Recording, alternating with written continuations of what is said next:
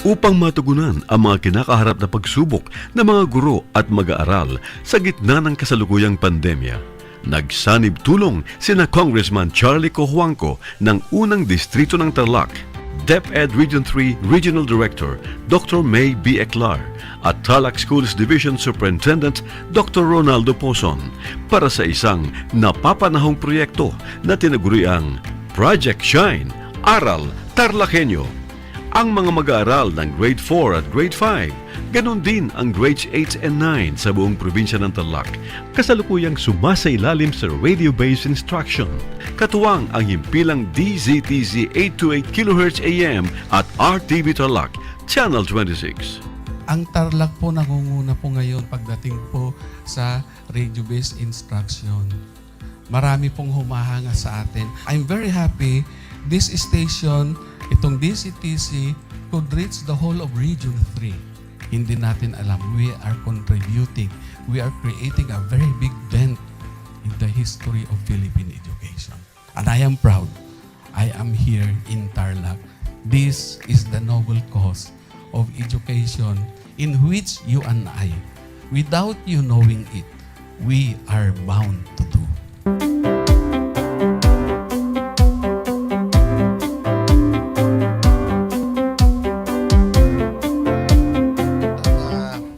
Project natin na Project Shine is a natural consequence dahil sa nangyari sa buong mundo. Let's continue to work together. I think it's very Filipino to practice bayanihan in anything or most of the things that we do. And this is a manifestation of that. No? We have private sector, we have DEPED, we have local government, all working together. And I hope the parents of some of these children, especially the parents that did not graduate from school or hindi nakapag-aral nung sila ay bata, sana naman gamitin na nila itong opportunity na mag-schooling na rin sila kasama ng mga anak nila para mag-bonding pati ang mga magulang sa mga bata. I look at this as doing God's work. Diba? So if you do God's work, it feels right. It's righteous. It's for good, not for evil. Good morning and happy learning, grade 4. Welcome to Aral TarlakHenyo here on RTV Tarlac, Channel 26. Simulcast over DZTZ 828, Radio Filipino Tarlac. I am Teacher Mercy Pacheco Bognot. This is Alistair Aidatu. I am Marie Josephine B. Andrade. I am Teacher Princess Marie M. Dueñas, and I will be your teacher broadcaster for today.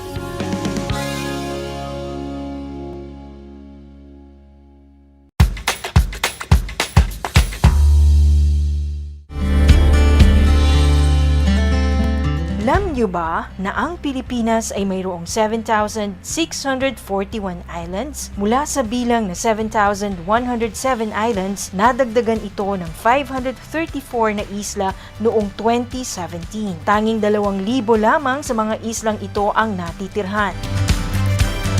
Alam niyo na! Yan ang mga isla sa Pilipinas.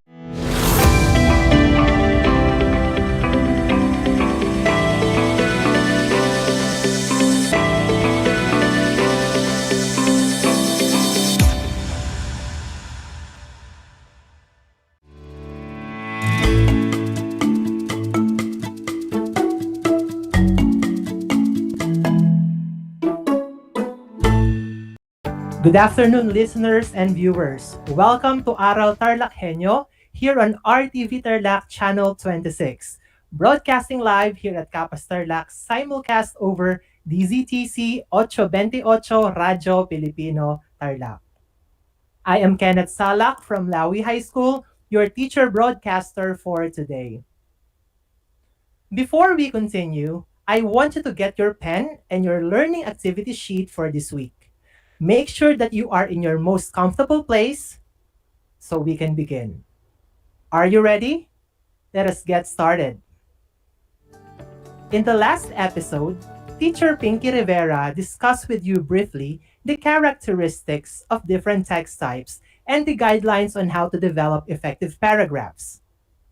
Let us review what you have learned last week by answering Activity 1, Let us review in your learning activity sheet. I want you to write correct if the statement is true or incorrect if the statement is false. You may also type your answer in the comment box. Let us begin. Number 1. A topic sentence expresses the main points of a paragraph. A topic sentence expresses the main point of a paragraph. The answer is correct. Number 2. A concluding sentence signals the end of a paragraph. A concluding sentence signals the end of a paragraph. The answer is correct. Number 3. The body of the paragraph is located at the beginning of a writing. The body of the paragraph is located at the beginning of a writing. The answer is incorrect. The body of the paragraph is actually at the middle of the writing. Number 4. A supporting sentence introduces the topic of a paragraph. A supporting sentence introduces the topic of a paragraph. The answer is incorrect. Supporting sentence provides details and it does not introduce the topic. Number 5. An effective paragraph is cohesive and logical. An effective paragraph is cohesive and logical. The answer is correct. What a sharp memory. You do remember well your lesson. So today, we will continue learning about different text types. Our goal is for you to develop paragraphs that illustrate text types such as narrative in literature, expository, explanatory, factual, and personal recount, and persuasive. Specifically, you will learn how to identify and describe each type of text, determine the text type used, and write a paragraph on a specified text type. Writing is done for different purposes and for different audiences. These different forms of writing are often known as text types. We have 5 different text types under study today. They are narrative, expository, explanatory, factual and personal recount, and persuasive. Let us begin the discussion by answering Activity 2, Let us take note. I want you to identify what is asked or defined in each sentence by getting the answer from the word pool.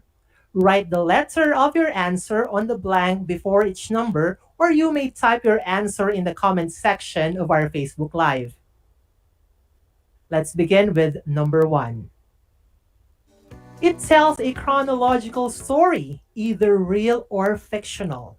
Again, it tells a chronological story, either real or fictional. Letter A, explanatory text. B, expository text. C, narrative text. D, persuasive text. Or E, personal and factual recount. Very good. The answer is letter C, narrative text. A narrative text tells a story using a sequence of events. It is either real or fictional. The stories you read and studied from your textbooks or storybooks since you started schooling are examples of narrative texts. They contain the elements of a story such as setting, characters, plot, point of view, and theme. Can you name a story you read before? Oh, I love that story too. So some examples of narrative in literature are Aesop's fables, Greek myths such as the Adventures of Perseus, the Ilocano epic Diagnilamang, and Makato and the Cowrie Shell. I know you are familiar with these titles. Let us have item number 2. It convinces the reader to adopt to a particular opinion. It convinces the reader to adopt to a particular opinion. Letter A, explanatory text. B, expository text. C, narrative text. D, persuasive text. Or E, personal and factual recount. You are amazing. The answer is letter D, persuasive text. A persuasive text convinces the reader to perform specific actions. It gives reasons and facts to persuade the reader about the main idea. The writer persuades the reader to have the same opinion. Were you convinced to buy that purple boy band meal in a fast food chain because of their ads in social media? Or you were convinced that lugaw is essential?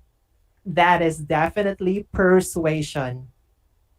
Some examples of persuasive texts are editorials, newspaper columns, advertising campaigns, academic essays, reviews, brochures, and campaign flyers. Let us have item number 3. It lists and describes past experiences by retelling events in the order in which they happened. Again, it lists and describes past experiences by retelling events in the order in which they happened. Letter A, explanatory text. B, expository text. C, narrative text. D, persuasive text. Or E, personal and factual recount. You got it right. The answer is letter E, personal and factual recount. The purpose of a recount is to list and describe past experiences by retelling events in the order in which they happened. Recounts are written to retell events with the purpose of informing your audience. There are 2 types of recounts. The first one is a personal recount. It is when the writer is involved in the event. A personal recount has a beginning, a middle, and an end, while a factual recount is a recount where the writer is not in the recount. But the structure is the same as a personal recount because it has a beginning, middle, and end. Have you been keeping a diary? Or your teacher asked you to write something about a specific experience or something you witnessed? Those are examples of personal recounts. Other examples of personal recounts are journal entries, your personal blogs, and even your social media posts that tell an event in your life. Other examples of factual recounts are police reports and historical texts. Let us have number 4. It is the text used when one writes about how vaccines work in the body. Again, it is the text used when one writes about how vaccines work in the body. Letter A, explanatory text. B, expository text. C, narrative text. D, persuasive text. Or E, personal and factual recount. Exactly. The answer is letter A, explanatory text. An explanatory text, sometimes called an explanation, is a type of non-fiction text that explains a process. For example, how something works or why something happens. Can you explain why the moon seems to walk with you? How about the explanation on how face masks protect us from COVID-19? If you can, then you can write an explanatory paragraph. Just remember that an explanatory text contains the process of why and how a natural, scientific, social, cultural, and other event occurs. Let us have number 5. It is the text used when you read evacuation directions during fire and earthquake drills. Again, it is the text used when you read evacuation directions during fire and earthquake drills? Letter A, explanatory text. B, expository text. C, narrative text. D, persuasive text. Or E, personal and factual recount. Very good. The answer is letter B, expository text. Expository text tells information, explains a subject, gives directions, and shows how something happens. It uses transition words like first, second, then, and finally to help readers follow the ideas. Do you read the instructions before you take the test or any activity? Or do you read the step-by-step guide in building your DIY project? Those are examples of expository texts. Now that you know the different examples of text types, let me test your understanding. Let us proceed to activity 3A, let us apply. Let me read to you each set of examples and you are to determine the text type used. Write your answer in the yellow box or your answer in the comment section. Let us have number 1. The examples are how to deal with teenage depression and steps in achieving your goals. Again, the examples are how to deal with teenage depression and steps in achieving your goals. What do you think is the text type used? You got it right. The examples are expository text. But why? We can infer that how to deal with teenage depression provides us information and directions on how to deal with this mental health problem called depression, while steps in achieving your goals shows us specific steps to do in achieving one's goals. Possibly, the text used transition words like first, second, then, and finally. Let us have number 2. The examples are your personal quarantine experience and the journey of a teenage mother. The examples are your personal quarantine experience and the journey of a teenage mother. What type of text is used in the given examples? Right. The answer is personal and factual recount. Why? It is because you describe past experiences by retelling events in the order in which they happened. Let us have item number 3. The examples are The Tiger's Whiskers, a Korean folktale by Yawen Lee, and Ramayana, an epic poem. Again, the examples are The Tiger's Whiskers, a Korean folktale by Yawen Lee, and Ramayana, an epic poem. What type of text is used in the given examples? Wow, you got it right again. The titles are examples of narrative text. Why? It is because they tell a story using a sequence of events, and both examples are fictional. Number 4. The first example is a flyer or a printed advertisement about a product that offers discount to vaccinated individuals. The second is an editorial about the ill effects of vaping. Again, the first example is a flyer or printed advertisement about a product that offers discount to vaccinated individuals, and the second is an editorial about the ill effects of vaping. What type of text is used in the given examples? Terrific! The answer is persuasive text, simply because they convince us. Number 5. The examples are the Department of Health's explanation on how does coronavirus spread and why are there different seasons? What do you think is the answer? Again, the examples are the Department of Health's explanation on how does coronavirus spread and why are there different seasons. You are really working hard today. The answer is explanatory text. Why?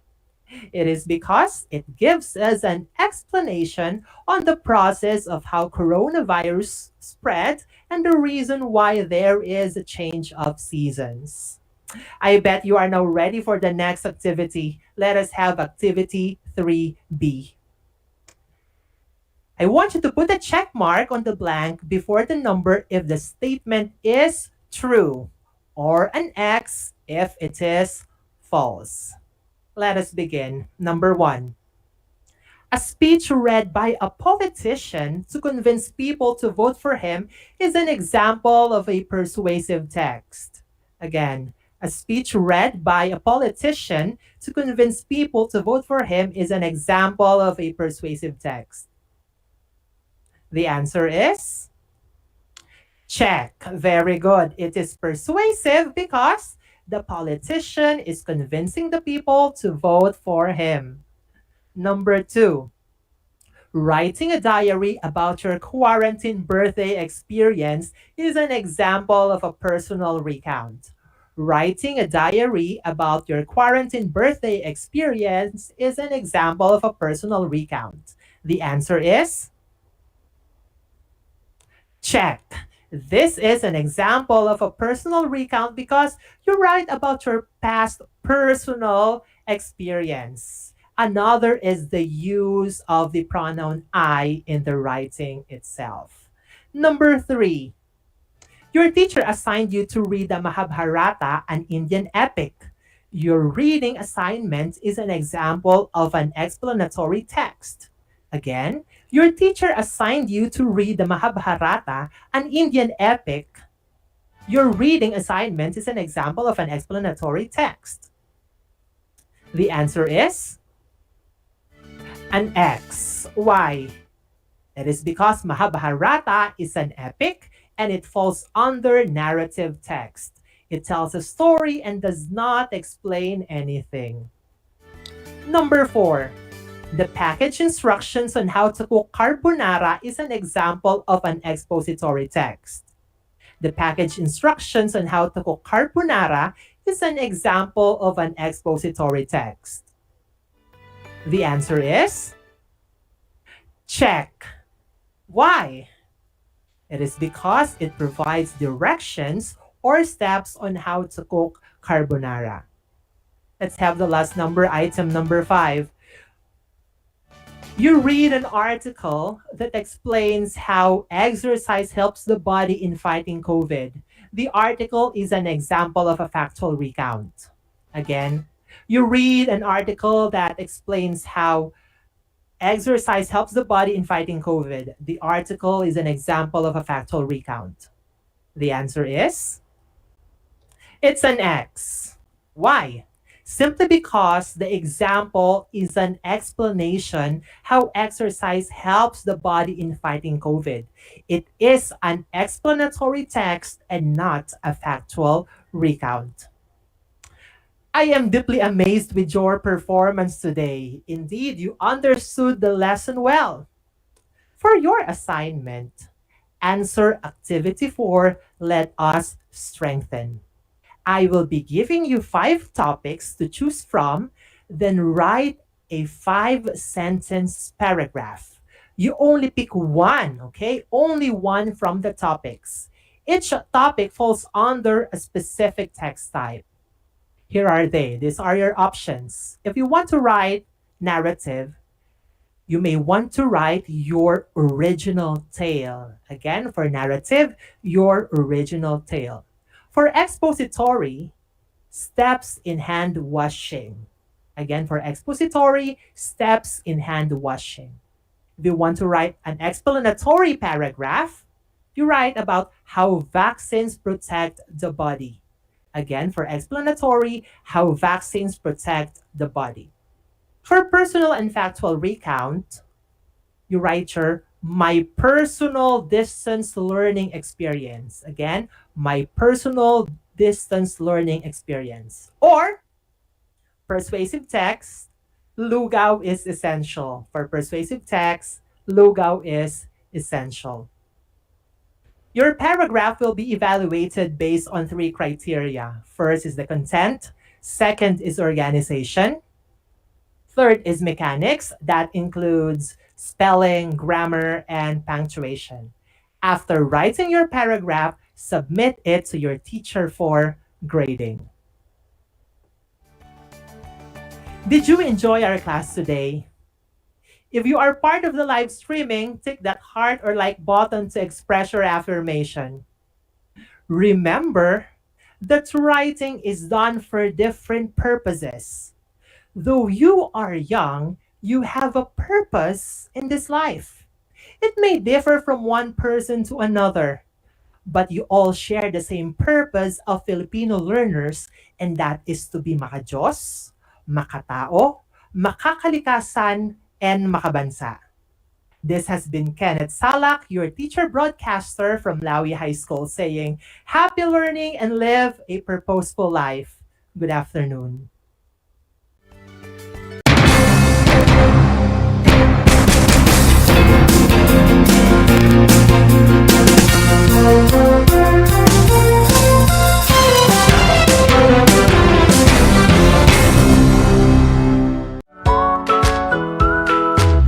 Kumusta ginigilaw kong mga mag-aaral?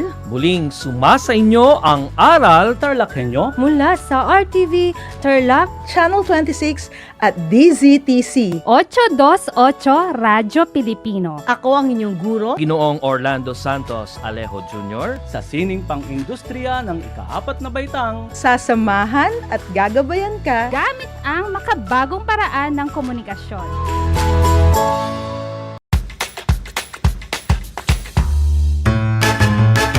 Alam niyo ba na ang salitang yoyo at ang makabagong bersyon nito ay naimbento ng isang Pilipinong nagngangalang Pedro Flores?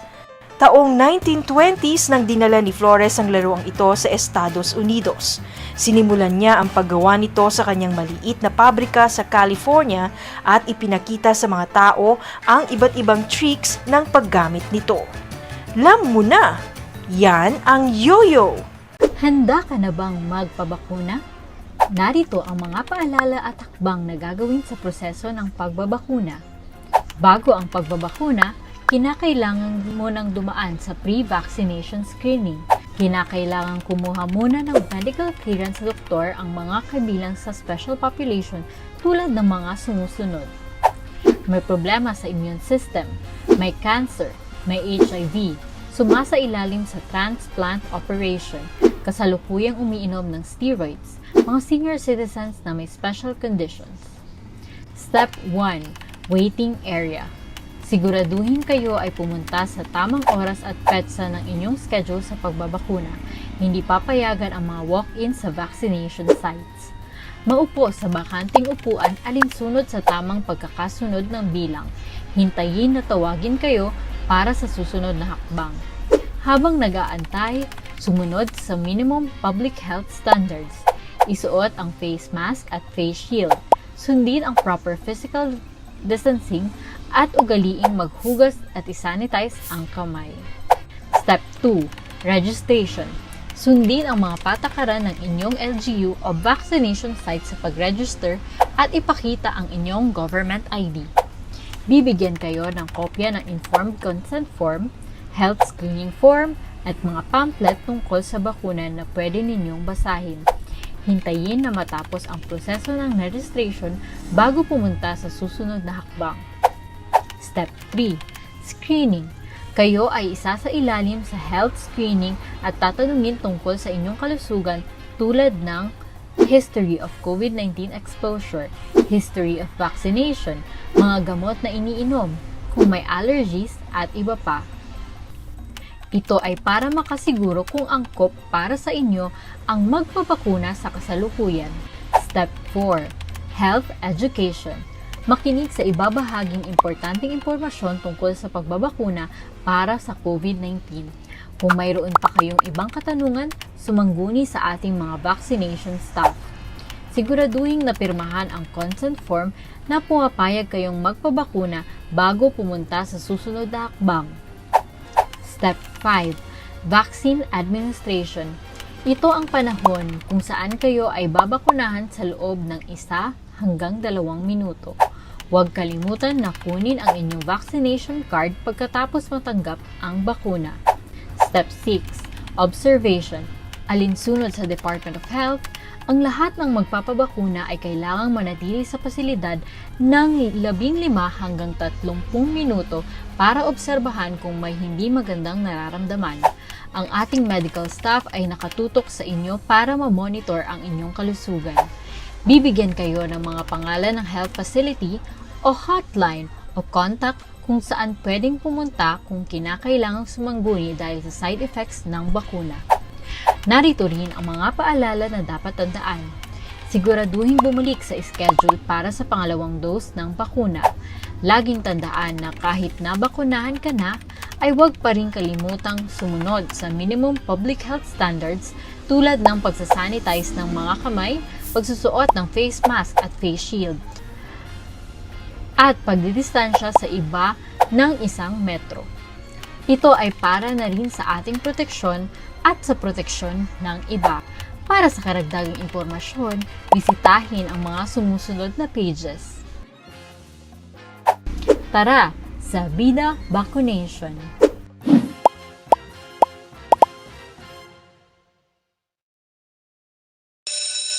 Gutom ka ba sa impormasyon? May namiss ka bang subject at leksyon? Gusto mo bang alalahanin ang nakaraan o dagdagan ang iyong kaalaman? Lahat yan alamin natin because the professor is in. Professor on air and online. Kasama si Professor Willie Perez. Isang oras na kaalaman, isang oras na makabuluhan. Professor on air. Mamangha at tumawa sa mga tips at trivia. Sa gabay at tanong, sagot ka rin niya. Professor on air and online. Kasama si Professor Willie Perez. Tuwing Sabado, alas 10 hanggang alas 11 ng umaga. Mapapakinggan sa Radyo Pilipino at mapapanood sa RTV Tarlac Channel 26. Professor on air. This is my story. Ano ang kwento ng buhay mo? Malungkot? Masaya? May kababalaghan? O puno ng aksyon? Ang bawat kwento ng kapwa nating Pilipino ay mahalaga. This is my story. Sama-sama nating ibahagi ito upang magbigay aral at inspirasyon sa ating lahat. This is my story. This is my story. Hosted by Mitch Desunia. Tuwing Sabado, alas 3 hanggang alas 4 ng hapon. Mapapakinggan dito sa Radyo Pilipino at mapapanood sa RTV Tarlac Channel 26. This is my story.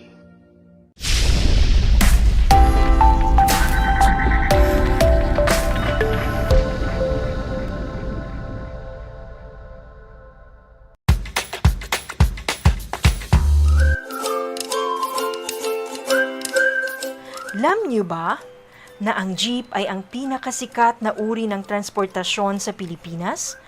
May nagsasabi na ang pangalang jeep ay hango sa salitang jeepy na ang ibig sabihin ay general purpose or government purpose na naglalarawan ng military jeep na ginamit noong World War II. Pagkatapos ng digmaan, iniwan na ng mga sundalong Amerikano ang libu-libong jeep sa kalsada ng Maynila. Ang matibay at makulay na jeepney nga raw ay truly mestizo dahil sa half local at half foreign na katangian nito. Alam nyo na, yan ang jeepney!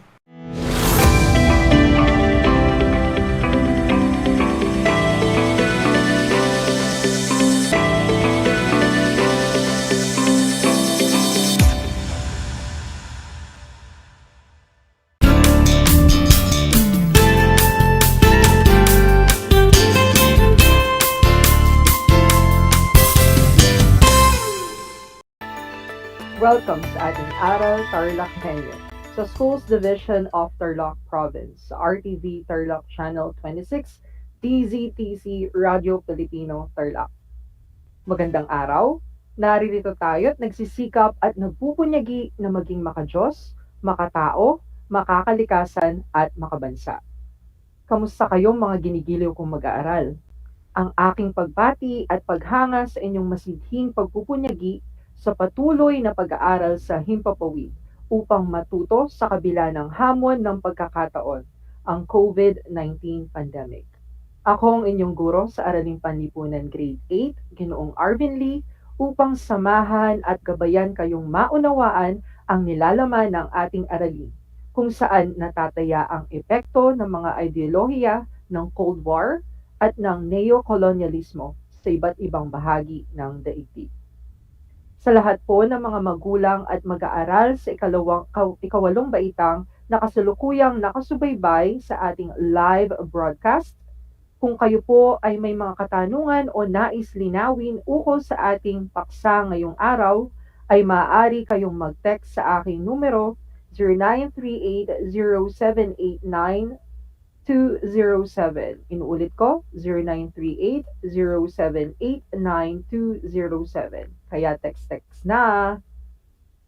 Mga giliw kong mag-aaral, pinapaalala kong muli ang ating kasunduan bago simulan ang ating talakayan. Una, siguraduhin na kayo ay nasa komportableng lugar habang nakasubaybay sa ating Aral TarlakHenyo. Pangalawa, ihanda ang inyong CP, ang inyong module, papel at ballpen na gagamitin sa ating pag-aaral. At panghuli, iwasan ang paggawa ng ibang bagay at ituon ang sarili sa paksang tatalakayin. Batid ko na kayang-kaya ninyo yang gawin. Balikan muna natin ang ating paksang tinalakay noong nakaraang linggo. Subukan ninyong sagutin ang 5 tanong na aking ibibigay ukol sa mabuting epekto ng Cold War, mga di mabuting epekto ng Cold War, at ang pagwawakas ng Cold War. Para sa balik-aral, ihanda ang inyong papel at ballpen at isulat sa sagutang papel ang sagot sa aking 5 katanungan. Handa na ba kayo? Kung ganon, magsisimula na tayo sa ating balik-aral. Para sa unang tanong, ito ay isang institusyon na nilikha na may layuning garantiyahan ang katatagan ng international na pera sa loob ng balangkas ng isang kasunduan sa kooperasyon sa pagitan ng mga bansa. Ang sagot ay IMF o International Monetary Fund.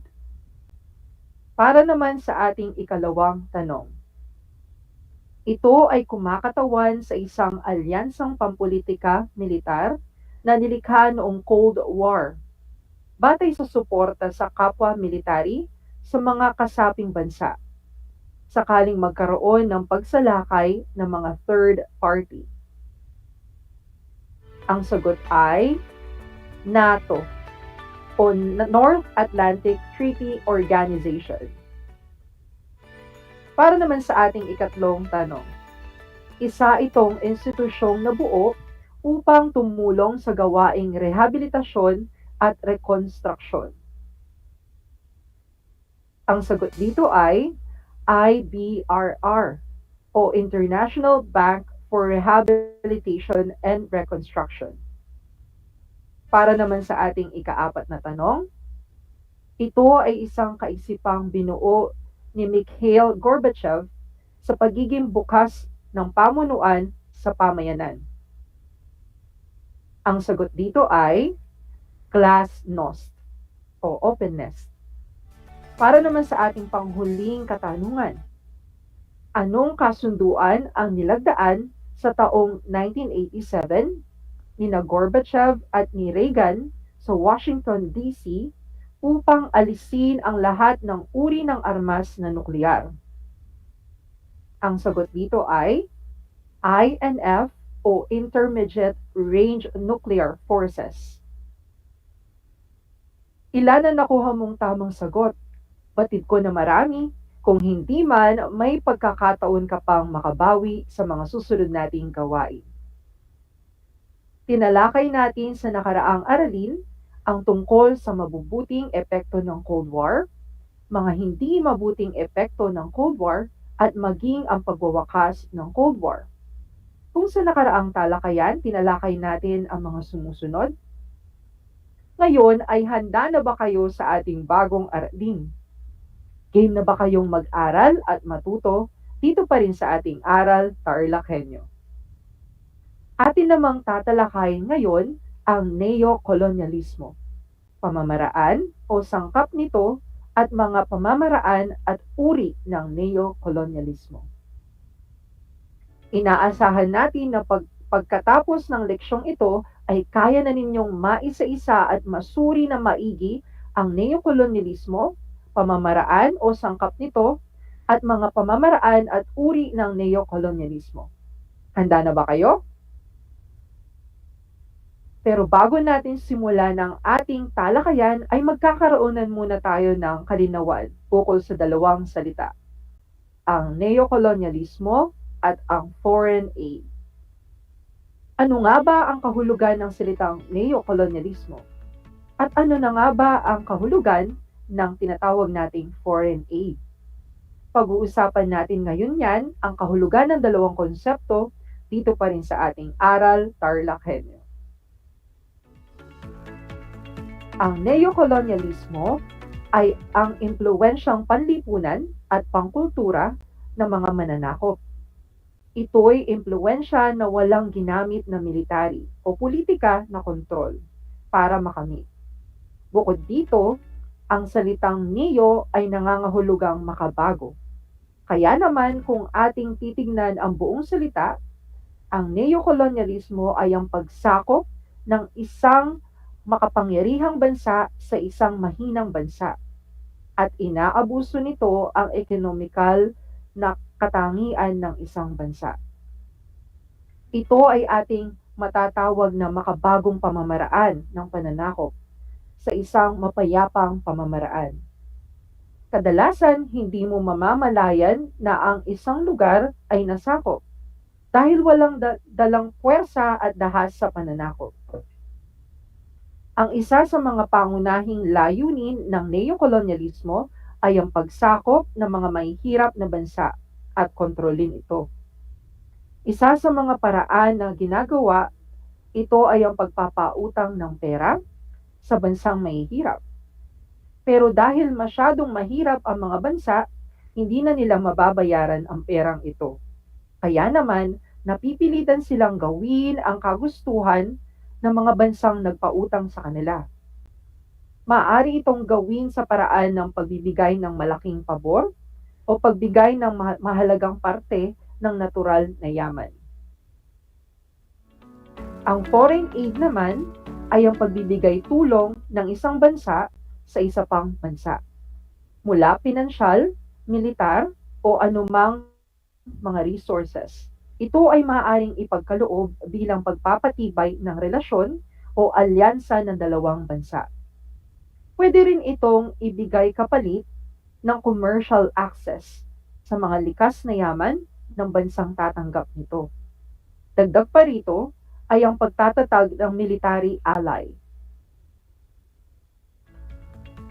Ang neokolonyalismo ay tinawag na modernong anyo ng kolonyalismo, ayon sa kung saan ang mga dating kapangyarihan ng kolonyal na mundo ay nagbibigay ng isang nakakaimpluwensyang pangkabuhayan, pampolitika at pangkulturang mga bagay sa iba pang malaya o decolonize na mga bansa. Ano ang inyong ideya tungkol sa salitang neokolonyalismo? Ano-ano naman ang mga pamamaraan at uri ng neokolonyalismo? At ano ang naging epekto nito sa pamumuhay ng mga tao? Ating isa-isahin at ipapaliwanag ko yan ng mas maigi dito pa rin sa ating Aral TarlakHenyo. Para sa ating unang gawain, ito'y pinamagatang Bili Tayo. Ihanda ang inyong kwaderno at ballpen. Isulat ang pangalan, antas at pangkat at petsa ngayong araw. Magsisimula na tayo. Susubukin ngayon ang galing sa pagpili. Suriin ang mga produktong tinda ni Juan de la Cruz. Alin sa mga ito ang bibilhin mo? Ang mga sumusunod ay mabibili sa tindahan ni Juan de la Cruz, kagaya ng pizza pie, bibingka, CD ng OPM, CD ng BTS, spaghetti, hotdog, Marikina shoes, Filipiniana dress, maong shorts, at milk tea. Kung ikaw ay nasa supermarket at kailangan mong mamili ng 5 produkto na nasa tindahan ni Juan de la Cruz, alin sa mga produkto ang iyong bibilhin? Bakit mo bibilhin ang nasabing mga produkto? Pangatwiranan ang sagot. Isulat ang mga sagot sa kwaderno base sa mga tanong. Handa na ba kayo? Mukhang handang-handa na nga kayo. Subukan natin ang sagot ni Eunice. Ang 5 produktong napili niya ay ang mga sumusunod. Pizza pie, dahil ito ay ang kanyang paboritong pagkain. Pangalawa, ay ang CD ng BTS. Dahil karamihan sa mga miyembro nito ay idolo niya. Pangatlo naman ay ang milk tea, dahil ito ang kanyang paboritong inumin. Pang-apat, maong shorts, dahil ito ang kanyang nakasanayang suotin. At pang-5 ay ang hotdog, dahil ito ang kanyang paboritong ulam. Makikita natin na sa mga sagot ni Eunice na lahat ng mga produktong nabili niya sa tindahan ni Juan de la Cruz ay pawang mga produktong banyaga. Ang unang bahagi ng ating leksyon ay tungkol sa neokolonyalismo. Pamamaraan o sangkap nito. Tumutukoy ang neokolonyalismo sa patuloy na impluwensyang pang-ekonomiya at panlipunan ng mga mananakop ng mga bansa sa dati nilang mga kolonya, bagamat wala silang tuwirang militar o politikal na kontrol sa mga ito. Pagkatapos ng ikalawang digmaang pandaigdig, lumitaw ang makabagong uri ng pananakop. Upang mapanatili ang kanilang kapangyarihan, ang neokolonyalismo at interbensyon. Itinuturing ang neokolonyalismo na bago at ibang uri ng pagsasamantala sa mahihirap na bansa. Ayon sa agham politika, ito ay ang pananatili ng kontrol ng isang dating kolonyalista sa dati nitong kolonya. Malumanay o subtle at patago ang pamamaraang ito. Layunin nitong patatagin ang pamumuhunan ng mga kolonyalistang bansa. Tigilan ang pagkamit ng tunay na kalayaan at kunin ang mataas na malalaking kita sa negosyo. Sa kabuuan, pinaigting nito ang imperialismo sa ekonomiya, politika, military at ideolohikal na mga aspeto. Isa sa mga maituturing na pinakamahalagang sangkap ng sistemang neokolonyalismo ay ang pagkakaroon nito ng makabagong pamamaraan sa pamumuhunang industrial at pinansyal. Kabilang dito ang pagbuo ng iba't ibang uri ng kumpanya, pandaigdigan at pampribadong pondo, pagkakaroon ng mga korporasyon at mga konsorsyum, samahan ng mga mamumuhunan, pagsisiguro ng pamumuhunan at pagpapautang ng malalaking mga halaga na makakatulong hindi lamang sa mga nangangailangan kundi magbigay na rin ng sapat na tubo sa mga nagpapahiram. Ang imperialista ay nakatuon sa kita ng kapital na kanilang inilagay sa mga negosyo ng pagpapaunlad ng mga bansa. Ang mga kumpanya ng langis ay kadalasang kumikita ng malaki, lalo na sa kanlurang Asya tulad ng Venezuela, Cambodia, Argentina, Brazil, Bolivia at maging ang Africa. Isa pang pamamaraan ay ang pagluluwas ng puhunan sa pamagitan ng paggawa ng mga internal at pribadong kumpanya upang makagawa ng konsorsyum at makakuha ng mas magandang kondisyon sa negosyo sa pagpapatupad ng mga bansa. Halimbawa nito ay ang Atlantic Community Development Group for Latin America o mas kilala sa tawag na ADELA na itinayo ng 120 pribadong kumpanya at mga bangko ng kanlurang Europa. Pondo sa mga bansang Brazil, Ecuador, Nicaragua at Chile. Ang neokolonyalismo ay isang uri ng suliraning pampolitika at pang-ekonomiya na ang lahat ng mga estado, mayaman at mahirap ay maaaring masangkot. Base sa ating unang leksyon, mayroon tayong isang katanungan. Ano-ano ang pamamaraan ng neokolonyalismo? Kung ang sagot ninyo ay pagkakaroon nito ng makabagong pamamaraan sa pamumuhunan ng industrial at pinansyal, kayo ay magaling. Sa ikalawang bahagi ng ating leksyon, atin namang tatalakayin ang tungkol sa mga pamamaraan at uri ng neokolonyalismo. Ang mga pamamaraang ginamit ng neokolonyalismo upang makuha ang kanilang gusto sa malalayang mga bansa ay kinabibilangan ng mga uring pang-ekonomiya at pang-kultura. May mga pagkakataong ginamit din ang militar at ang mga pailalim na gawain ng mga institusyong pang-espiya. Una dito ay ang pang-ekonomiya. Naisasagawa ang neokolonyalismo sa pamamagitan ng pakunwaring tulong sa pagpapatupad ng kalagayang pangkabuhayan ng isang bansa. Ngunit sa katotohanan ay nakatali na ang bansang tinulungan sa patakaran at motibo ng bansang tumulong. Para naman sa pangalawang pamamaraan, ito ay ang pangkultura. Sa pamamaraang ito, nababago ang neokolonyalismo ang pananaw ng tinutulungang mga bansa sa mga bagay na likas na angking nito.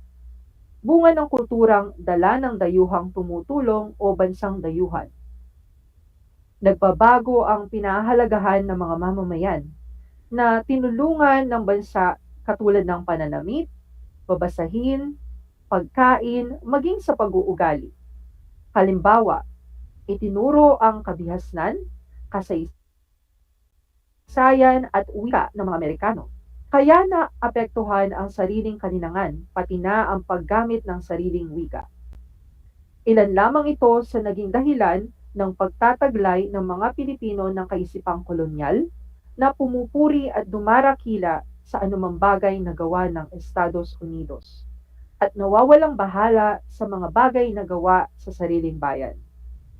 Bahagi rin ng neokolonyalistang kultural ang pagpasok ng iba't ibang pagkaing Amerikano na ngayon patok na sa panlasang Pilipino, kagaya ng hotdog, hamburger, at mga mansanas, na ipinagpapalit na sa katutubong mga pagkain, kagaya ng kalamay, puto, latik, ginataan, bibingka at marami pang iba. Maging ang mga pananaw ng mga Pilipino sa buhay ay nabahira na rin ng imperialismo. Naghangad ang mga Pilipino ng mga material na bagay na naging batayan ng katayuan sa lipunan. Sa pananaw ng mga katutubong pinuno sa politika at ekonomiya, nakaugnay ang pambansa o pansariling interes sa interes ng mga neo-kolonyalista. Dahil dito, maraming maimpluwensyahan, huli na ang una upang gawin ang mga nais nila. Base sa ikalawa nating leksyon, mayroon tayong isang katanungan. Ano-ano ang mga naging epekto ng neokolonyalismo sa ekonomiya at kultura? Kung ang sagot ninyo ay, sa larangan ng pang-ekonomiya, nakatali na ang bansang tinulungan sa patakaran at motibo ng bansang tumulong. At sa larangan naman ng pangkultura, bunga ng kulturang dala ng dayuhang tumulong o bansang dayuhan, nagbago ang pinahahalagahan ng mga mamamayan na tinulungang bansa sa kanilang pananamit, babasahin, pagkain at maging sa kanilang pag-uugali. Kung lahat ng yon ay naroon sa inyong sagot, kayo ay mahusay. Sa kabuuan ng ating leksyon, makikita natin ang epekto ng neokolonyalismo sa iba't ibang mga larangan, gaya ng pang-ekonomiya at pang-kultura, na bumago sa paniniwala at nakasanayan ng isang bansa. Hindi man tayo tuwirang pinasunod sa kanilang kultura, tayo pa rin ay naimpluwensyahan na sumunod sa kanila. Nakakalungkot mang isipin na sa panahong ito, nanatili pa rin ang pananamantala at pagsakop sa ibang mga bansa sa pamamagitan ng makabagong pamamaraan.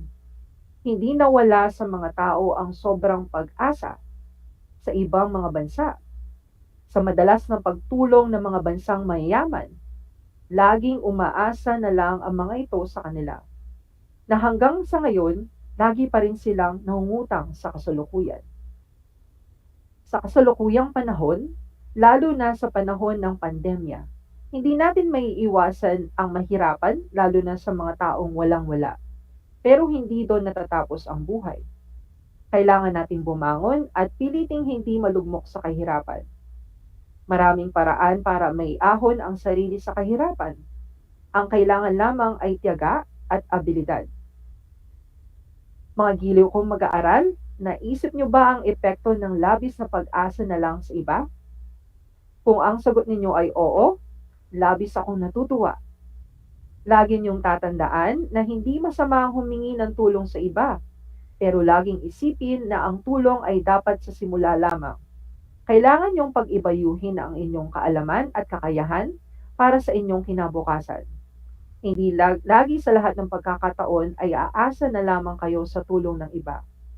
Tandaan, bawat tagumpay ang nagsisimula sa hirap at bawat hirap kalaunan ay magbubunga ng tagumpay.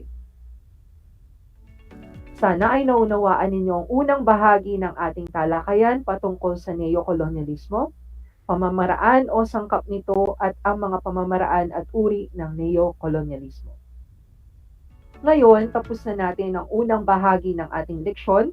Oras na para tasahin o sukatin ang inyong kaalaman ukol sa neokolonyalismo, pamamaraan o sangkap nito, at ang pamamaraan at uri ng neokolonyalismo.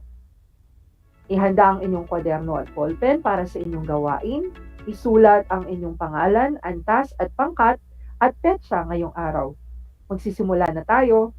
Kailangan nyo lamang isa-isahin ang mga sagot sa aking katanungan. Handa na ba kayo? Mukhang handang-handa na nga kayo. Kung ganon ay pakinggan mabuti ang aking mga tanong na aking babasahin. At isulat ninyo ang tamang sagot sa sagutang papel. Para sa ating unang gawain, isulat ang salitang nakabuti kung ang pangungusap ay nagpapahayag ng magandang epekto. Kung ito naman ay nagdulot ng masamang epekto, isulat ang salitang nakasama. Simulan na natin. Para sa unang pangungusap, ang neokolonyalismo ay isang suliraning pampolitika at pang-ekonomiya na ang lahat ng estado, mayaman man o mahirap, ay maaaring masangkot. Kung ang sagot nyo ay nakasama, kayo ay tama. Para naman sa ating ikalawang pangungusap, pananatili ng kontrol ng isang kolonyalista sa dati nitong kolonya. Kung ang sagot ninyo dito ay nakasama, kayo ay magaling. Para naman sa ating ikatlong pangungusap, kung pagkakaroon ng makabagong pamamaraan sa pamumuhunang industrial at pinansyal. Kung ang sagot ninyo dito ay nakasama, kayo ay mahusay. Para sa ating pang-apat na pangungusap, pakunwaring tulong sa pagpapaunlad ng kalagayang pangkabuhayan ng isang bansa. Kung ang sagot nyo ay nakasama, kayo ay magaling. Para naman sa ating panghuling pangungusap, nagbago ang pinahalagahan ng mga mamamayan ng tinulungang bansa sa pananamit, babasahin, maging sa kanilang ugali at pagkain. Kung ang sagot ninyo ay nakasama, very good. Para naman sa ating ikalawang gawain, isulat ang salitang tama kung wasto ang ideyang isinasaad ng pangungusap at mali kung ito naman ay nagpapahiwatig ng maling pangungusap. Para sa unang pangungusap, ang mga pamamaraang ginamit ng neokolonyalismo upang makuha ang kanilang gusto sa malayang bansa ay kinabibilangan ng mga uring pang-ekonomiya at pang-kultura. Kung ang sagot nyo ay tama, magaling. Para naman sa ikalawang pangungusap, na isasagawa ang neokolonyalismo sa pamamagitan ng pakunwaring tulong sa pagpapaunlad ng kalagayang pangkabuhayan ng isang bansa. Kung ang sagot niyo dito ay tama, kayo ay magaling. Para naman sa ating pangatlong pangungusap, bahagi rin ng neokolonyalistang kultural ang pagpasok ng iba't ibang pagkaing Amerikano na ngayon pasok na sa panlasang Pilipino? Kung ang sagot nyo ay tama, mahusay. Para naman sa ating pang-apat na pangusap, maging ang pananaw ng mga Pilipino sa buhay ay nabahiran na rin ng imperialismo. Kung ang sagot ninyo ay tama, kayo ay magaling. Para sa huling pangusap, sa pananaw ng mga katutubong pinuno sa politika at ekonomiya, nakaugnay ang pambansa o pansariling interes sa interes ng neo-kolonyalista. Kung ang sagot nyo ay tama, good job! Kung nakuha ninyo lahat ng tamang sagot ay binabati ko kayo. Nakakuha ba kayo ng mataas na score sa inyong gawain? Magaling! At para naman sa hindi nakakuha ng mataas na score, maari pa kayong bumawi sa ating susunod na mga episodes. Kasama kaming mga guro nyo sa Araling Panlipunan 8 bilang inyong mga gabay. Kayang-kaya nyo yan. Isang bahagi ng ating leksyon ang ating natapos talakayin upang magkaroon ng idea sa susunod na ating tatalakayin. Maaari ninyong basahin ang mga pahina 500 hanggang 508 para maging handa kayo sa susunod nyong leksyon. Sana ay huwag ninyong kalimutan ang mahalagang aral na inyong natutunan mula sa ating leksyon at sikapin niyo itong maibahagi sa iba. Inaasahan ko na kayo'y natuto sa ating talakayan sa araw na ito. Muli ako ang inyong guro sa Araling Panlipunan 8, Ginoong Arvin Lee, na nagsasabing ang pag-aaral ng Araling Panlipunan ay daan sa pagiging makadiyos, makatao, makakalikasan at makabansa. Hanggang sa muli!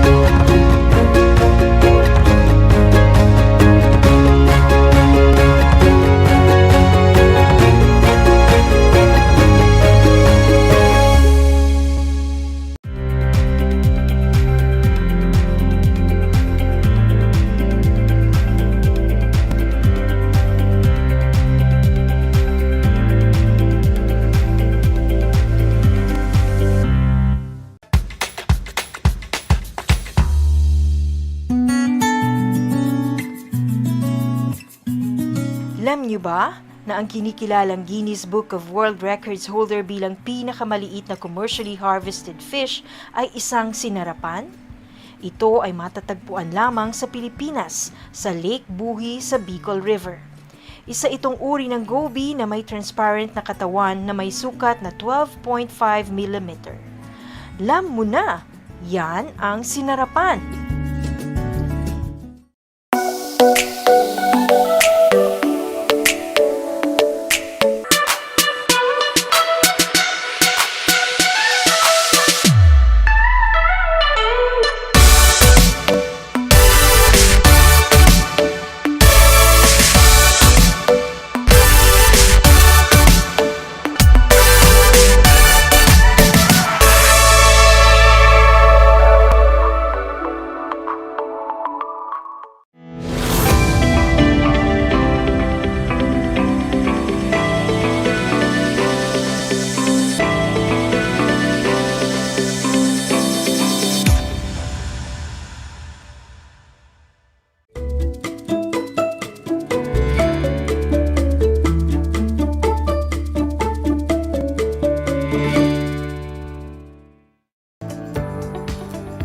Good afternoon, grade 8 students. Welcome to Aral TarlakHenyo here on RTV Tarlac Channel 26, simulcast over DZTC Radio Filipino Tarlac and on RTV Tarlac Facebook Live. Today is June 25, 2021. I am grateful and honored to be with you today. I am Sir Crispiniano F. Gambol, your teacher broadcaster for TLE Grade 8 Carpentry from Tarlac National High School. I would like to invite you to join us in a magical learning experience in TLE8 Carpentry at Home. I hope you are in good health. All you need to do is sit back, relax, listen, and let's have fun while learning. Be sure you are in safe, comfortable, and healthy living at home while listening to this program. At this point, I want you to prepare your self-learning module or your compendium of notes and learning activity sheets on TLE 8 Carpentry. And of course, do not forget your pen and paper or notebook so that you may take down notes to remember as we go along with the lessons. Now, I know you are ready to gain knowledge today. Can you still remember our topic last meeting? That's great. Last time, we discussed about the classification of tools. So in answering my questions, you may use your cell phones in giving your correct answers. You may use or you may also send your answers through SMS at 0927-5423281 or in my messenger, or for those who are in Facebook Live, you may leave your questions in comment section. Now, let us have a glance on what we discussed last time. Can you still remember what are the classification of tools? Very good. So we have here the classification of tools. So we have the measuring tools. We have also the marking lining tools. We have the testing tools. We have also the edge cutting tools, tooth cutting tools, boring tools, holding tools, portable power tools, driving tools, miscellaneous tools, and the personal protective equipment. So now, are you ready for our new lesson, my dear learners? Let's begin. What have you noticed on the pictures presented in your screen? Very good.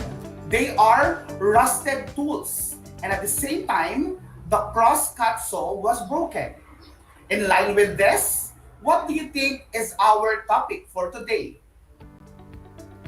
Excellent. We will focus our discussion on checking condition of tools and equipment and performing basic maintenance. Now, open your module in carpentry on page 7. Before we proceed to the proper discussion, let us first identify the objectives for today's lesson. The first objective is identify different types of lubricants and their uses, and the tools and equipment to be lubricated. Next, we have here, explain on how to perform lubrication on tools and equipment. And our last objective is to appreciate the importance of lubricating tools and equipment. So, now let us identify the procedures in checking of tools and equipment. For we to regularly check our tools and equipment, we need an inspection report form. This is an example of inspection report form. So now, what are the procedures in checking tools and equipment? The first thing we'll need to do is to conduct regular checking and inventory of tools and equipment, from small tools like hammers to saws and big equipment like rollers or cement mixers. Next, our second procedure is to test functionality of tools and equipment. Those who are not functional anymore, label them so that other people will know. Our number 3 procedure is to separate functional from non-functional tools and equipment. And for our number 4 procedure, label tools and equipment that are no longer serviceable to prevent other people from using it. And for the number 5, record the condition of tools and equipment using an inspection report form. And our last procedure is to return tools and equipment on its storage properly after inspection. In line with this, one of the ways in order to check our tools is to perform basic preventive maintenance. This is one of the most important routine in a workplace. Through this, the lifespan of tools and equipment will increase and they can be used for a longer period. One way to do this is to apply appropriate lubricants on tools and equipment used in the workplace. So before we proceed to that, what is lubrication? So lubrication is defined as the application of oily or greasy substances, also called lubricants, in order to reduce friction and allow moving machine parts to slide smoothly past each other. So since we already discussed the tools and equipment, let us now identify the tools and equipment to be lubricated. So in measuring tools, can we lubricate pull-push rule? Yes, we can lubricate a pull-push rule. How about a zigzag rule? Yes, we can also lubricate zigzag rule. How about in marking lining tools? Can we lubricate the chalk line? No, we cannot lubricate the chalk line. How about the carpenter's pencil? Also, we cannot lubricate the carpenter's pencil. In testing tools, can we lubricate the plumb bob? Yes, we can lubricate the plumb bob. How about the level hose?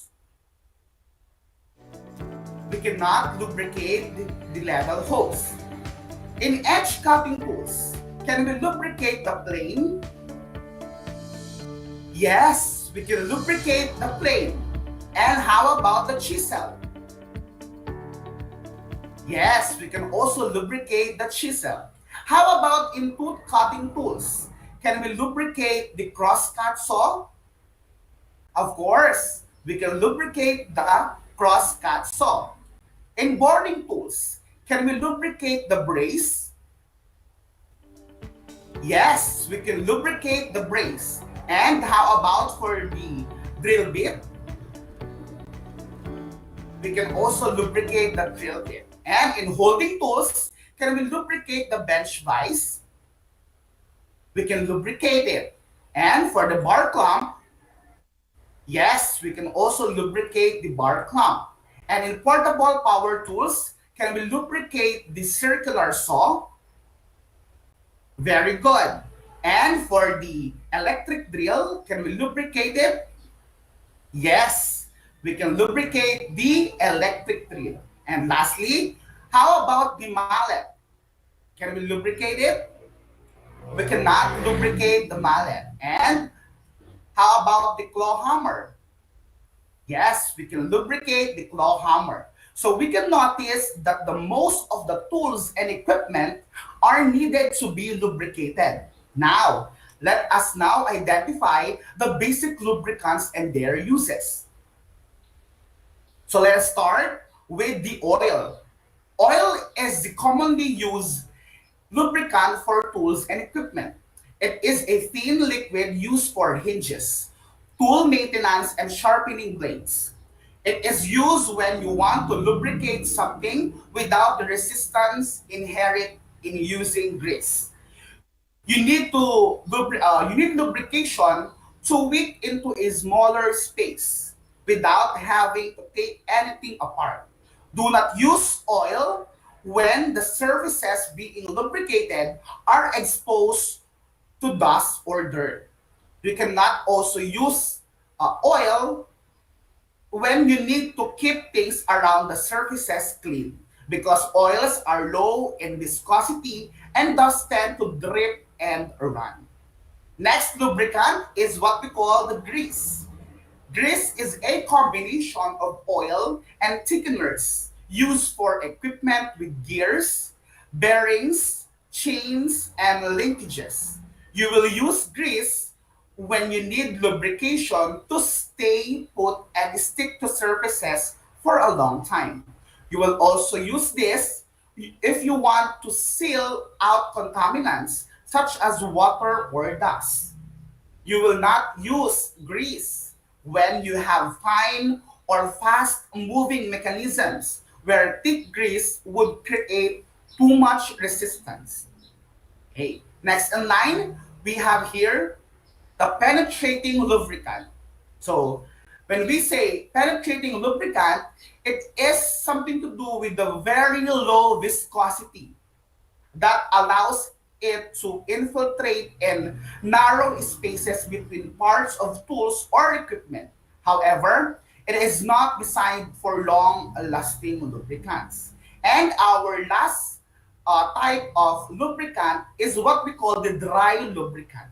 Dry lubricant is made up of slippery substance and is used to reduce friction between surfaces in contact with one another. Examples of this is the graphite powder spray. Okay, my dear students, are you still with me? Now, let us now move on how to perform lubrication safely. Okay, so the first thing we'll need to do is to prepare all the materials needed. What are those? We need a fine sandpaper. We need a lubricating oil. We also need a piece of old cloth. And we need a rust remover. Next in line is to select and identify those tools who are stuck up. Those pliers you cannot use properly because of rust. Next, we need to wear the appropriate personal protective equipment.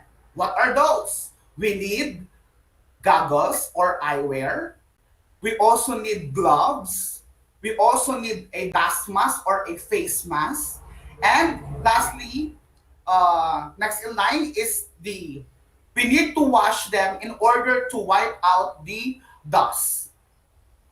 And next thing to do is to grab your soft rag and wipe those pliers to loosen the rust. Next, grab the fine sandpaper and clean the rusty part using it.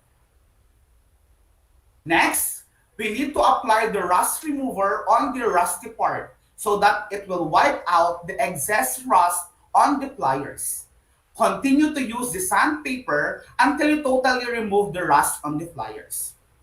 After you totally remove all the excess rust on the pliers, it's time to apply the lubricating oil on the part that friction is happening. Afterwards, there you have it. Our pliers now are clean and totally lubricated. And the last step is you will store the pliers in toolbox. Those are the step-by-step procedure on how to clean and lubricate the pliers. The question now is, what is the importance of lubricating tools and equipment? Very good. Lubrication is a crucial element in the efficiency and life expectancy of any rotating equipment. According to a study by SKF, over 50% of bearing failures are the result of improper lubrication. Selecting the appropriate lubrication solution can help reduce premature bearing failures and increase machine uptime, productivity, and energy efficiency. So most people believe that lubrication is only important because it makes the parts slippery. But in real life situation, lubricants are substances which play a major role in bearing and machinery function and longevity by, number one, reducing wear of moving parts.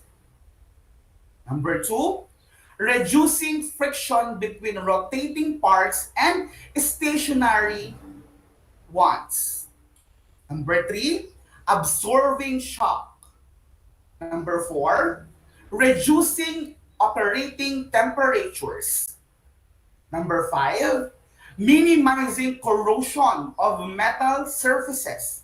And for the number 6, keeping contaminants out of the system. And for the last one, sealing and protecting components. The incorrect choice and application of lubricants is said to account for around 40% of all machine and equipment failures. And so lubrication procedures are a critical factor in maximizing your equipment's reliability. To ensure optimum lubrication, it is important to use the right type and quality of a lubricant in the right amounts, at the right place, and at the right time.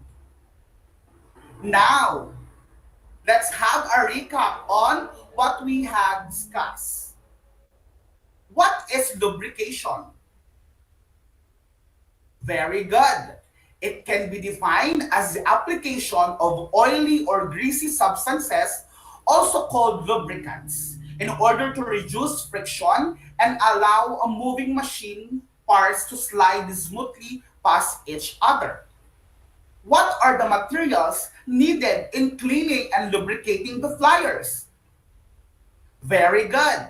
We need fine sandpaper, lubricating oil, soft rug, and rust remover.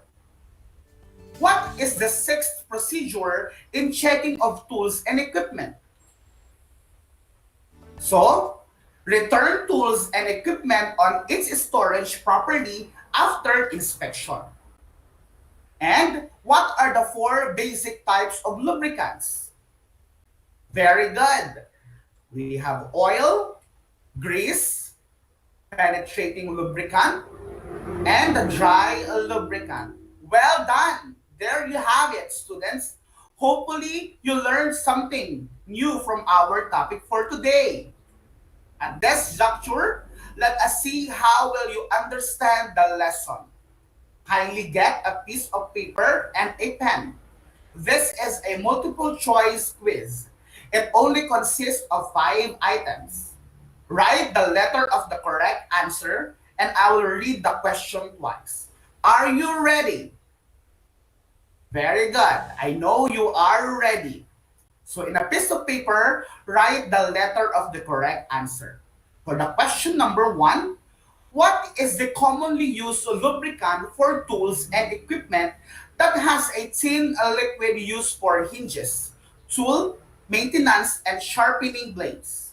Again, what is the commonly used lubricant for tools and equipment that has a thin liquid used for hinges, tool maintenance, and sharpening blades?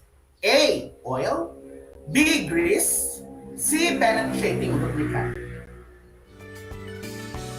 For the number 2, what is the lubricant that is made up of a slippery substance and is used to reduce friction between surfaces in contact with one another? Example of this is a graphite powder spray. What is the lubricant that is made up of a slippery substance and is used to reduce friction between surfaces in contact with one another? Example of this is a graphite powder spray. A. Penetrating lubricant. B. Grease. C. Dry lubricant. And for the number 3, it is a very low viscosity oil that allows it to infiltrate in narrow spaces between parts of tools or equipment. However, this is not designed for long-lasting lubrication. I repeat, it is a very low viscosity oil that allows it to infiltrate in narrow spaces between parts of tools or equipment. However, this is not designed for long-lasting lubrication. A. Grease. B. Dry lubricant. C. Penetrating lubricant. And for the number 4, what are the materials needed in cleaning and lubricating the flyers? What are the materials needed in cleaning and lubricating the flyers? A. Fine sandpaper and rust remover. B. Lubricating oil and soft rug. C. All of the above. And for the last number for the quiz, it can be defined as the application of oily or greasy substances in order to reduce friction and allow moving machine parts to slide smoothly past each other. It can be defined as the application of oily or greasy substances in order to reduce friction and allow moving machine parts to slide smoothly past each other. A. Lubrication. B. Application. Or C. Evaluation. Now, I will give you 15 seconds to finalize your answer.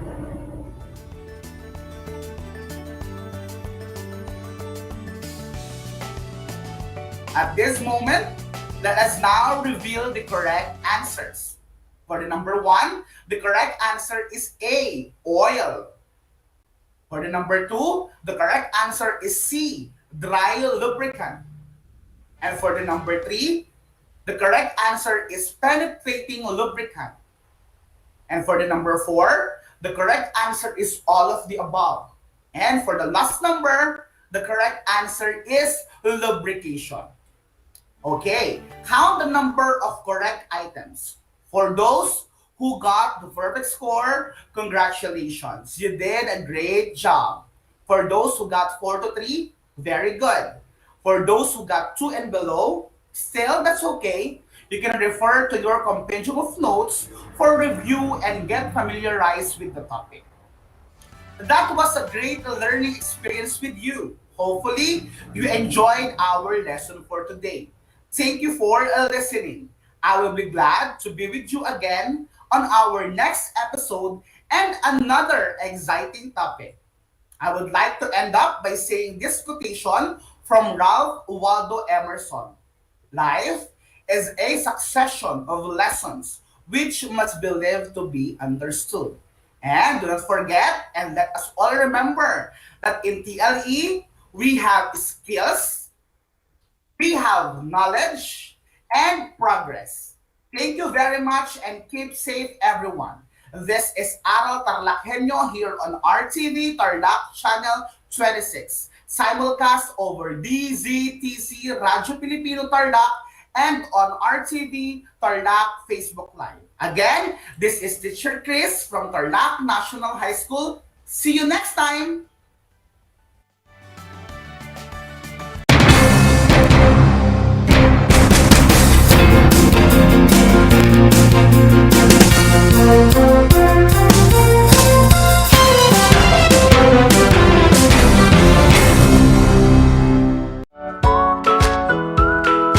How are you today? Hello, everyone. Hello, learners of Tarlac. Good morning, Math Talino Grade 4 learners. Welcome to Aral TarlakHenyo here on RTV Tarlac Channel 26. Simulcast over DCTC Radyo Pilipino Tarlac. I'm Sir Glenn, your teacher broadcaster. Broadcasting live here at Paniki Tarlac. Remotely here in Concepcion, Tarlac. Live here at Barangay Pedro Elquines, Mayantok, Tarlac. Broadcasting live from Ramos National High School. Your anchor teacher today for grade 9 mathematics. Your partner in education this time of pandemic.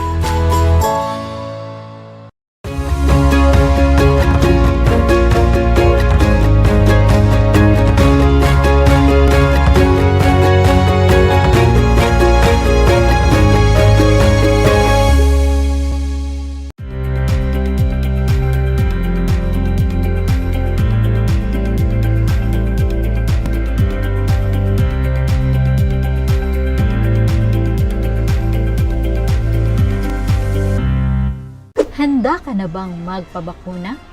Narito ang mga paalala at hakbang na gagawin sa proseso ng pagbabakuna. Bago ang pagbabakuna, kinakailangan mo nang dumaan sa pre-vaccination screening. Kinakailangan kumuha muna ng medical clearance sa doktor ang mga kabilang sa special population tulad ng mga sumusunod. may problema sa immune system, may cancer, may HIV, sumasailalim sa transplant operation, kasalukuyang umiinom ng steroids, mga senior citizens na may special conditions. Step 1. Waiting area. Siguraduhin kayo ay pumunta sa tamang oras at petsa ng inyong schedule sa pagbabakuna. Hindi papayagan ang mga walk-in sa vaccination sites. Maupo sa bakanting upuan alinsunod sa tamang pagkakasunod ng bilang. Hintayin na tawagin kayo para sa susunod na hakbang.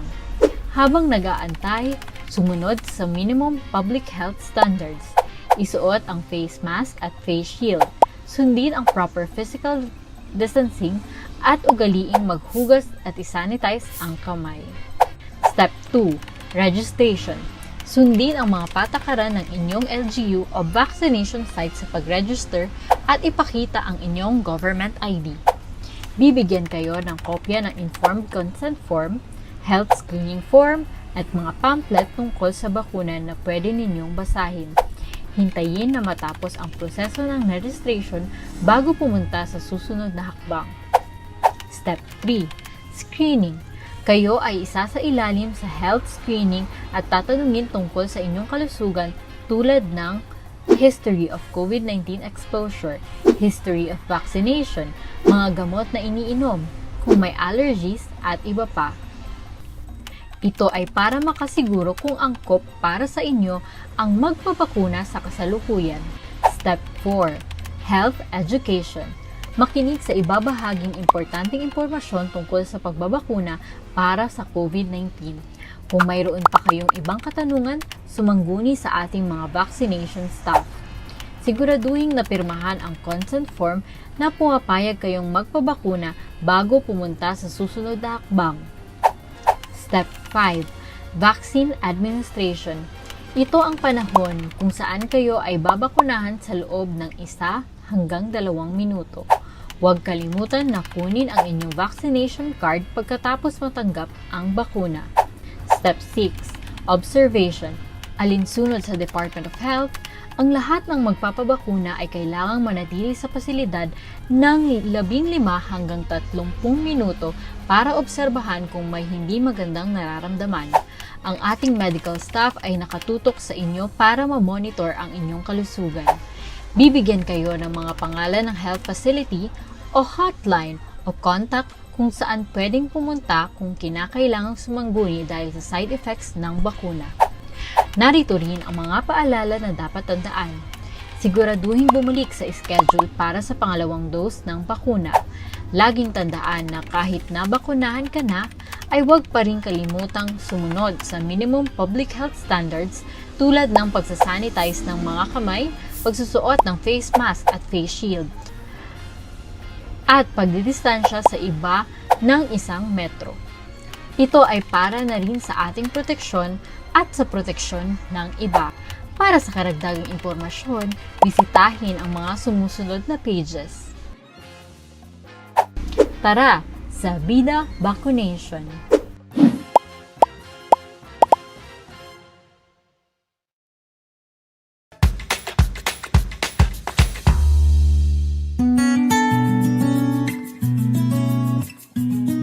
Alam niyo ba na ang kinikilalang Guinness Book of World Records holder bilang pinakamaliit na commercially harvested fish ay isang sinarapan? Ito ay matatagpuan lamang sa Pilipinas, sa Lake Buhi sa Bicol River. Isa itong uri ng goby na may transparent na katawan na may sukat na 12.5 mm. Alam mo na, yan ang sinarapan.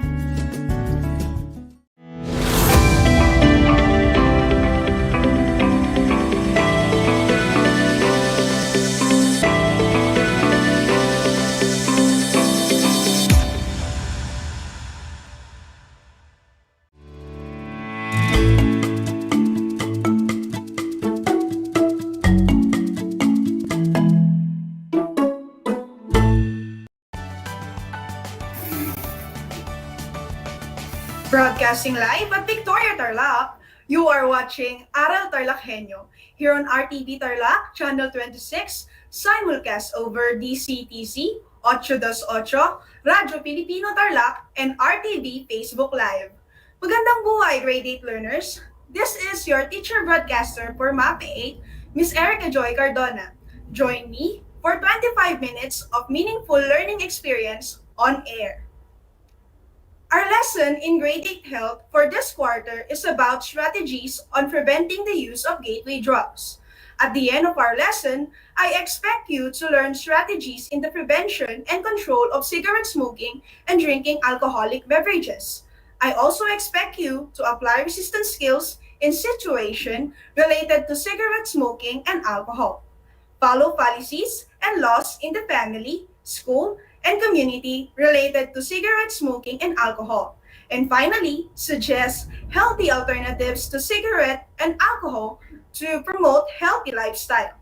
This topic is relevant today in our lives because it is one of the major causes about the declining of our healthy lifestyle, so I hope you will listen carefully.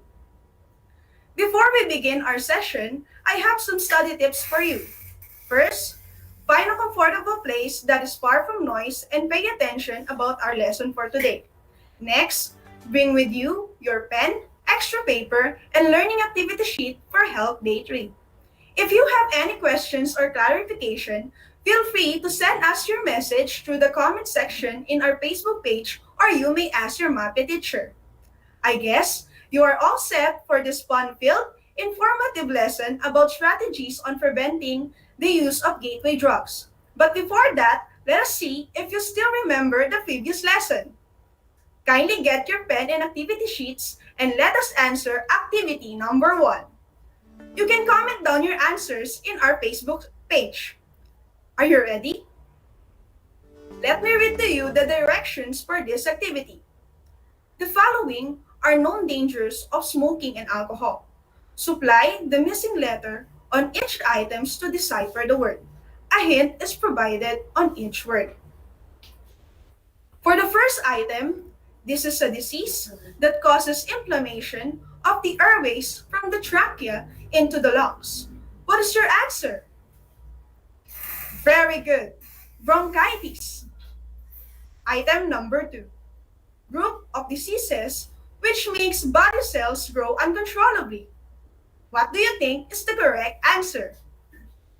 The correct answer is cancer. Good job. Item number 3. A condition in which the liver is being stored with fat from alcohol. What do you think is the correct answer? The correct answer is fatty liver. Very good. Item number 4. The liver is scarred due to heavy alcohol consumption. What is your answer? The correct answer is cirrhosis. Great. Last item, number 5. Foul smell exhaled from the mouth. What is your answer? The correct answer is bad breath. Very good. How well did you perform in the first activity? Kindly type your scores in the comment box. If you got all 5 items correct, that is excellent. For those who got 3 to 4, very good. Those who got lower than 3, don't be sad. You may always go back and watch the previous episode for reference. Now, to start our lesson for today, let's have some energizing activity called fact or myth. The directions are simple. You will just identify which is the fact or myth from the following statements. Are you ready? Item number 1. Fact or myth? Alcohol gives extra energy. I repeat. Item number 1. Fact or myth? Alcohol gives extra energy. What is your answer? Very good. It is a myth. Alcohol has a very little nutritional value. In addition to that, it only provides empty calories. Item number 2. Fact or myth? Secondhand smoke is more dangerous than mainstream smoke. I repeat. Fact or myth? Secondhand smoke is more dangerous than mainstream smoke. What is your answer? Alright, it is a fact. Secondhand smoke is the combination of smoke from the burning end of a cigarette and the smoke breathed out by smokers. Secondhand smoke contains more than 7,000 chemicals, of which hundreds are toxic and about 70 can cause cancer. Item number 3. Fact or myth? Drinking coffee will help you to sober up. I repeat. Fact or myth? Drinking coffee will help you to sober up. What is your answer? That's right. It is a myth. Coffee cannot sober you up. It does not get rid of alcohol from the system. If you have an alcohol level above the legal limit, you can drink all the coffee you want, and the alcohol will not magically fall faster than it would have if you had not drunk the coffee. Item number 4. Fact or myth? Quitting smoking can produce positive results for smokers.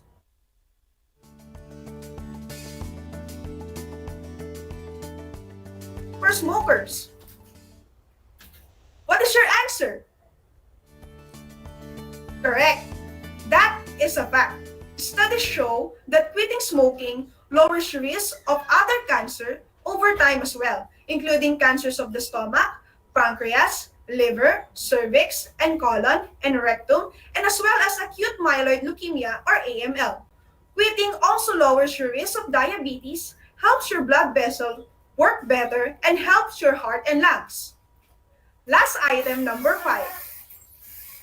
Fact or myth? Alcohol is not a drug. I repeat. Fact or myth? Alcohol is not a drug. What is your answer? Very good. That is a myth. Alcohol is a depressant. That means any amount you drink can make you more likely to get the blues. Drinking a lot can harm your brain and lead to depression. When you drink too much, you're more likely to make bad decisions or act on impulse. Did you get all the correct answers? If you got 5, you are well informed about the misconceptions about gateway drugs. If you got 4 to 3, I'm sure you will gain a lot more about our today's lesson. If your score is lower than 3, it's okay. I am here to enlighten you more about preventing the use of gateway drugs. Let's keep the ball rolling and let's discuss about policies regarding cigarette smoking. These are the laws implemented by our governing body on using the tobacco or cigarettes. The first law that we will tackle is about Republic Act 9211.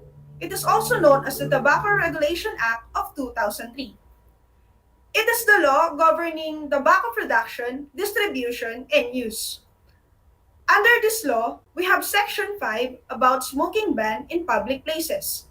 According to it, smoking shall be absolutely prohibited in the following public places: center of youth activities such as schools, colleges, universities, and other recreational facilities for persons under 18 years old; elevators and stairways; location in which fire hazards are present, including gas station and storage areas for flammable liquids, gas, explosives, or combustible materials; within the buildings and premises of public and private hospitals, medical, and dental and optical clinics, health centers and laboratories; public conveyances and public facilities, including airport and ship terminals, and train and bus station, restaurants, and conference hall except for separate smoking areas; and lastly, food preparation areas. Hindi pinahihintulutan ang pagsisigarilyo sa mga lugar na ito dahil ito yung mga lugar na vulnerable na madaling pagsimulan ng sunog. Maaaring malapit sa mga kabataan at sa mga lugar kung saan naghahanda ng mga pagkain. Under Section 9 about minimum sales, it shall be unlawful for any retailer of tobacco products to sell or distribute tobacco products to minors. They are persons under 18 years of age. It is also unlawful for any person to purchase cigarettes or tobacco products from a minor. It is also unlawful for a minor to sell or buy cigarettes or any tobacco products, and it is also unlawful for a minor to smoke cigarette or any other tobacco products. Ang paggamit at pagbebenta ng sigarilyo ay lubhang ipinagbabawal sa mga minoryang kagaya ninyo. Kaya kapag pupunta kayo sa mga grocery or convenience stores, hindi talaga kayo pagbibilan sapagkat ito'y labag sa batas. Under Section 10, the sale of tobacco within school premises. This section states that the sale and distribution of tobacco products is prohibited within 100 meters from any point of a perimeter of a school, public playground, or other facility frequented particularly by minors. Moving on, Republic Act Number 8749, it is also known as Philippine Clean Air Act of 1999. This law clearly states that smoking inside a public building or an enclosed public place, including public vehicles and other means of transport, or in any enclosed area outside of one's private residence, private place of work, or any duly designated smoking area is hereby prohibited under this Act. This provision shall be implemented by the local government units or the LGUs. Next, there is also a law and policy about the use of alcoholic beverages and other volatile substances in our country signed by our late President Ferdinand Marcos in the year 1979. It is the penalizing the use or possession or the unauthorized sale to minors of volatile substances for the purpose of inducing intoxication or in any manner changing, distorting, or disturbing the auditory, visual, or mental process or the Presidential Decree 1619. Under Section 1 of this Presidential Decree, volatile substances are defined as substances that include any liquid, solid, or mixed substance having the property of releasing toxic vapors or fumes containing one or more of the following chemical compounds: methanol, ethanol, isopropanol, ethyl acetate, or any other chemical substance which when sniffed, smelled, inhaled, or introduced into the physiological system of the body produces or induces a condition of intoxication, inebriation, excitement, stupefaction, dulling of the brain or nervous system, depression, giddiness, paralysis, or irrational behavior, or in any manner changing, distorting, or disturbing the auditory, visual, or mental process. In simplest terms, alcoholic beverages are considered examples of volatile substances dahil nagkakaroon ito ng pagbabago sa ating pag-iisip at pisikal na pangangatawan kapag ito ay ating ininom. Isang halimbawa na dito kapag ikaw ay napasobra o nalasing. Under Section 5 of PD 1619, the sale of and offer to sell volatile substances to minors without requiring the written consent of their parents or guardians as a condition for such sale or offer to sell shall be punishable by imprisonment ranging from 6 months and 1 day to 4 years and a fine ranging from 600 to 4,000 pesos, provided that when the minor is 18 years or over and is duly licensed to drive a motor vehicle, such written consent shall not be necessary when the volatile substance sold or offered for sale is gasoline or any other motive fuel for motor vehicles. The sale of and offer to sell to minors or beverages containing an alcoholic content of 30% or above, 60 proof or above, is hereby prohibited and shall be punishable by imprisonment ranging from 6 months and 1 day to 4 years and a fine ranging from 600 to 4,000 pesos.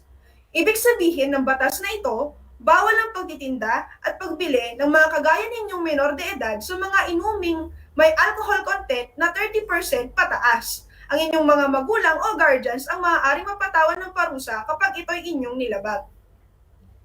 Now that you know the policies regarding the cigarette smoking and alcoholic beverages, let's now move on to another topic, strategies on preventing the use of gateway drugs.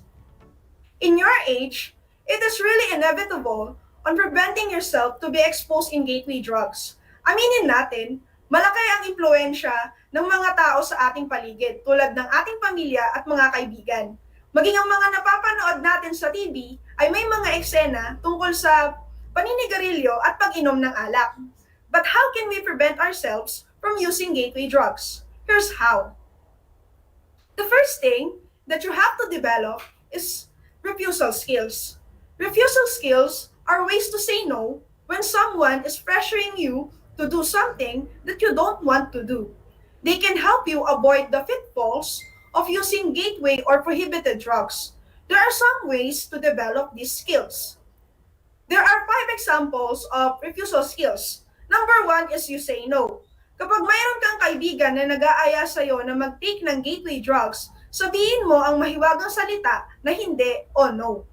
Number 2, suggest another activity.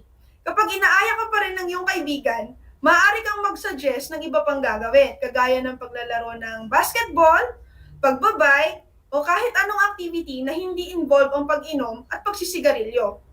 Number 3 is give a reason. Kapag tumanggi ang iyong kaibigan sa suggestion mo, ikaw na ang magbigay ng rason para tumanggi. Sabihin mo na pinagbabawal sa iyo ito ng mga magulang mo dahil masama ito sa iyo at sa kalusugan mo.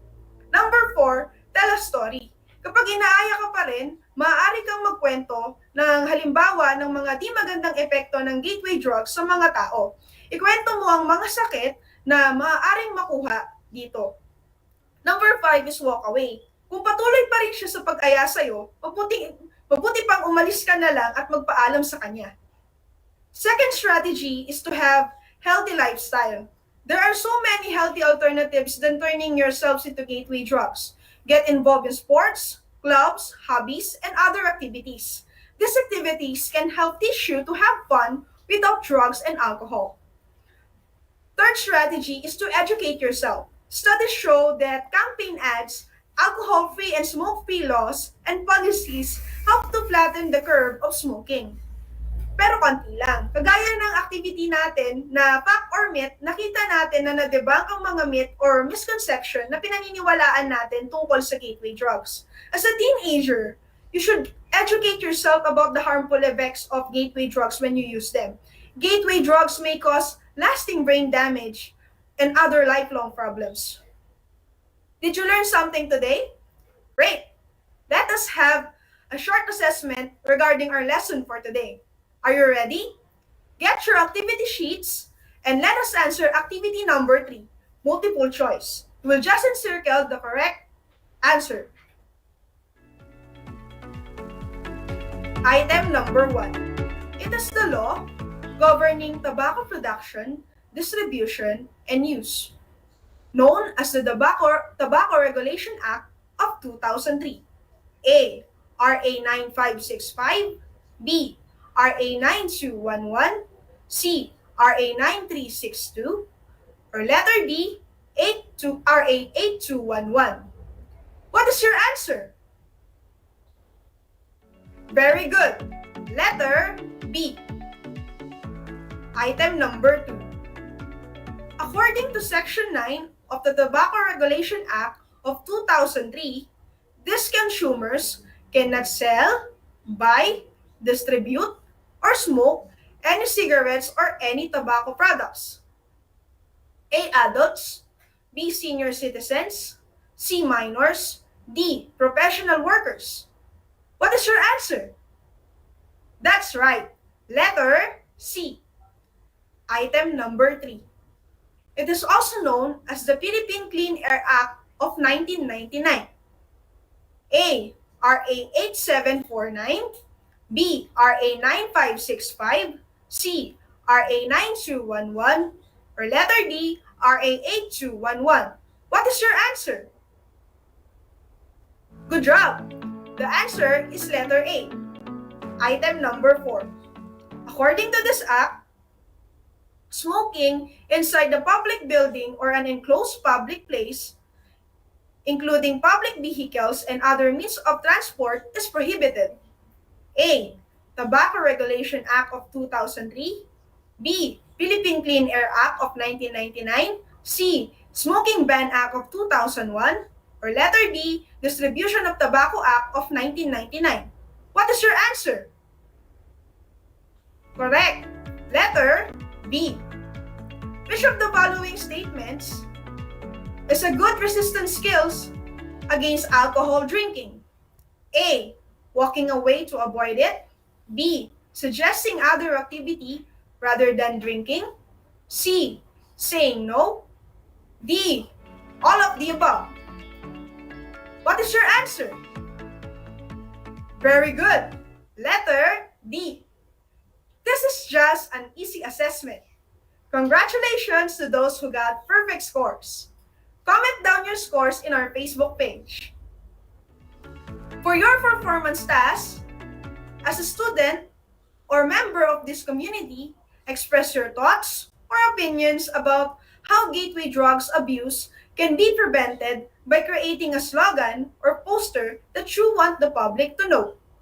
Use the rubrics that you can see on the screen or on your activity sheets as your guide in doing. Let me read to you the criteria. Workmanship and creativity, 25 points. Relevance to the topic, 15 points. Neatness, 10 points. A total of 50 points. Before we end, let me summarize our lesson for today's session. Republic Act 9211, or known as the Tobacco Regulation Act, it is the law for production, distribution, and use of any tobacco products. Republic Act 8749, known as the Philippine Clean Air Act of 1999, it is also a law about smoking ban in public places. We also have a law about the use of alcoholic beverages and other volatile substances. Presidential Decree 1619, or the law for penalizing about the illegal use, distribution, and creation of volatile substances such as alcoholic beverages and other substances that can cause distortion or disturbance in human's nervous or physiological system. Under these laws and policies, we've learned that minors, persons that are under 18 years of age, are prohibited to sell, distribute, and use the gateway drugs, or else their guardians will be punished by the law. We also discuss about strategies on preventing the use of gateway drugs. First is to develop refusal skills. It is a way on preventing yourself from someone who is pressuring to take or use gateway drugs. Second is to maintain a healthy lifestyle.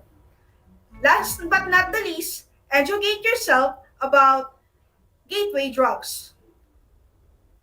That's all for our today's lesson. Thank you so much for your participation.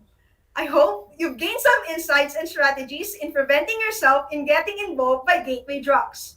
Before we end, I want to express my sincerest gratitude to all the people who made Aral TarlakHenyo possible. Shout out to Ma'am Dalen Roy, EPS of MAPE, SDO Tarlac Province, Sir Agapito Gonzaga, Sir Angel Villamin, Ma'am Jane Luzon, Ma'am Mary Ann Sullivan, Ma'am Juliana Rason, Sir Ramil Gawat, Ma'am Josema Estrada, Ma'am Virgilin Joy Gaston, Cardona family, especially my daddy, Pedring, Grade 8 Certified Grade Teachers of Victoria National High School, MAPE Department of Victoria High School, my friends, students, and colleagues in Victoria High School watching live from Facebook.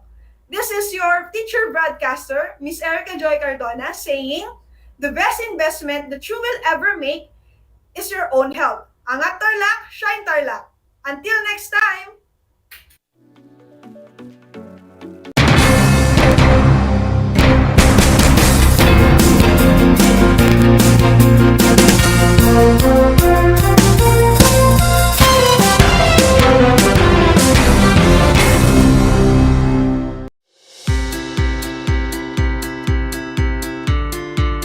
Upang matugunan ang mga kinakaharap na pagsubok ng mga guro at mag-aaral sa gitna ng kasalukuyang pandemya, nagsanib tulong sina Congressman Charlie Cojuangco ng unang distrito ng Tarlac, DEPED Region 3 Regional Director Dr. May B. Eclar at Tarlac Schools Division Superintendent Dr. Ronaldo Poson para sa isang napapanahong proyekto na tinaguriang Project Shine, Aral TarlakHenyo. Ang mga mag-aaral ng Grade 4 at Grade 5, ganon din ang Grades 8 and 9 sa buong probinsya ng Tarlac, kasalukuyang sumasailalim sa radio-based instruction. Katuwang ang himpilang DZTZ 828 kHz AM at RTV Tarlac, Channel 26. Ang Tarlac po nangunguna po ngayon pagdating po sa radio-based instruction. Marami pong humahanga sa atin. I'm very happy this station, itong DCTC, could reach the whole of Region 3. Hindi natin alam. We are contributing. We are creating a very big dent in the history of Philippine education. And I am proud. I am here in Tarlac. This is the noble cause of education in which you and I, without you knowing it, we are bound to do.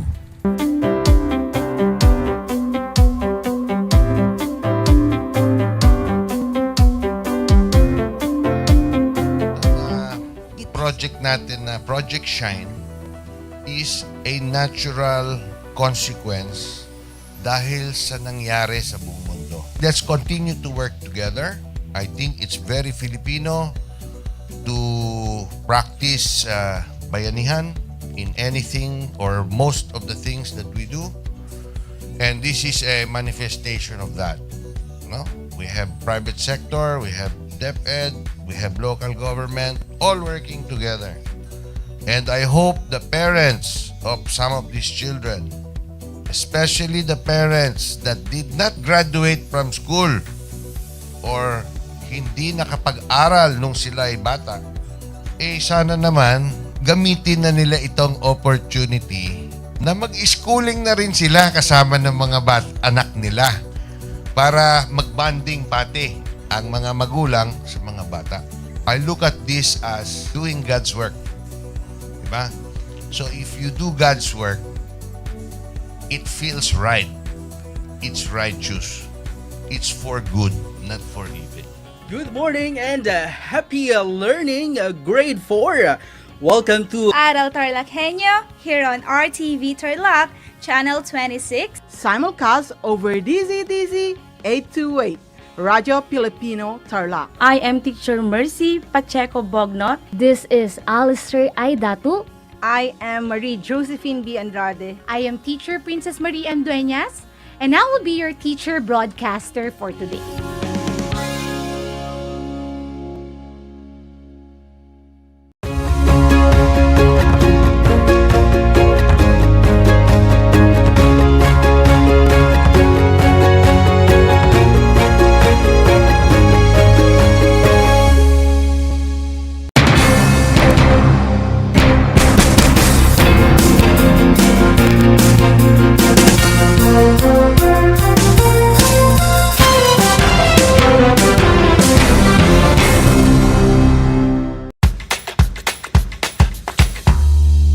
Alam niyo ba na ang whale shark ay hindi isang whale? Ang whale shark o butanding ay kinikilalang world's largest fish at tinatawag gentle giants. May sukat itong 12 meters. Maliliit ang ngipin ng butanding, kaya naman planktons o maliliit na hipon at isda lang ang kaya nilang kainin. Simula noong 2011, marami nang nahumaling mag-whale shark watching sa Oslo, Cebu. Alam niyo na, yan ang whale shark!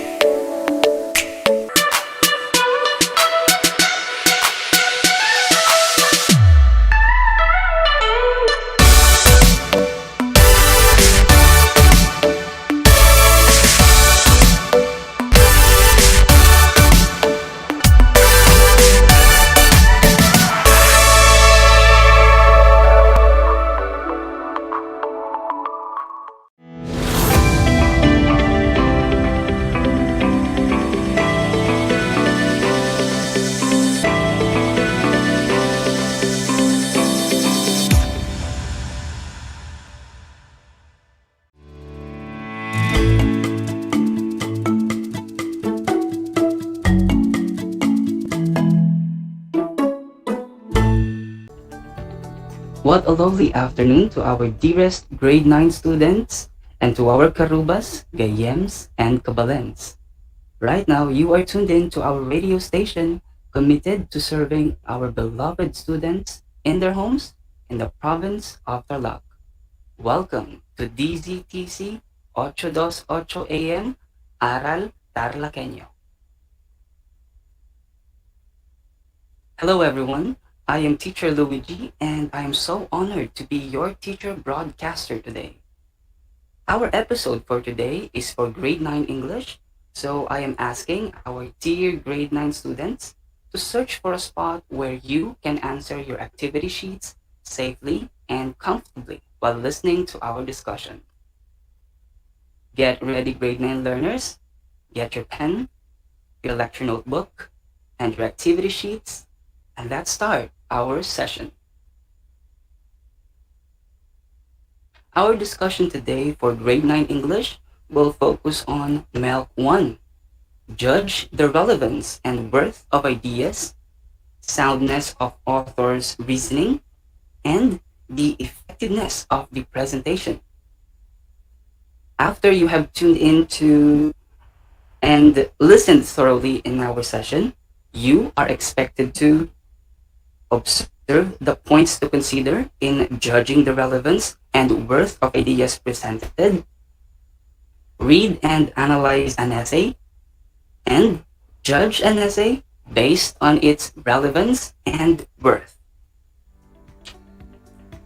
Since this is the first topic in English 9 for fourth quarter, I think it's only a must for us to have a review of our past lesson. Last time, you have learned about the 4 types of evidence in writing. For our review today, let's play a game. This is called Identify the Types of Evidence in Writing. I will be reading you different statements which are all about our previous lesson. Your task is to identify what type of evidence do the statements show or illustrate. Write the letter of the correct answer on the spaces provided. A is for statistical, B is for testimonial, C is for anecdotal, and D for analogical. Please get your lecture notebook and your pen for you to write your answers, or you may simply write your answers on your activity sheets. I think everyone is ready, so let's begin with the first statement. According to my friend, it usually takes 1 to 2 minutes before results show on Mozilla Firefox. But after using Opera, it just takes less than 5 seconds. How cool was that? What type of evidence is this? What is your answer? That's correct. The answer is C. That evidence is anecdotal. Let me read the second statement. As of August 11, 2020, over 23 million are enrolled in public and private schools for calendar year 2020 to 2021. Madalwan 2020 said that the enrollment rate is around 83.1% as compared to last year's figure of 27.7 million. Now the question is, what type of evidence is this? What's your answer? Wow, that's perfect. The answer is A. That evidence is statistical. Let's proceed to the third statement. Experts say that smoking increases the risk of developing cardiovascular diseases, which includes coronary heart disease and stroke. What evidence does this show? What do you think is the correct answer? Marvelous! It's B. It is testimonial. Wow, I'm so impressed. Now, how about our fourth statement? War and football are comparable. Both deal with offense and defense. Ground gaining to win the war, downs that are equivalent of battles, have platoon systems, generals, officers, soldiers, etc. Question: what evidence does it show? What's the answer? Very good. It is D. That evidence is analogical. Now, did you get the four statements correctly? Wow, that's amazing. Great job, everyone. I'm hopeful that you have refreshed your minds about our lesson last time. So, buckle up, everyone, and let's start today's session. We will talk about MELC 1 today, which is about judging the relevance and worth of ideas, soundness of author's reasoning, and the effectiveness of the presentation. But we will only focus on Lesson 1, judging the relevance and worth of ideas. My dear grade 9 students, please prepare your activity sheets and listen attentively to our discussion. We are already in the world where information is just a piece of stone waiting to be picked up and cast off. In gathering information around us, it is important for learners like you to test and evaluate the relevance of information and how an idea becomes worth it in the process. Reading is an active process of constructing meaning. As you read, whether it's printed or digital, you acquire more knowledge. The information taken from the text provides you to construct interpretation and integration of the knowledge that you have. The knowledge empowers you to judge the relevance and worth of ideas to your reading goals. Relevance is simply meaning worthiness, or the quality of being suitable or having some kind of value. The information that closely matches your goal is more relevant, whereas information that does not match the goal is less relevant or not relevant at all. So, in order to find the value in literature, you must need to judge how solid the ideas are and how sound the judgment of the author is. Most importantly, we should remember the following when judging the relevance and worth of ideas of the materials presented. First, note important information or facts. Second, gather pieces of evidence.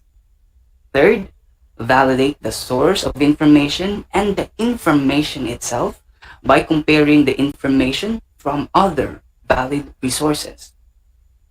Fourth, check the organization and clarity of ideas. And lastly, examine the appropriateness of the language used.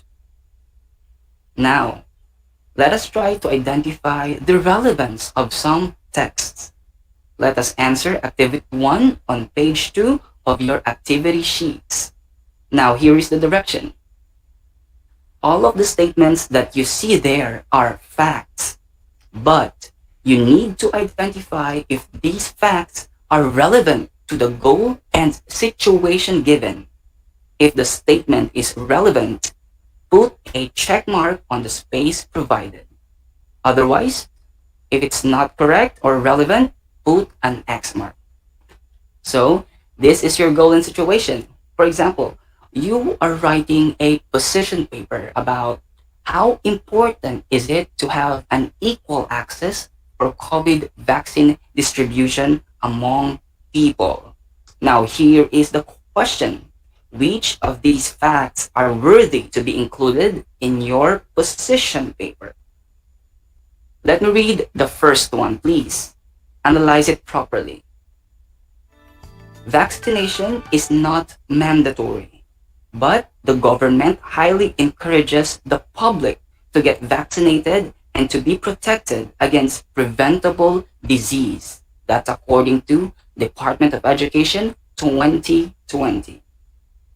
Question: is this relevant to your goal, or will it give any value to your position paper?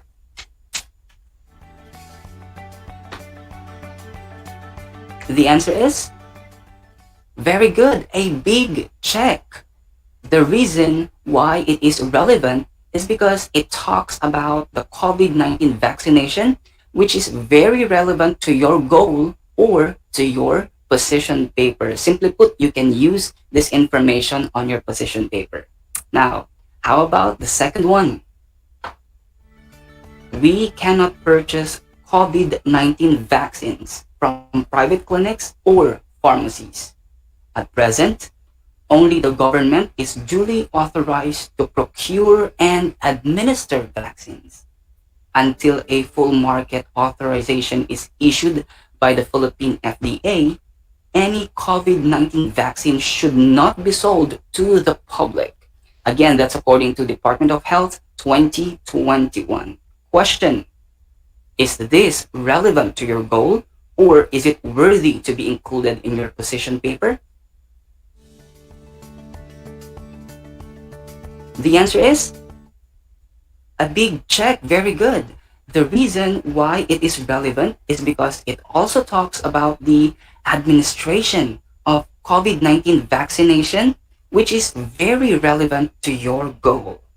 Now, how about our fourth item? Walking your dogs on a leash and maintaining at least 6 feet from other people and animals are recommended to dog owners during pandemic. That is according to American Kennel Club 2021. Now, this is a question. Is this relevant to your goal, or is it worthy to be included in your position paper? The answer is a big X. Nice one. It's a big, big X.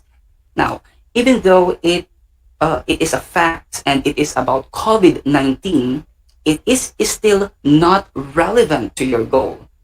Remember, your goal is to write a position paper about access for COVID-19 vaccines distribution.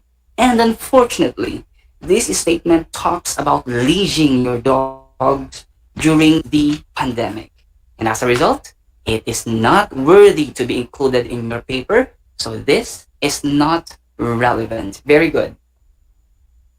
I hope you are getting the point of relevance.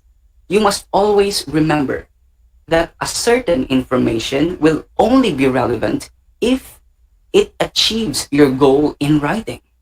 It is also relevant if and only if it is worthy of your time reading it. Now, let us apply our learning to activity number 2. I will show you an article, and what you need to do is to read it along with me, analyze it, judge its relevance, and turn your activity sheets now, my dear grade 9 students, on page 3, and let us all read together.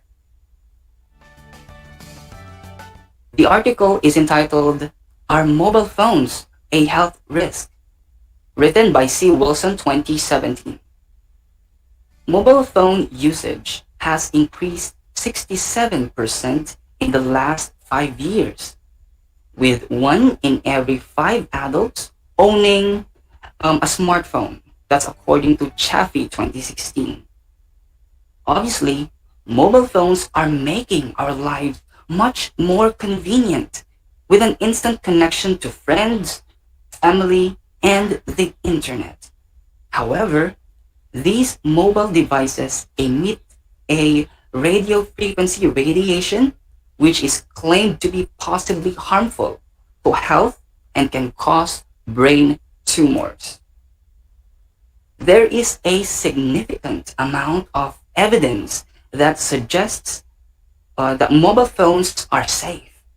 RF radiation transmitted from mobile phones is also transmitted safely from other devices such as radios and televisions.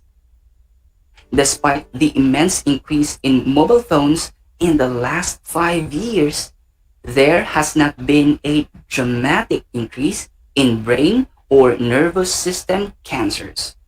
Moreover, there has been a consistent pattern in mobile phone use and developing a glioma.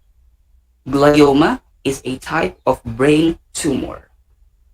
Kundi claims that much of the research is funded by mobile phone companies, and as a result, the conclusions are biased, untrustworthy, and possibly misleading. Very heavy users and young adults are the most at risk, and these groups have not been sufficiently researched yet. In conclusion, there has been academic research into both arguments of mobile phones safety. Researchers who claim mobile phones are safe cite TV and radio emit RF radiation provides conclusive evidence from credible studies and refer to the recent increase from in the popularity of mobile phones has not increased brain tumors. However, critics argue that there are conclusive studies that reveal mobile phones are a health risk. It seems sensible to suggest that they are used with caution and the use of hands-free sets are very important. Now, did you understand the text? That is great. If you feel you need more time to read the text again, then you can go ahead and have the pleasure. But if you understand the text already, let's answer several questions about it. Please go to page 3 and there you will see reading comprehension questions. It is entitled True or False. Write T if the statement is true, and write F if the statement is false. Write the letter on the space provided before each number. Let's answer item number 1.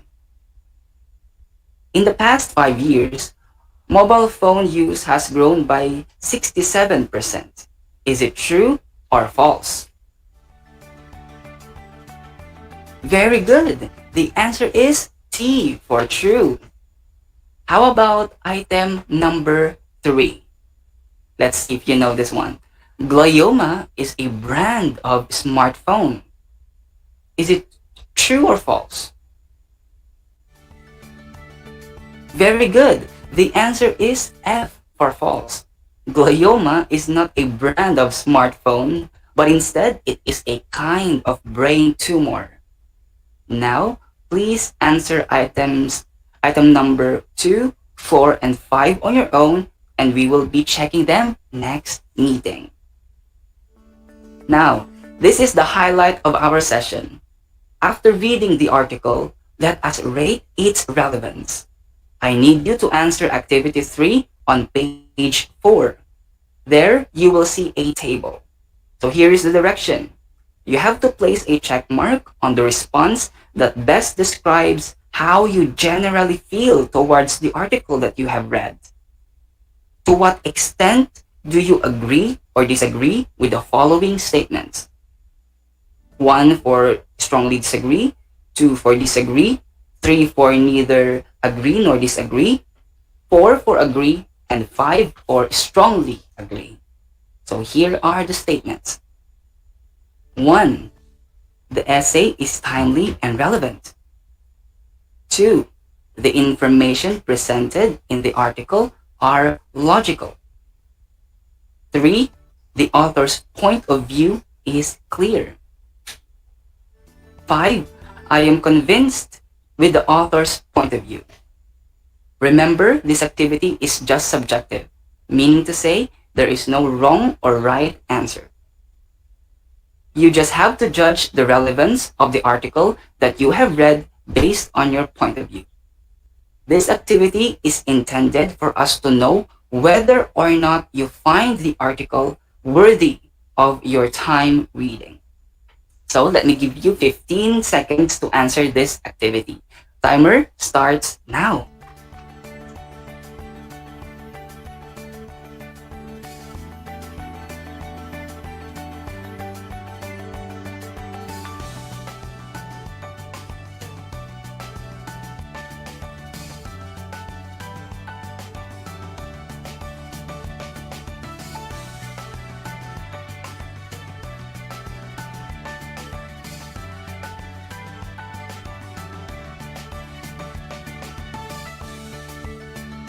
Okay, last 10 seconds.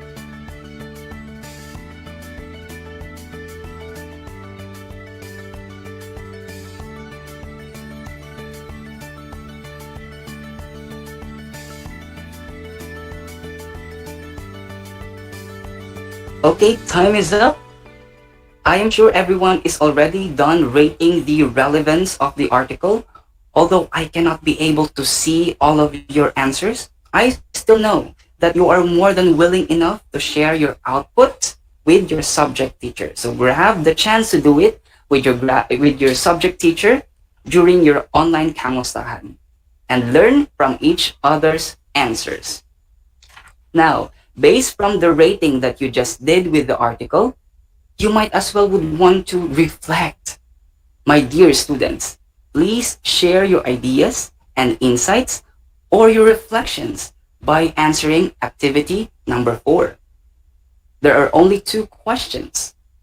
1, what is the text all about and what are the ideas presented by the author? The second one is, are these ideas relevant nowadays? Why or why not? You may go back to the article for guide or for reference.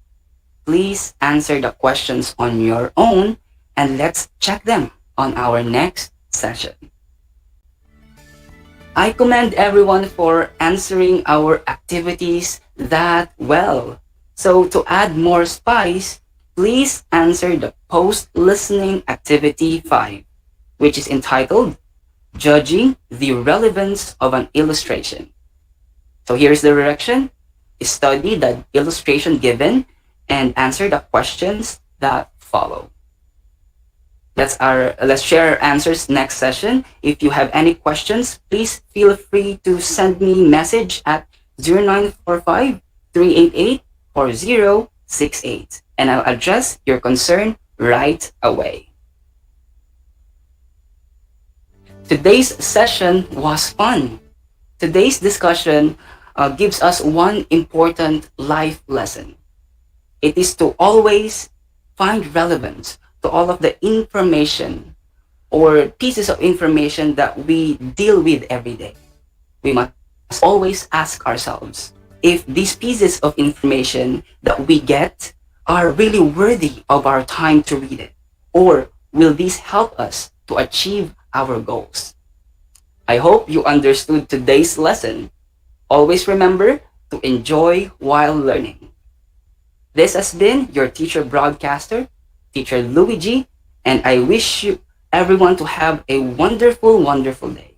See you soon. Be safe always. God bless us all.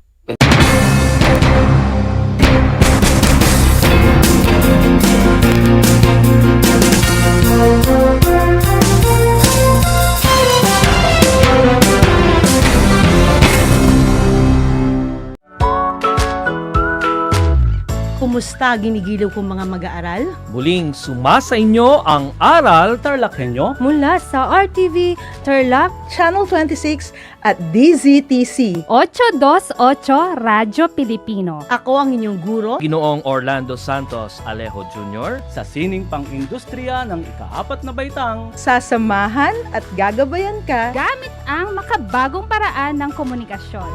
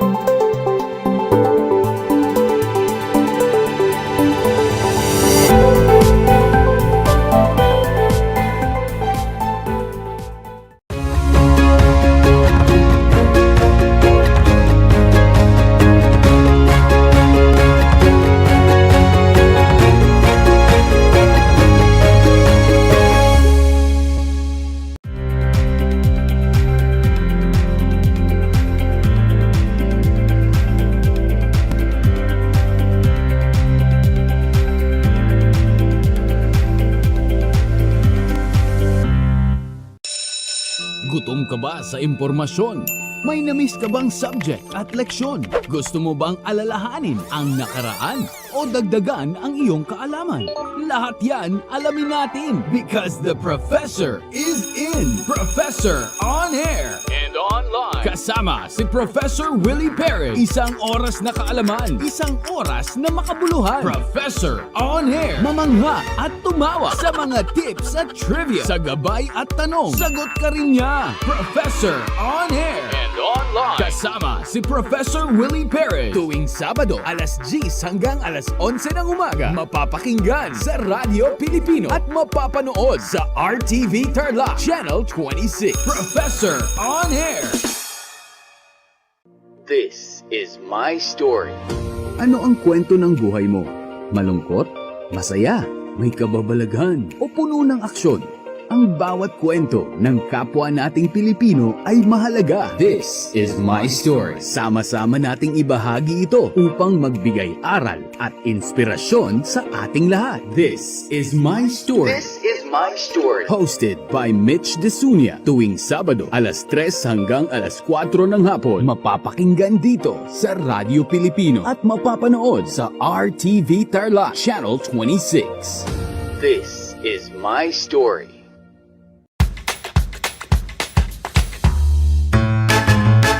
Alam niyo ba na ang salitang yoyo at ang makabagong bersyon nito ay naimbento ng isang Pilipinong nagngangalang Pedro Flores? Taong 1920s nang dinala ni Flores ang laruang ito sa Estados Unidos. Sinimulan niya ang paggawa nito sa kanyang maliit na pabrika sa California at ipinakita sa mga tao ang iba't ibang tricks ng paggamit nito.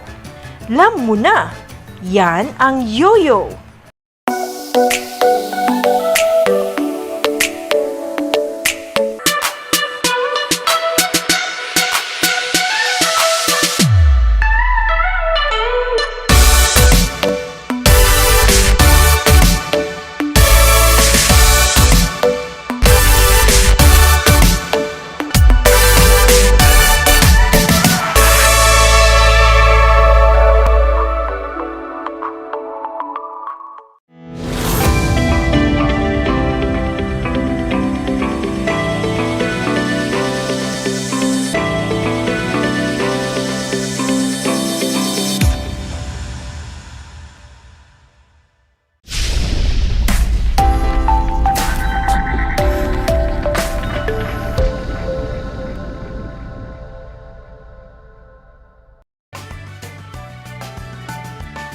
Welcome sa ating Aral TarlakHenyo ng Schools Division of Tarlac Province.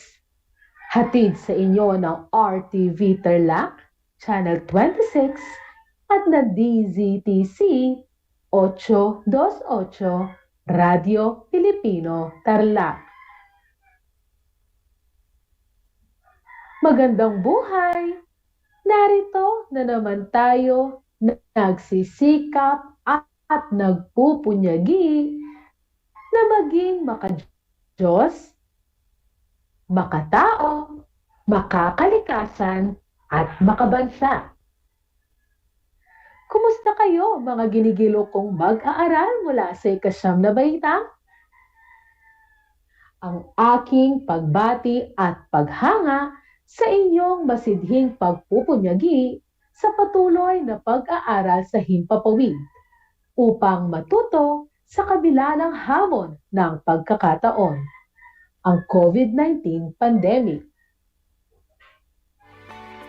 Ako ang inyong guro sa Araling Panlipunan Grade 9 para sa araw na ito, Binibining Regalan P. Jaos, magtuturo sa inyo via remote live broadcasting mula dito sa bayan ng Kapas Tarlac.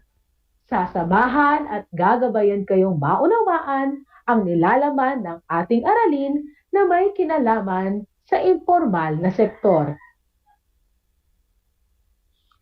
Bago pa man tayo magsimula sa ating talakayan, ay narito ang iilan sa mga paalala. Siguraduhin ninyo na nasa lugar kayo ngayon na komportable at maayos na napapanood at naririnig ang ating broadcast. Matanong ko lang, nagmerienda ka na ba? Mabuti naman, dahil nararapat lamang na may laman ang inyong tiyan upang mas maging alerto ang inyong pag-iisip at maayos na maunawaan ang ating aralin sa araw na ito.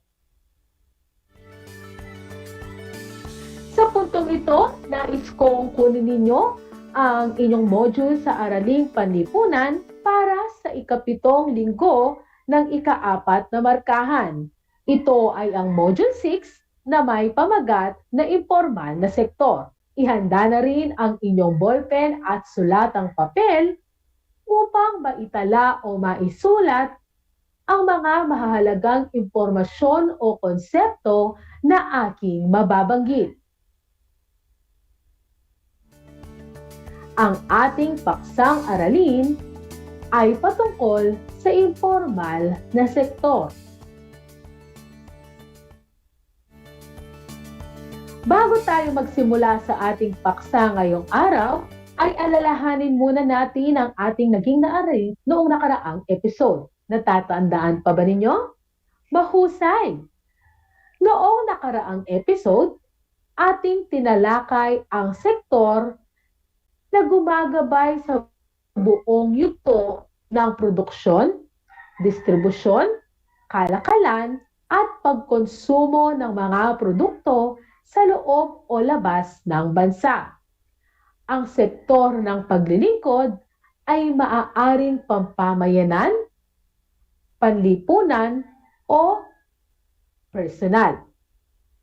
Ang paglilingkod ay ang pagbibigay ng serbisyo sa halip na bumuo ng produkto. Sinasabing ang kaunlarang pang-ekonomiya ay nasasalamin sa paglawak at pag-unlad ng kakayahan ng mga kasapi sa lipunan na lumikha ng iba't ibang kalakal at paglilingkod na tumutugon sa pangangailangan ng tao. Ang pagdami ng kalakal at paglilingkod sa lipunan ay hudyat na ang mga tao ay makalilikha ng produktong hindi lamang para sa pangkasalukuyang gamit, bagkus ay para rin sa hinaharap. Tandaan na katuwang ang pamahalaan sa pagbibigay ng trabaho. Ang sektor ng paglilingkod ay binubuo ng subsector, no? sa pananalapi, insurance, commercial, real estate, kalakarang pakyawan at pagtitingi, transportasyon, pag-iimbak, komunikasyon, at mga paglilingkod na pampamayanan, panlipunan at personal. At ngayon, sa palagay ko ay handa ka na sa ating bagong paksa sa araw na ito. Sa lahat po ng mga magulang at mag-aaral sa ikasyam na baitang na nanonood at nakikinig sa ating broadcast, kung kayo po ay may mga katanungan o nais linawin ukol sa ating paksa ngayong araw, maaari po kayong magbigay ng mensahe sa aking Facebook Messenger. I-type lamang po ang facebook.com/rehelia.ana o tumawag o mag-text sa numerong 0977-425-0552. Uulitin ko po, ang numerong maaari ninyong tawagan ay 0977-425-0552.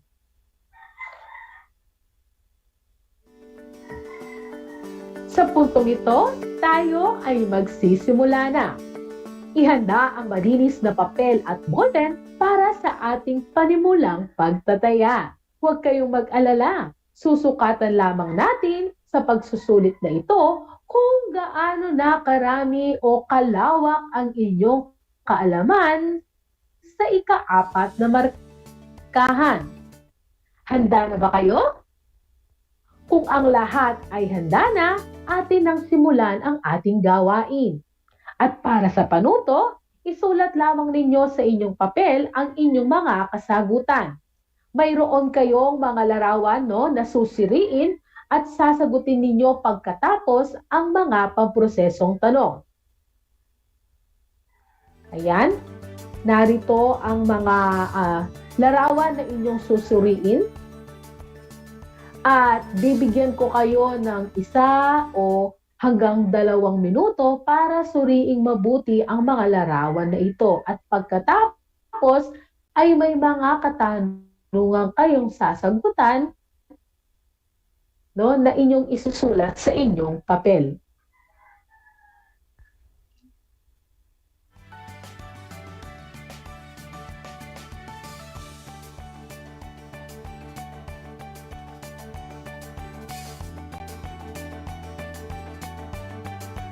Narito ang mga katanungan. Una, sa palagay ninyo, patungkol saan ang mga larawan? Ikalawa, paano ito nagsisimula?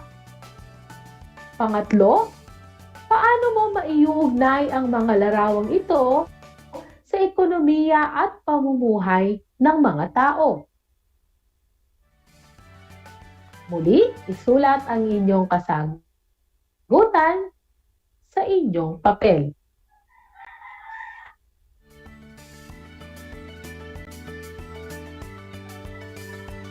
Nahirapan ka ba sa pagsagot? Huwag kang mag-alala, paunang kaalaman pa lamang ito at pag-aaralan pa natin. Okay? So, narito ang mga suhestyon na kasagutan. Tandaan na maaaring magkakaiba ang inyong mga kasagutan. Ang unang posibleng sagot ay, ang mga larawan ay patungkol sa mga iba't ibang gawain na makikita natin sa palengke tulad ng pagtitinda. Ayan, tingnan nyo mabuti yung mga larawan. Ikalawa, nagsimula ito dahil nais nilang matustusan ang kanilang pangangailangan sa pamamagitan ng pagtitinda. At ang huli, ang mga larawang ito ay nagpapakita na maraming tao ang gumagawa ng paraan upang matustusan ang kanilang pangangailangan, kahit sa simpleng paraan lamang. Halina't simulan na natin ang ating aralin tungkol sa sektor ng paglilingkod.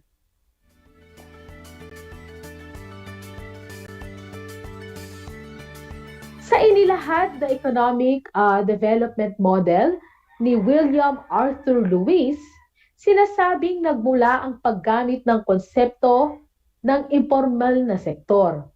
Inilarawan niya ito bilang uri ng hanap buhay sa kabilang sa mga bansang papaunlad pa lamang o ito yung mga tinatawag nating developing countries. Partikular sa mga ito, ang uri ng trabahong hindi bahagi ng makabagong sektor ng industriya. Subalit, ang formal na pagsisimula ng mga ekonomista at eskolar sa paggamit ng konseptong ito ay nagmula noong 1970s dahil sa isinagawang pag-aaral ni Keith Hart, isang antropolohistang Ingles na nagsuri ng mga gawaing pang-ekonomiya ng mga taong naninirahan sa Accra, Ghana. Ginamit ni Hart ang konseptong ito upang ilarawan ang uri ng hanap buhay ng mga tao rito. Ito ay sinang-ayunan ng International Labour Organization o ILO batay sa kanilang ginawang First ILO World Employment Mission sa Kenya, Africa noong taong 1972. At batay sa resulta ng kanilang misyon, nalaman nilang marami ang mga may hanap buhay na nasa labas ng regular na industriya o ng itinatakda ng batas. Kaugnay nito, ang International Labour Organization ay gumawa ng resolusyon upang magkaroon ng pandaigdigang batayan sa paglalarawan ng informal na sektor. Sa isinagawang 15th International Conference of Labor Statisticians noong Enero 19 hanggang 28, taong 1993 sa Geneva, Switzerland, ayon sa ILO, ang informal na sektor ay nagtataglay ng malawak na katangian. Ito ay binubuo ng mga unit na nagsasagawa ng pagbuo ng produkto at serbisyo na may layuning makalikha ng empleo o trabaho at magdulot ng kita sa taong lumalahok dito. Ang mga gawain dito ay naisasagawa dulot ng mababang antas ng organisasyon. Hindi pagsunod sa itinakdang kapital at pamantayan at napakaliit na antas ng produksyon. Ang mga kasapi sa pagsasagawa ng mga gawain sa produksyon sa ilalim nito ay kadalasang mga kamag-anak o malalapit na kaibigan. At ito ay walang formal na pagsunod sa mga patakarang itinakda ng pamahalaan. Kaugnay nito, noong April 2008, nagsagawa ang National Statistics Office o NSO ng Informal Sector Survey ISS. Ito ang kauna-unahang pambansang survey tungkol sa informal na sektor sa Pilipinas. Batay rito, lumabas na mayroong halos 10.5 milyong tao ang kabilang sa informal na sektor. Ang tinatawag na self-employed ay humigit kumulang 9.1 million na katao at ang mga employers ay nasa 1.3 milyong katao. Maliban pa rito, sa isinagawang Labor Force Survey o LFS ng taong ding iyon, 2008, lumabas na mayroong 36.4 milyon na katao ang kabilang sa lakas paggawa at 30% nito ay kabilang sa mga informal sector operator. Sa kabuuang bilang nito, 2/3 ay mga kalalakihan. At kung ibabatay naman sa edad o gulang, 3/4 o 75% ay nasa 35 years old pataas. Sa kabilang dako, ayon sa papel ni Cleofe S. Pastrana, isang kawani ng National Economic and Development Authority o mas kilala bilang NEDA na pinamagatang The Informal Sector and Non-Regular Employment in the Philippines sa isang kumperensya sa Tokyo, Japan noong Disyembre 15 hanggang 17 taong 2009, kaniyang binigyang diing ang informal na sektor ay nakatutulong sapagkat nakapagbibigay ito ng empleo o trabaho sa mga mamamayan. Ito ay nagdudulot din ng pagkakalikha ng mga produkto at serbisyong tutugon sa ating mga pangangailangan. Ang kita ng informal na sektor ay hindi na isasama sa kabuuang Gross Domestic Product o GDP ng bansa, subalit tinataya na ang halaga ng produkto at serbisyo mula rito ay nasa 30%. Ito ay mabisang maipapaliwanag gamit ang talayan na makikita niyo sa screen na mula sa ulat ng Congressional Planning and Budget Department ng House of Representatives noong Nobyembre 2008. Ito ay nagsasaad ng informal sector's share in Asian countries sa loob ng mga taong 2001 hanggang 2006 ayon sa datos ng Bless NSO taong 2007. Samantala, ayon naman sa Ibon Foundation, isang non-governmental organization na nagsasaliksik tungkol sa mga usaping sosyal, politikal at ekonomiko ng bansa, ang informal na sektor ay paraan ng mga mamamayan, lalo na ang kabilang sa tinatawag na isang kahig isang tuka, upang magkaroon ng kabuhayan lalo na sa tuwing panahon ng pangangailangan at kagipitan. Maliban pa dito, inilalarawan din nito ang pag-iral ng kawalan ng hanap buhay at ang kahirapan ang siyang nagtutulak sa tao na pumasok sa ganitong uri ng sitwasyon.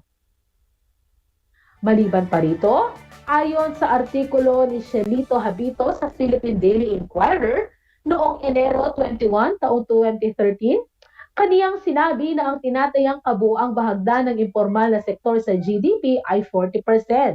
Tinawag niya rin ang informal na sektor bilang underground economy o hidden economy.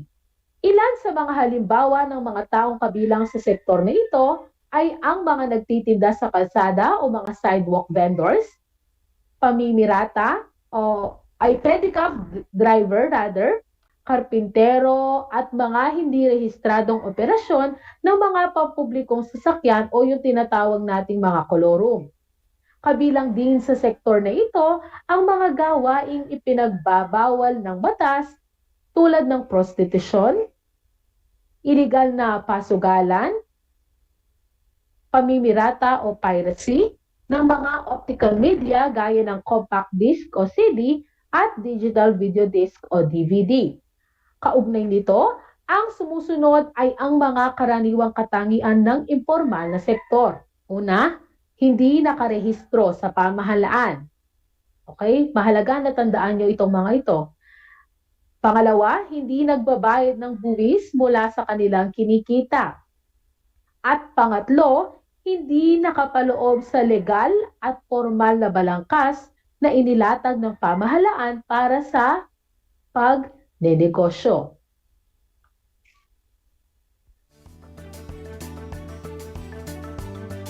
Sa pangkalahatan, hindi lamang sa ating bansa mayroong informal na sektor. Ito ay nagaganap kahit sa iba pang bansa sa daigdig. Ayon nga kay Hidayatullah Chowdhury, Assistant Professor sa Kazakhstan Institute of Management, Economics and Strategic Research, sa kanyang papel na nailathala sa Philippine Journal of Development, ang paglaganap ng informal na sektor ay isang global phenomenon. Dito na muna nagtatapos ang ating talakayan patungkol sa informal na sektor. Pero para makasiguro ako na kayo ay talagang nakinig at naunawaan ng ating talakayan, tayo ay magkakaroon ng maikling gawain. Ihanda muli ang inyong ballpen at sagutang papel. Tukuyin kung tama o mali ang isinasaad ng pangungusap. Isulat lamang ang mga salitang tama o mali. Isulat ang sagot sa inyong sagutang papel. Para sa unang pangungusap, ang underground economy ay nakapagbibigay ng hanapbuhay sa mga maralitang Pilipino. Number 2, hindi legal ang lahat ng transaksyon at bilihan na nagaganap sa ilalim ng underground economy. Ikatlo, may mataas ang kalidad ng mga produkto na ipinagbibili sa black market. Ikaapat, ang mga produkto at serbisyo sa underground economy ay may mataas na halaga. Number 5, ang mga nagtitinda sa mga bangketa at mga kalsada ay bahagi ng underground economy. Ika-6, sa ilalim ng ganitong uri ng ekonomiya, ang mga negosyante ay may malaking puhunan. Pang-7, ang underground economy ay may di mabuting epekto sa mga negosyante na nagbabayad ng buwis. Ika-8, ang mga kasambahay at tsuper ay kasapi rin ng underground economy. Ika-9, nagiging lunsaran ng korupsyon ng ilang transaksyon na gaganap sa underground economy. At panghuli, ang mga mamimili na bumibili sa black market ay dapat na maging mapanuri. Ngayon, bibigyan ko kayo ng ilang segundo para i-finalize ang inyong mga kasagutan.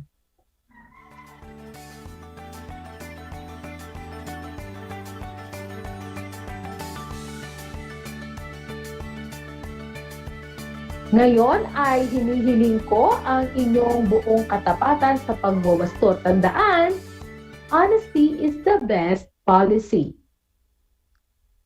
Okay? Narito ang mga kasagutan. Sa number 1, ang tamang sagot ay tama. Sa number 2, mali. O tama, okay? Sa number 3 pala, ang sagot ay mali. Sa number 4, mali ulit ang sagot. Sa number 5, tama ang tamang sagot. Sa number 6, mali ang tamang sagot. Sa number 7, tama ang tamang sagot. Sa number 8, tama ang tamang sagot.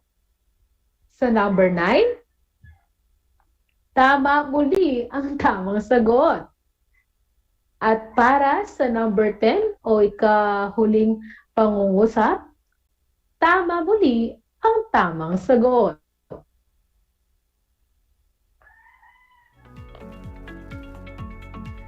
Lubos ang aking pagbati sa inyo dahil ako'y confident na nakakuha kayo ng perfect score. Palakpakan naman ninyo ang inyong mga sarili. Sa ating susunod na talakayan ay ating aalamin ang mga dahilan at epekto kung bakit mayroong mga informal na sektor sa ating ekonomiya. Ito ay pagpapatuloy ng ating talakayan sa araw na ito.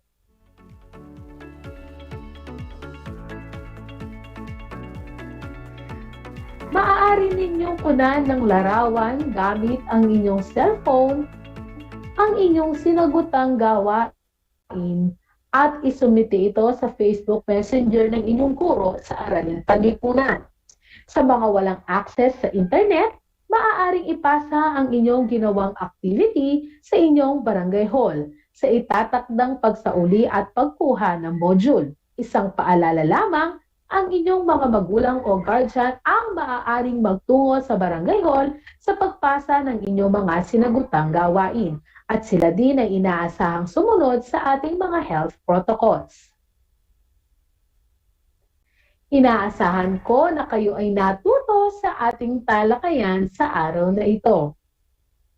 Muli, ako ang inyong guro sa Araling Panlipunan Grade 9, Pinibining Regelan P. Jaos, na nagsasabing ang pag-aaral sa Araling Panlipunan ay daan sa pagiging maka-Diyos, makatao, makakalikasan, at makabansa. Hanggang sa muli!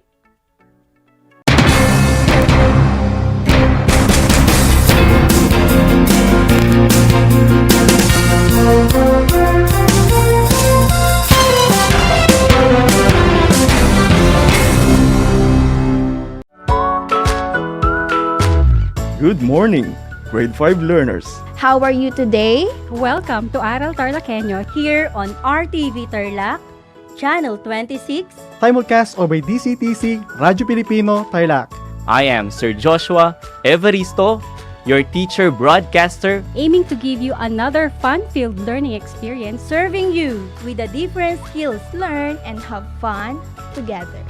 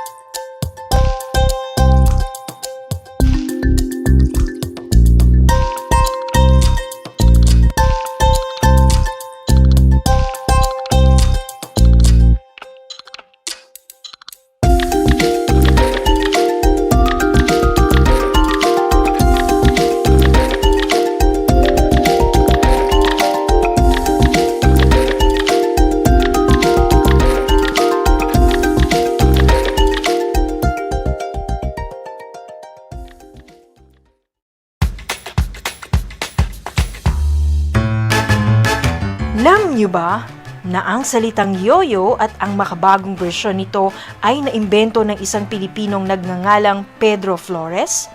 Taong 1920s nang dinala ni Flores ang laruang ito sa Estados Unidos.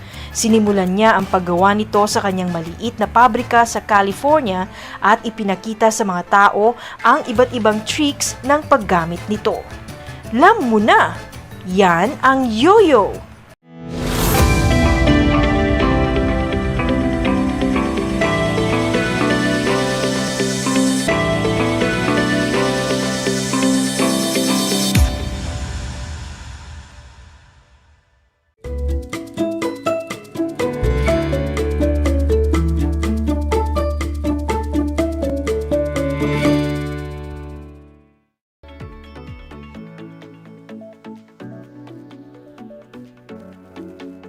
Good afternoon, learners. Welcome to Aral TarlakHenyo, here on RTV Tarlac Channel 26. simulcast over DZTZ Radyo Pilipino Tarlac on RTV Tarlac FB Live and Converge Channel 100. I am grateful to be with you today. I am Almi O. Adrias, your teacher broadcaster for TLE Grade 9 Front Office Services from Tarlac National High School. I would like to invite you to join us in a magical learning experience at home. I hope you are in good health. All you need to do is sit back, relax, and let's have fun while learning. At this point, I want you to prepare your learning module and learning activity sheets on TLE Front Office Services, as well as your pen, paper, or notebook so that you may take down notes about our lesson. How are you today, my dear learners? Hope you're doing fine.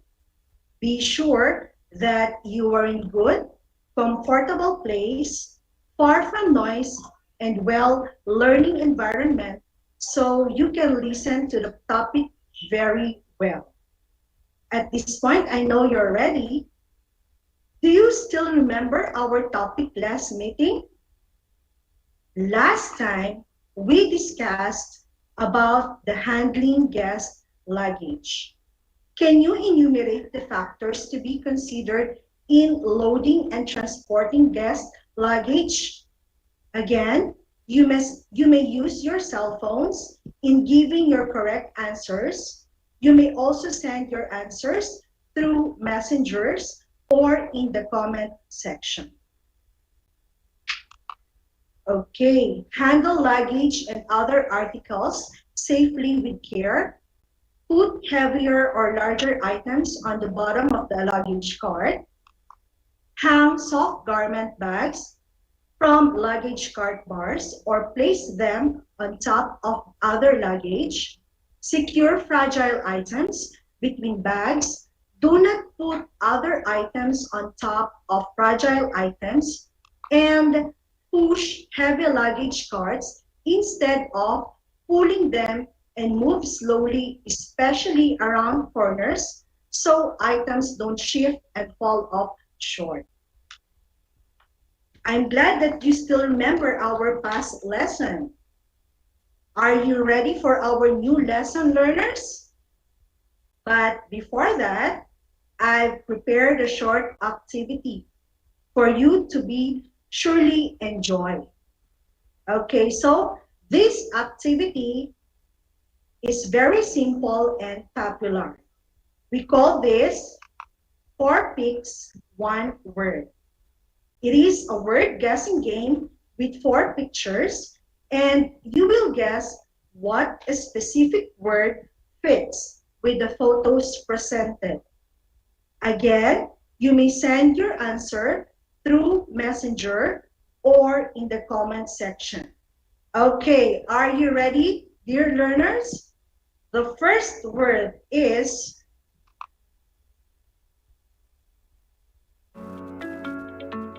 next word.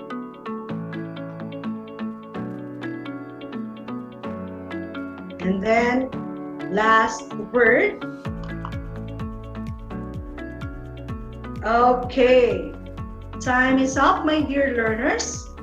Let's check if you get the correct answers. Okay, the first picture is door greeter. Second picture, concierge. Last picture, bellman.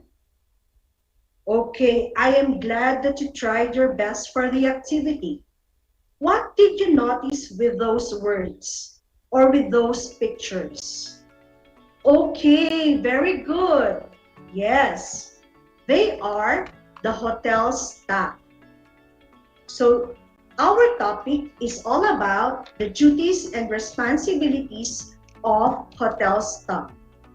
So now, open your learning module on Front Office Services on page 140-140 titled Duties and Responsibilities of Hotel Staff. It is very important to know the duties and responsibilities of hotel staff in giving personalized service to the guest, because as we all know, that guest is the most important persons in the hotel industry. They deserve an utmost service that will satisfy their needs for leisure, relaxation, and entertainment. This will be possible through the help of the different hotel attendants or hotel staffs that will assist every guest during their stay in the hotel.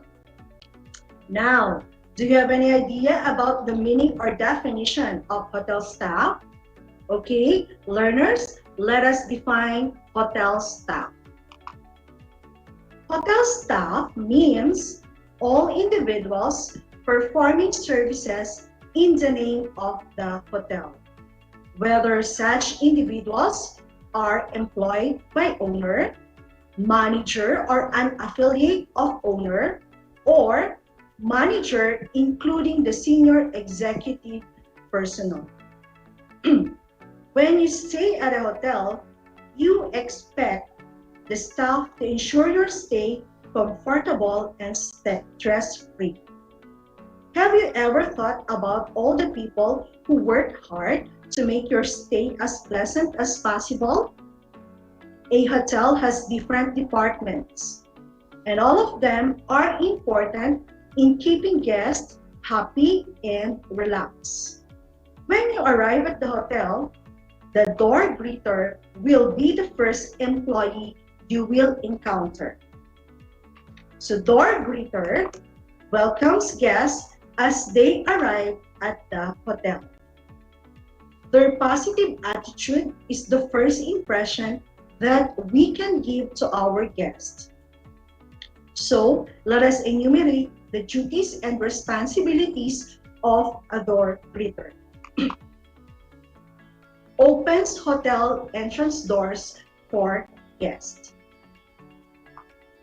Assists guests in and out their vehicles. Helps guests load and unload their luggage. Escorts guests to hotel registration area. Monitors the lobby of suspicious-looking characters. As we take our journey inside a hotel, what do you see? Okay, very good. So, we have a concierge. So, a concierge is a person that provides assistance with personal business such as making travel arrangements, scheduling appointments, or running errands. They see to it that they satisfy all their guests' needs during their stay. The concierge often stays at the lobby to be visible with anyone who seeks for assistance. So let us enumerate the duties and responsibilities of a concierge. Acting as the point of reference for guests who need assistance or information. Understanding customers' needs and provide them with personalized solutions by suggesting activities and facilities provided by the hotel. Acquire extensive knowledge of the premises and the nearby venues and businesses to make the most suitable recommendations. Arrange events, excursions, transportations, etc. upon request from hotel residents. And lastly, respond to complaints and find the appropriate solution. After the front desk clerk, the hotel bellman is the next employee that guests encounter. Other words for bellman are bellhop, bell attendant, and bellboy. So let us define a bellman. A bellman is a man who works in a hotel carrying bags or bringing things to the guest room. Duties and responsibilities: welcomes guests to the hotel, of course, with a smile. Bellman handles all luggages of guests. Escorts guests to and from their rooms. Delivers arriving baggages and removes departing baggages promptly per guest. Provides safe place to store luggages. And lastly, familiarizes the guest with the guest room and amenities. Okay, my dear students, are you still with me?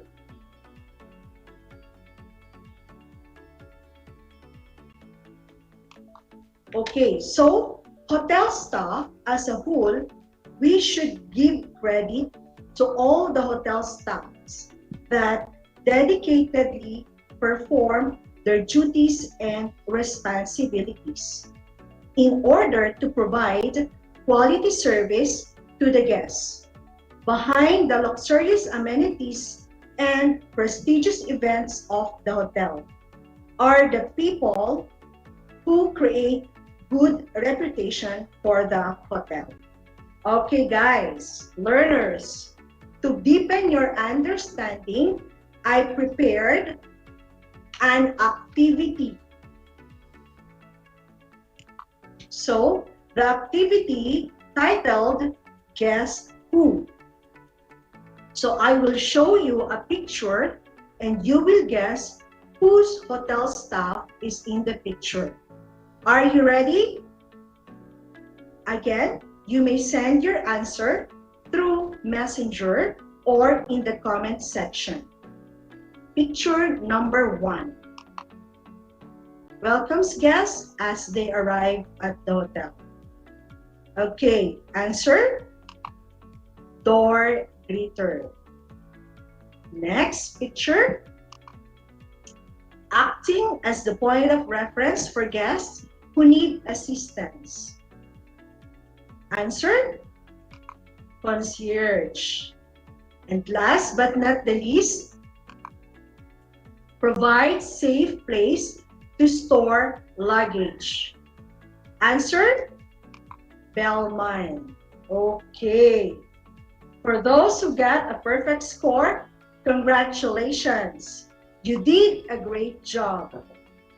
For those who got 2, good job. For those who got 1, still okay, don't lose hope. And keep trying. Read your modules and review your answers. Hotel personnel means all individuals performing services in the name of the hotel. Okay, so let us have a recap.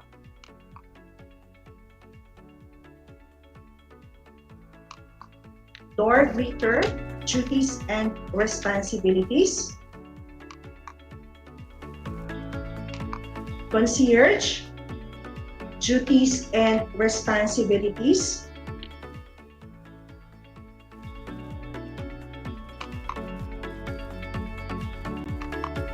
Bellman, duties and responsibilities.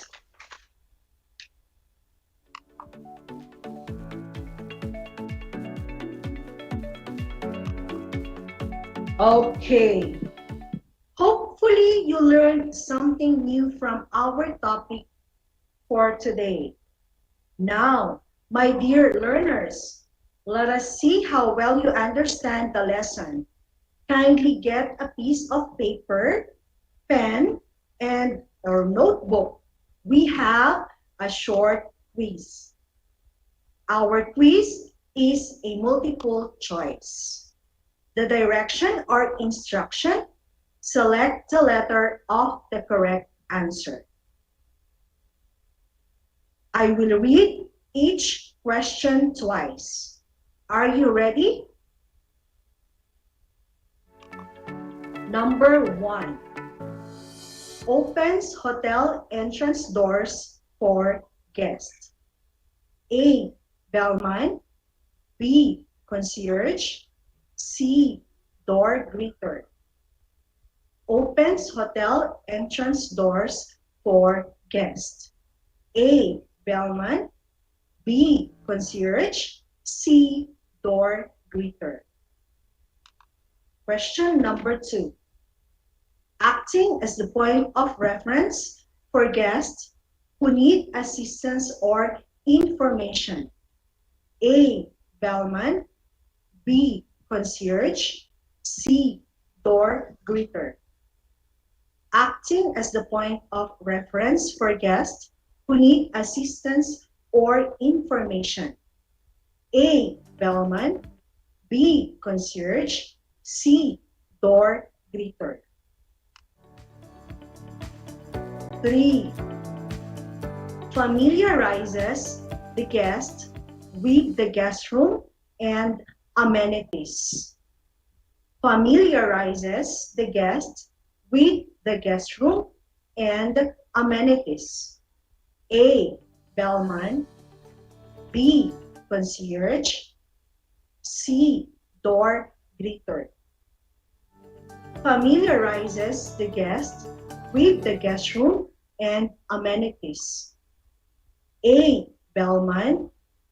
B. Concierge. C. Door greeter. Number 4. Assist guests in and out their vehicles. A. Bellman. B. Concierge. C. Door greeter. Assist guests in and out their vehicles. A. Bellman. B. Concierge. C. Door greeter. Number 5. Arrange events, excursions, transportations, etc. upon request from hotel residents. A. Bellman. B. Concierge. C. Door greeter. Arrange events, excursions, transportations, etc. upon request from hotel residents. A. Bellman. B. Concierge. C. Door greeter.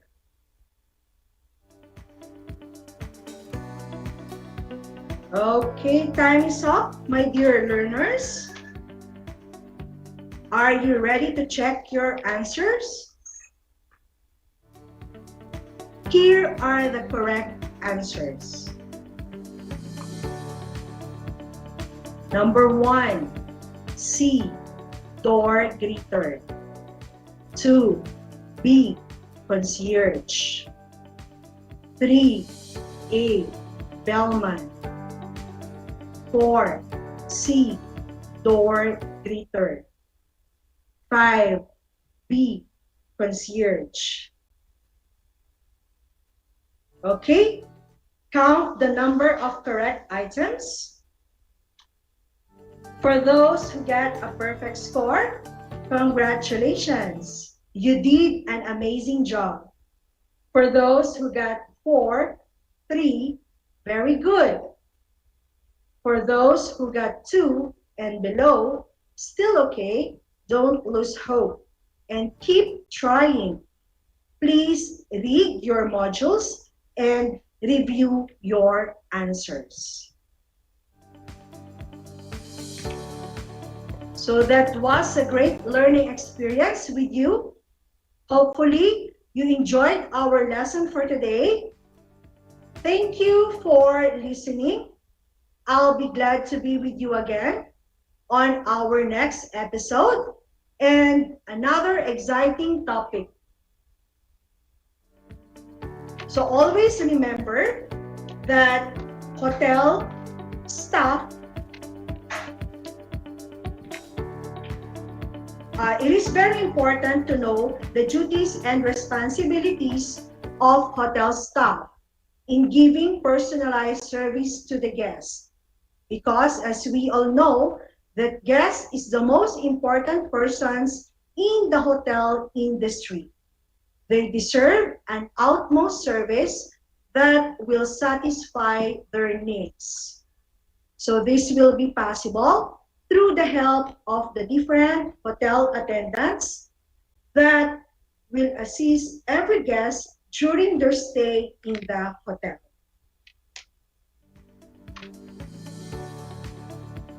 So hotel staff are very important.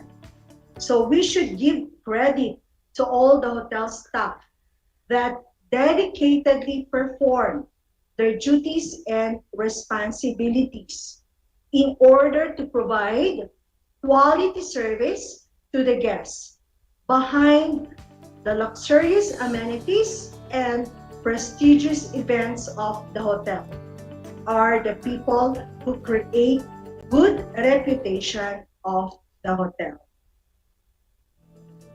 So I would like to end up by saying, never stop learning because life never stops teaching, by Lynn Pernille. And we always remember, or let us all remember, that in technology and livelihood education, we have skills, knowledge, progress. Thank you very much. Before we end, shout out muna to our education program supervisor, Dr. Nancy Dolorosa, our dearest principal, Dr. Epifania B. Dunca, my dear students who watching live through FB, thank you very much. God bless and keep safe, everyone.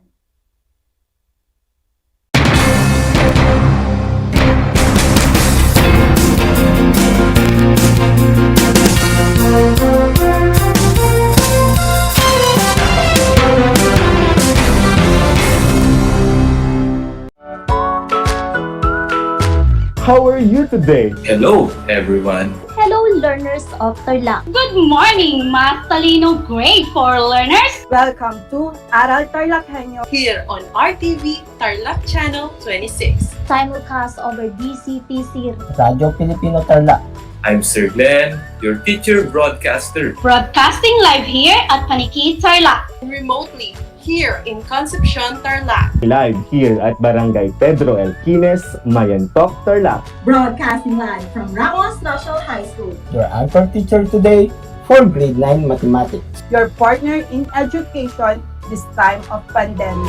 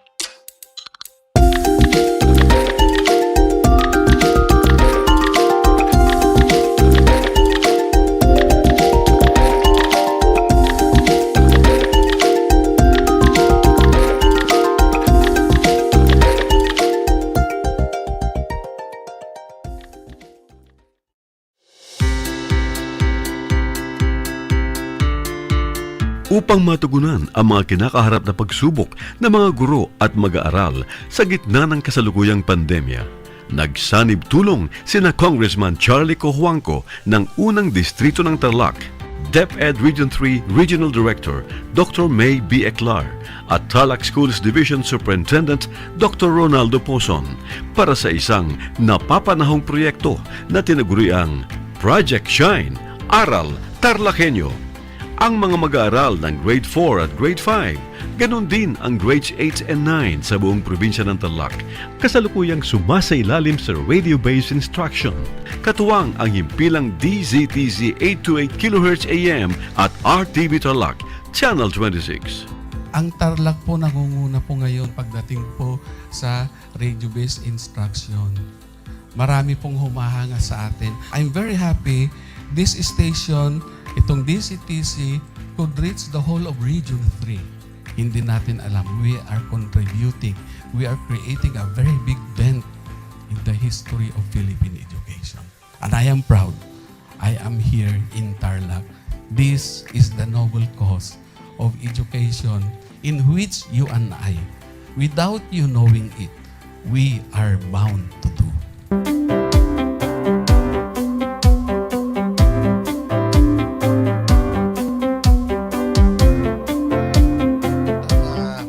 Project natin na Project Shine is a natural consequence dahil sa nangyari sa buong mundo. Let's continue to work together. I think it's very Filipino to practice bayanihan in anything or most of the things that we do. And this is a manifestation of that. No?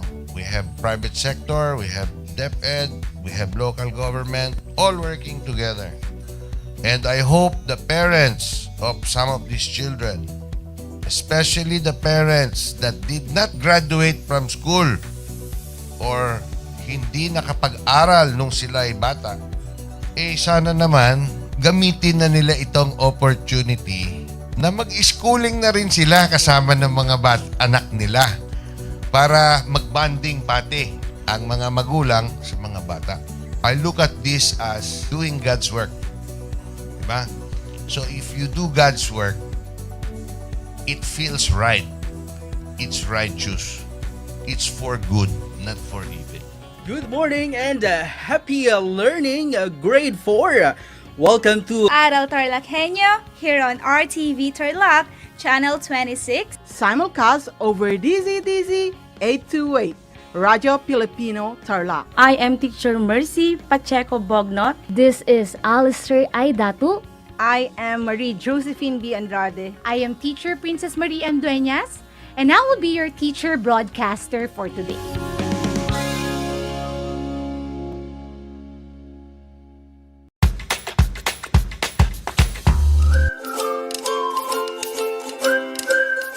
Alam niyo ba na ang jeep ay ang pinakasikat na uri ng transportasyon sa Pilipinas? May nagsasabi na ang pangalang jeep ay hango sa salitang jeepy na ang ibig sabihin ay general purpose or government purpose na naglalarawan ng military jeep na ginamit noong World War II. Pagkatapos ng digmaan, iniwan na ng mga sundalong Amerikano ang libu-libong jeep sa kalsada ng Maynila. Ang matibay at makulay na jeepney nga raw ay truly mestizo dahil sa half local at half foreign na katangian nito. Alam nyo na, yan ang jeepney.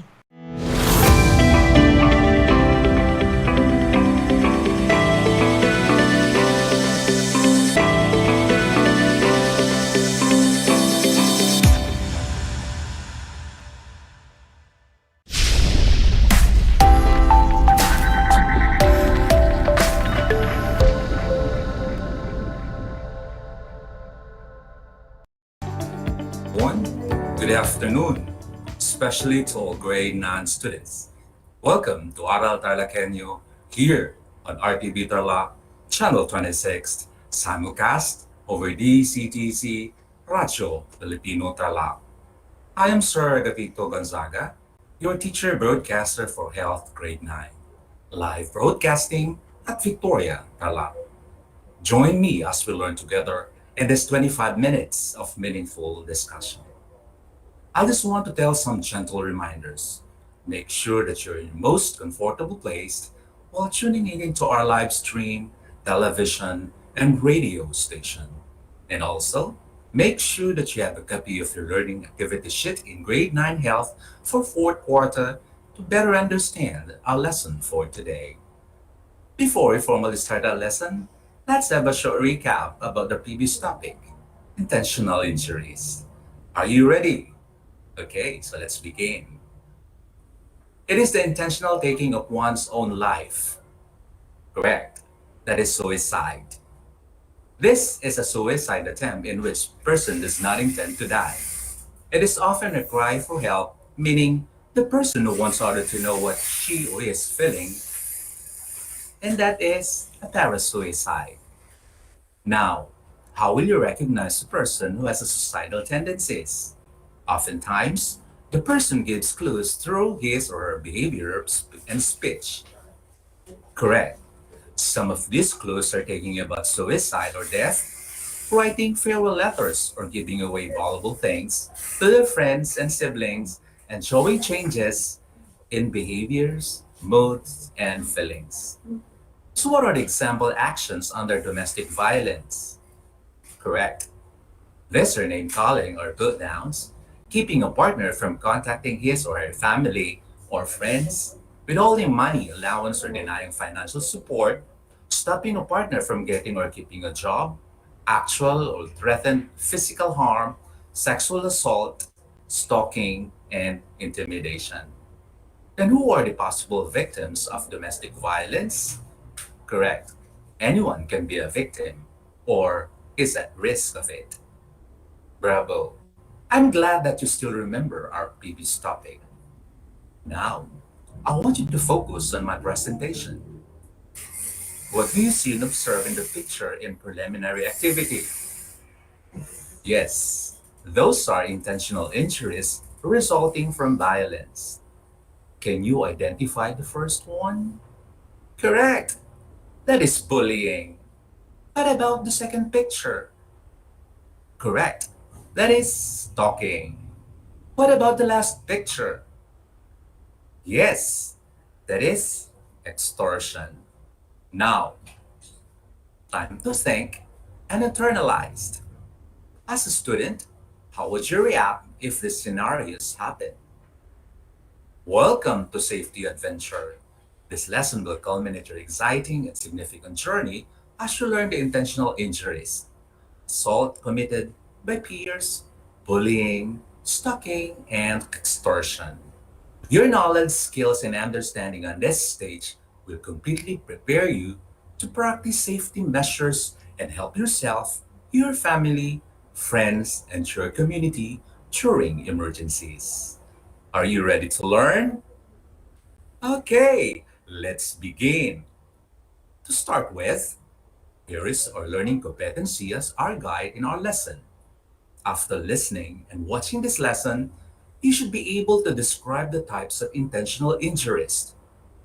Bullying is unwanted, aggressive behavior. The behavior is repeated or can be repeated over time. Both kids who are bullied and who are bully others may have serious lasting problems. In order to be considered bullying, the behavior must be aggressive and include an imbalance of power. Kids who bully use their power, such as physical strength, access to embarrassing information, or popularity to control or harm others. Repetition. Bullying behavior happens more than once or has the potential to happen more than once.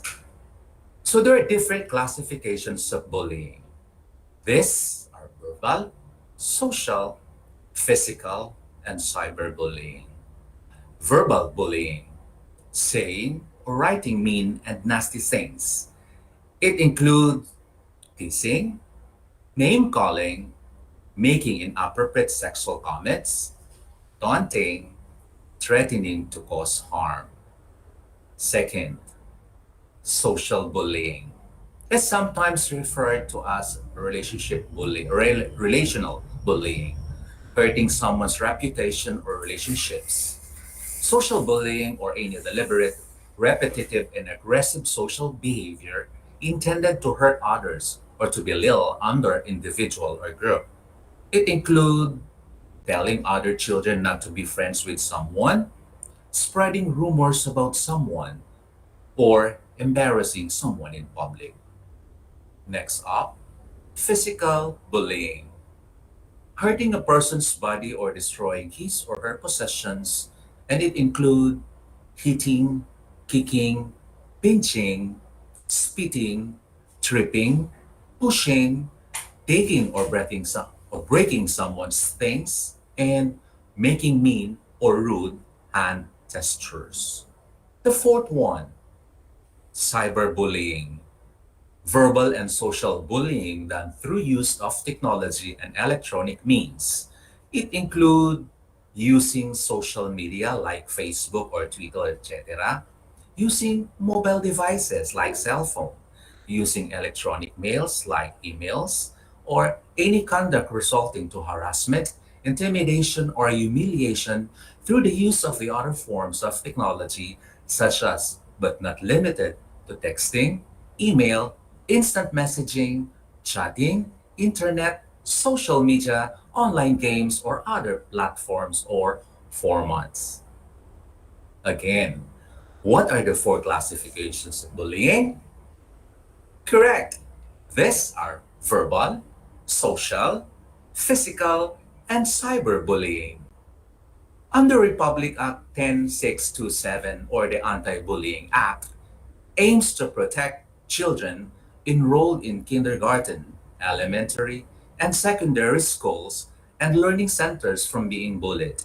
It requires schools to adopt policies to address the existence of bullying in their respective institutions. The School Child Protection Committee shall serve as the body that will handle all bullying cases in the school. What are the duties of the committee or the committee? Under the Act, they shall perform the following. First, conduct awareness raising programs with social stakeholders in preventing and addressing bullying. Two, ensure that the anti-bullying policy adopted by the school is implemented. Third, monitor all cases or incidents related to all reported cases of bullying. And number four, make the necessary referrals to appropriate agencies, officers, or persons as may be required by the circumstances. How does the school treat the information in bullying cases? Any information relating to the identity and personal circumstances of the bully, victim, or person who reported or witnessed the incident shall be treated with utmost confidentiality by the committee and the school, provided that the names may be available to the school head or administrator, teacher, or guidance counselor designated by the school head, and parents or guardians of students who are or have been victims of bullying or retaliation. Now, how to prevent bullying? Parents, school staff, and other caring adults have a role to play in preventing bullying. They can, first, help students understand bullying, talk about what bullying is and how to stand up safely.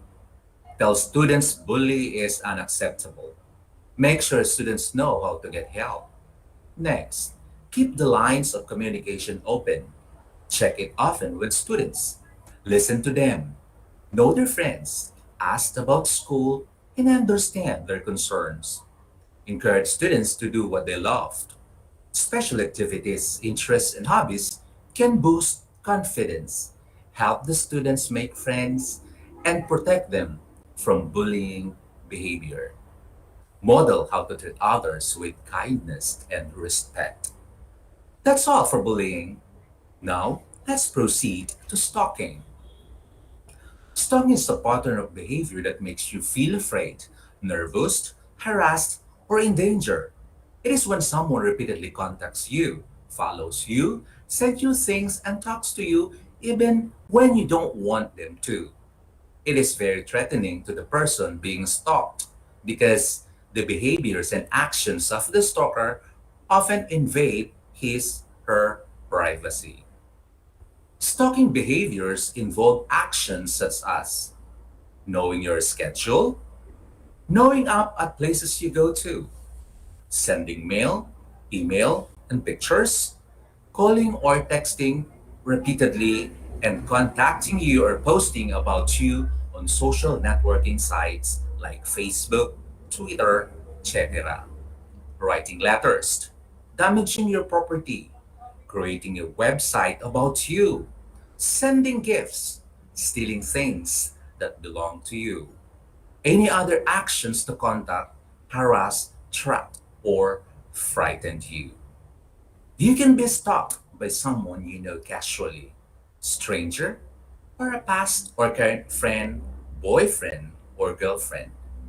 Getting notes and gifts at your home, in your locker, or other places might seem sweet and harmless to other people. But if you don't want the gifts, phone calls, messages, letters, or emails, it can be scary and frustrating. Sometimes people stalk their boyfriends or girlfriends while they're dating. They check up on them, text or call them all the time, and expect instant responses, following them, and keep track of them even when they haven't made plans to be together. These stalking behaviors can be part of an abusive relationship. If this is happening to you, someone you know, there are people we can talk to about it. It is difficult to prevent stalking, particularly if the offender is determined. The following are the precautions or prevention techniques that can be adopted. First, give a firm no and keep records. First of all, if you perceive an imminent threat to your safety at any point, immediately contact law enforcement. If the situation hasn't escalated to that point, you should start by giving the person a firm no, telling them to stop, but only do this once.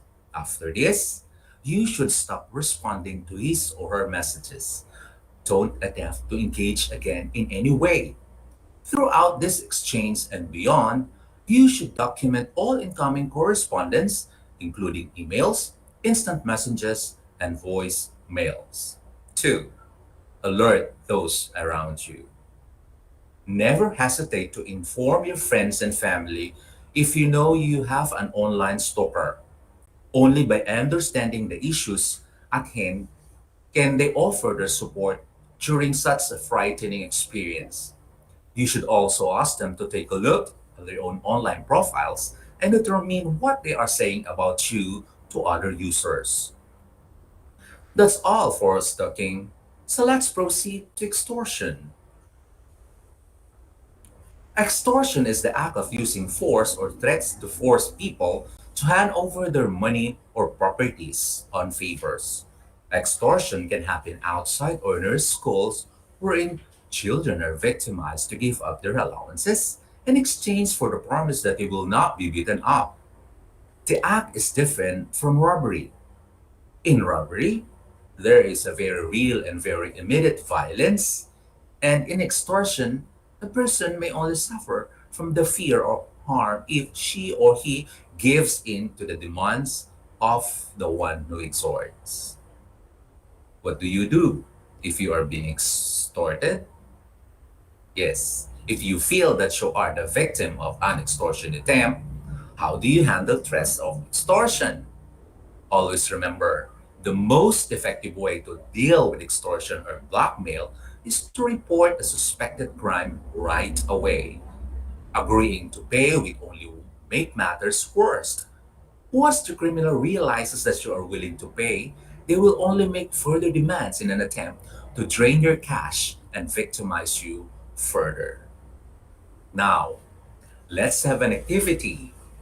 Are you ready? You can write your answers in the chalk box or in the learning activity sheet and send it to your MAPE teacher. I hope everything is ready. So let's start. You will identify the different scenarios under stalking, bullying, and extortion. You will choose the letters of the correct answer. For letter A, bullying. For letter B, stalking. And for letter C, extortion. Number 1, knowing your schedule. Number 2, showing up at places you go to. Number 3, calling or texting repeatedly. 4, name calling. And number 5, create a website about you. Again, for letter A, bullying. For letter B, stalking. And for letter C, extortion.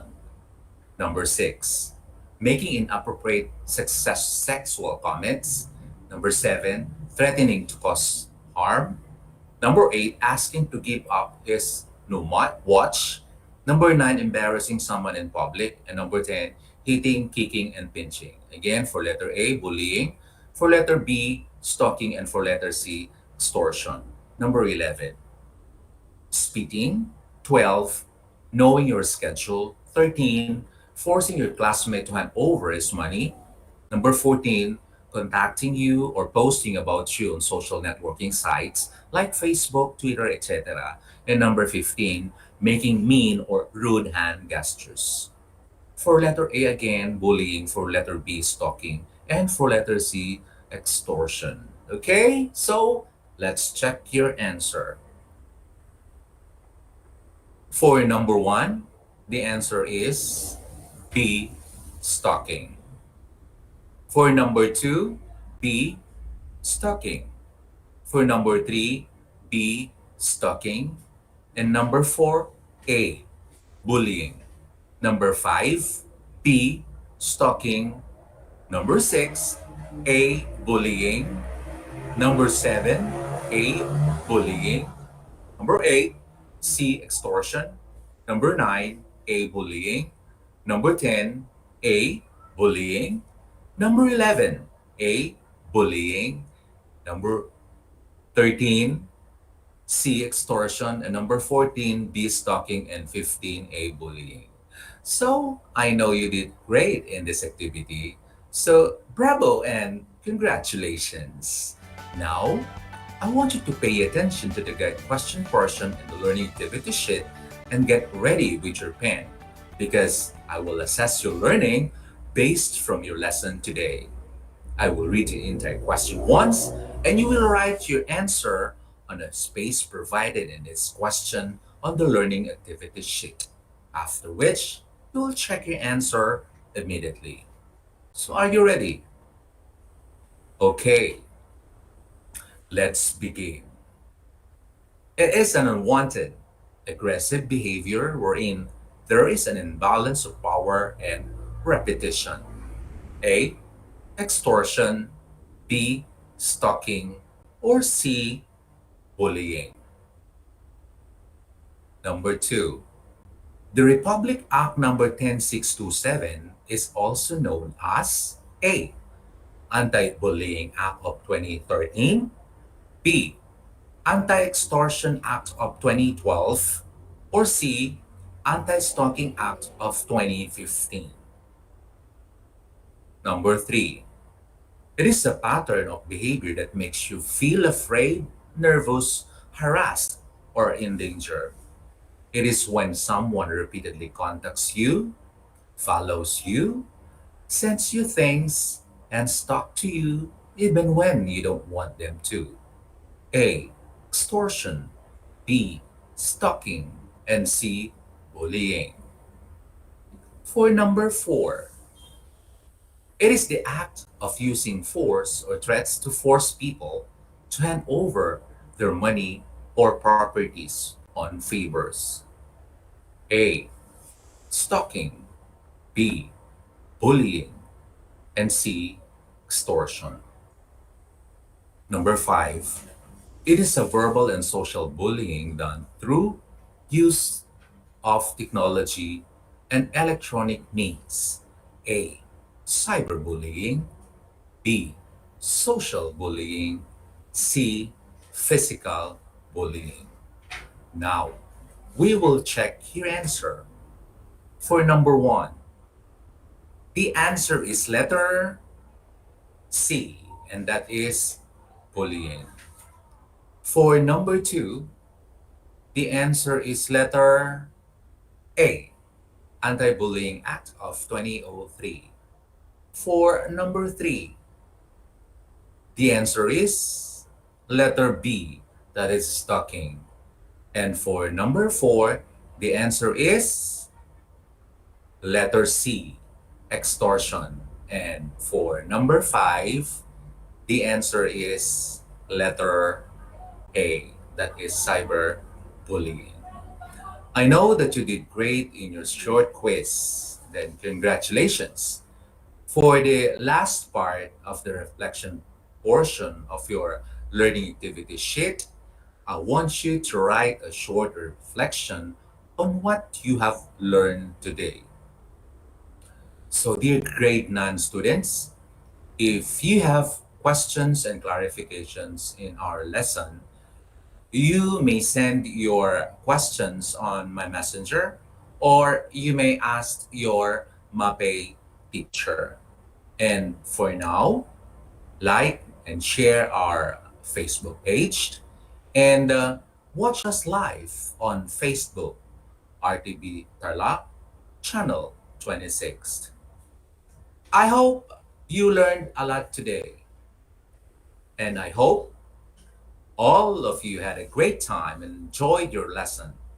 So before I'm going to close this and say goodbye, I would like to take this opportunity to thank those person behind me. Okay, so thank you to, of course, to our EPS VR in MAPE, Madam Dalen I. Roy, okay, to Sir Gino, of course, for always there supporting us in presenting, okay, and to Sir Kiko of DCTC, of course, and to the teachers of Balayang High School, of course, okay, to my anak James for supporting me always, and of course to the faculty of the Victoria National High School, Maine, na love nila ako, to Sir Ramil, okay, the Maffei family, okay, to Madam Juliana, of course, to Madam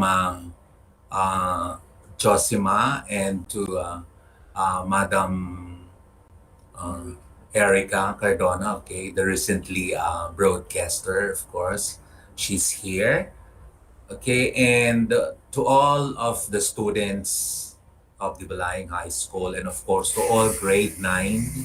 So thank you so much, and that's all for today. Once again, I'm your teacher broadcaster, Sir Agapito Salvacion Gonzaga, saying until next time, happy listening and have a great day. See you next year.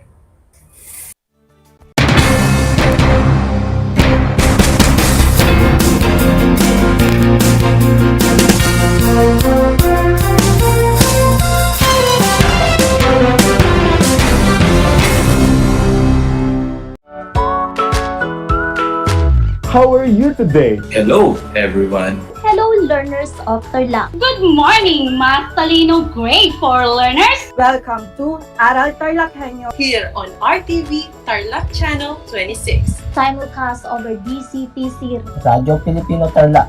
I'm Sir Glenn, your teacher broadcaster. Broadcasting live here at Paniki Tarlac. Remotely here in Concepcion, Tarlac. Live here at Barangay Pedro Elquines, Mayantok, Tarlac. Broadcasting live from Ramos National High School. Your anchor teacher today for grade 9 mathematics. Your partner in education this time of pandemic. Gutom ka ba sa impormasyon? May namiss ka bang subject at leksyon? Gusto mo bang alalahanin ang nakaraan o dagdagan ang iyong kaalaman? Lahat yan alamin natin because the professor is in. Professor on air and online. Kasama si Professor Willie Perez. Isang oras na kaalaman, isang oras na makabuluhan. Professor on air. Mamangha at tumawa sa mga tips at trivia. Sa gabay at tanong, sagot ka rin niya. Professor on air and online. Kasama si Professor Willie Perez. Tuwing Sabado, alas 10 hanggang alas 11 ng umaga. Mapapakinggan sa Radyo Pilipino at mapapanood sa RTV Tarlac Channel 26. Professor on Air. This is my story. Ano ang kwento ng buhay mo? Malungkot? Masaya? May kababalaghan? O puno ng aksyon? Ang bawat kwento ng kapwa nating Pilipino ay mahalaga. This is my story. Sama-sama nating ibahagi ito upang magbigay aral at inspirasyon sa ating lahat. This is my story. This is my story. Hosted by Mitch Desunia. Tuwing Sabado, alas 3 hanggang alas 4 ng hapon. Mapapakinggan dito sa Radyo Pilipino at mapapanood sa RTV Tarlac Channel 26. This is my story. Ang aking pagbati at paghanga sa inyong patuloy na pag-aaral. Welcome sa ating Aral TarlakHenyo Sa RTV Tarlac, Channel 26. at sa DZTC. Radyo Pilipino Tarlac. Narito na ang paaralang walang sawang naglilingkod Mula dito sa Villa Aldipay, Mula dito sa bayan ng San Manuel. Mula sa bayan ng San Clemente. mula sa Santa Ignacio, Mula sa bayan ng Victoria. Mula sa lungsod ng Tarlac. Teacher Jury Andres Madriaga, ang inyong teacher broadcaster para sa ika-4 na baitang ng PE.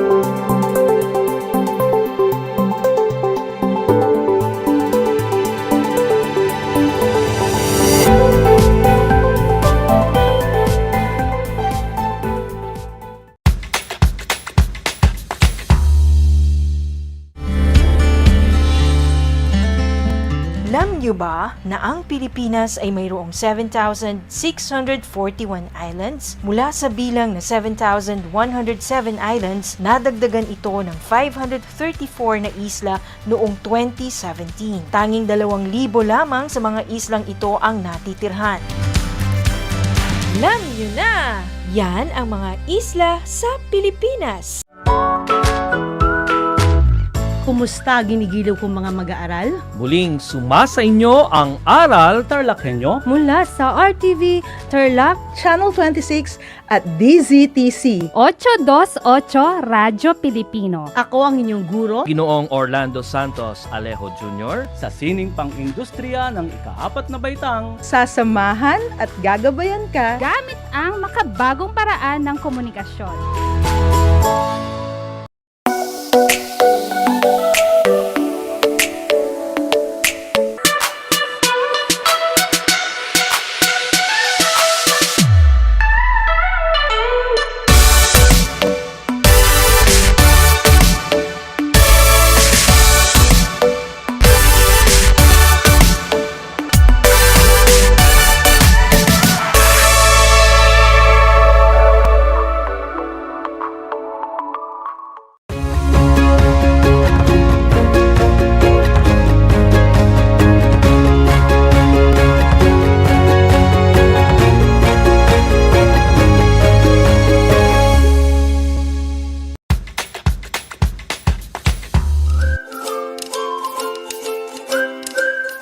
Alam niyo ba na ang jeep ay ang pinakasikat na uri ng transportasyon sa Pilipinas? May nagsasabi na ang pangalang jeep ay hango sa salitang jeepy na ang ibig sabihin ay general purpose or government purpose na naglalarawan ng military jeep na ginamit noong World War II. Pagkatapos ng digmaan, iniwan na ng mga sundalong Amerikano ang libu-libong jeep sa kalsada ng Maynila. Ang matibay at makulay na jeepney nga raw ay truly mestizo dahil sa half local at half foreign na katangian nito. Alam nyo na, yan ang jeepney. Gutom ka ba sa impormasyon? May namiss ka bang subject at leksyon? Gusto mo bang alalahanin ang nakaraan o dagdagan ang iyong kaalaman?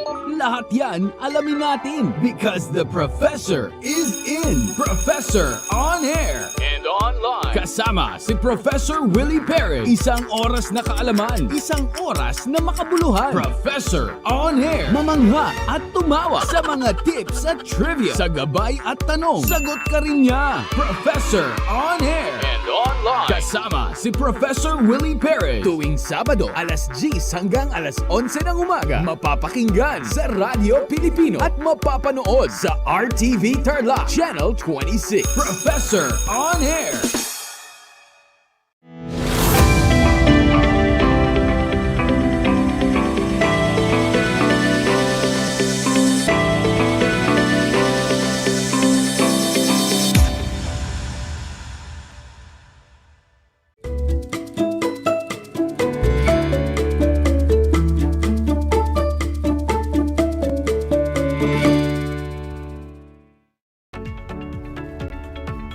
Welcome to Aral TarlakHenyo on RTV Tarlac, Channel 26, simulcast over DCTZ Radio Filipino via remote live broadcasting.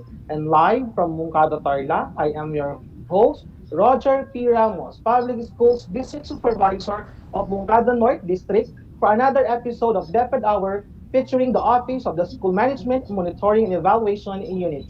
Good afternoon to our televiewers and listeners, kababayan kong TarlakHenyo. Special mention to our fellow teachers, school head, SDO officials, headed by our most esteemed schools division superintendent, Dr. Ronaldo A. Poson, and of course to our parents and to our students. And also would like to greet our beautiful and brilliant guests in the person of Dr. Jean Therese Feliciano, the Senior Education Programs Specialist in charge of School Management, Monitoring and Evaluation Unit. Ma'am Jean, good afternoon po.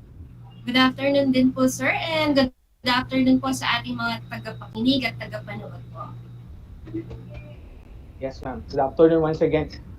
For the information of our dear televiewers and listeners, it was in May 31, OSBS Hour episode, when we had Dr. Jean as our guest, together with Dr. Carlos Hipolito, the former SEPS, in charge of School Management Monitoring and Evaluation Unit.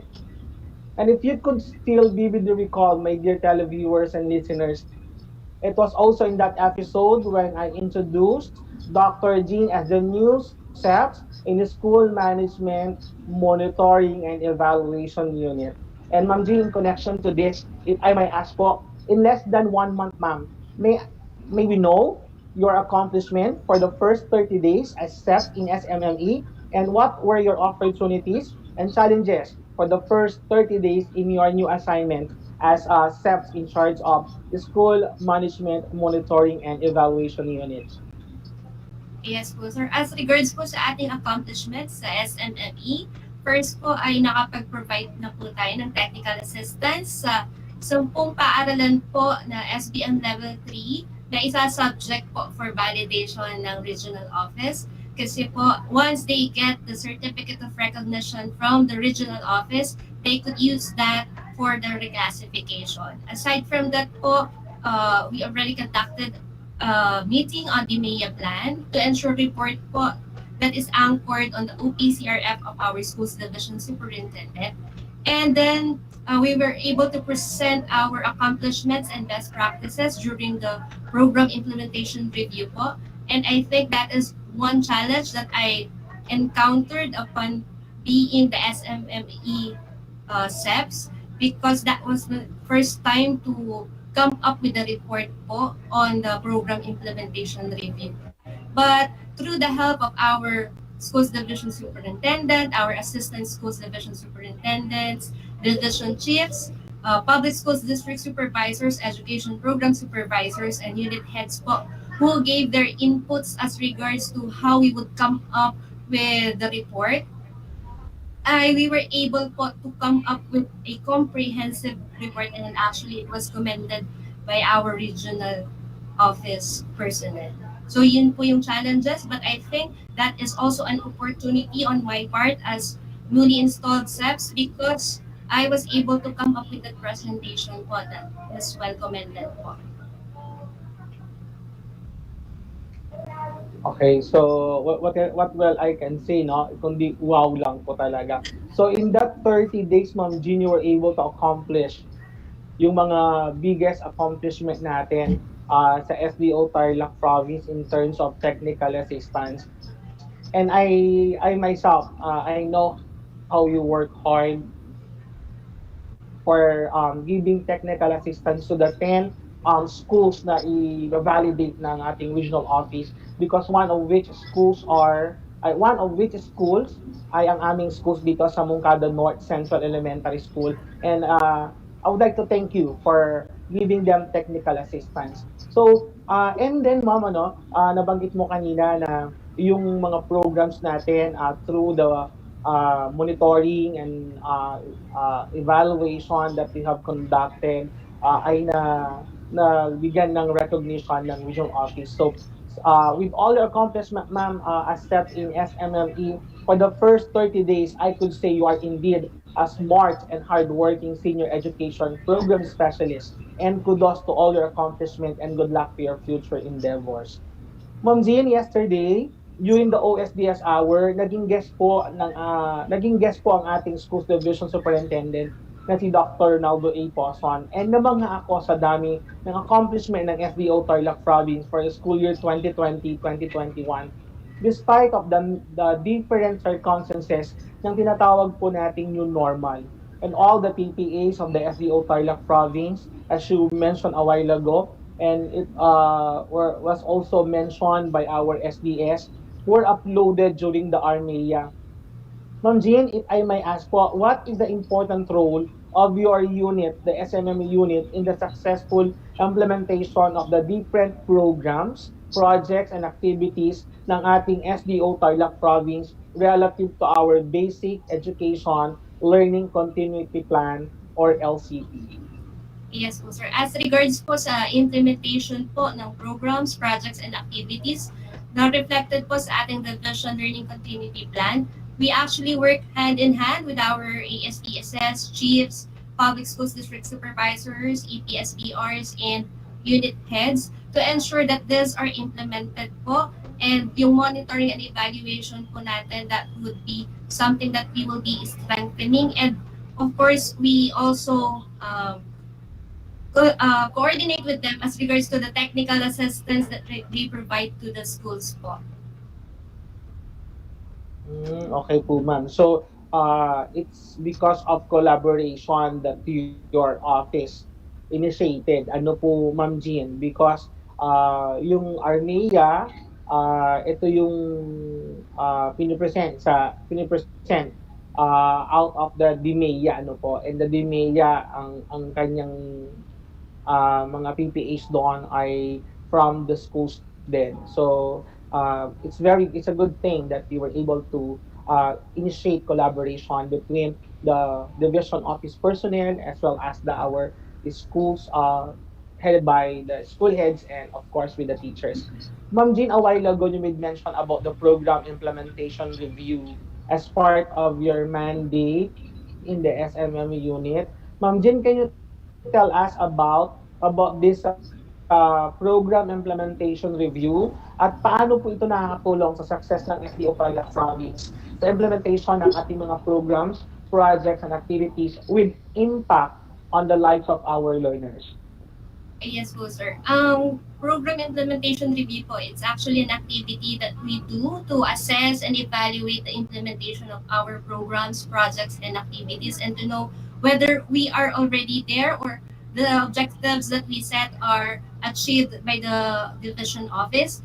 And through the PIR, we are also able to share our best practices to other SEOs or schools division offices because that activity po is participated in by the different assistant schools division superintendents, the chiefs, as well as the DFTAT members of the different SDOs in Region 3 po. So from there po, we get to see their best practices as well that we could benchmark and adopt in our schools division office, as well as we are also able to share with them what we have in our schools division office so that they could adopt some of our PPAs and improve their practices as well po. So yun po ang importance ng PIR, and through that PIR, we are able to see what we're lacking at and we could adjust our activities po so that our objective set would be met po. Okay, ma'am. So napakahalaga pala ng ginagampanang papel nitong tinatawag natin na program implementation review. Ma'am, I want to know, in your point of view, what is the importance of this activity in our schools, in ensuring the success of all their PPEs relative to their school basic education learning continuity plan to division basic education learning continuity plan, ma'am? Yes po, sir. Since we are also focused the technical assistance that we provide po sa ating schools, the TA plan would help our schools to come up with their own school's own LCP based on the Division Education Development Plan and the Division Learning Continuity Plan po. So from the technical assistance provided by the DO po, nakakapag-come up po sila ng sarili nila to ensure quality education for our learners po amidst the COVID-19 pandemic. So yun po. Okay po. So thank you so much, Ma'am Jean. Ma'am, in the circumstances of the new normal, paano po ginagawa itong program implementation review ng inyong unit?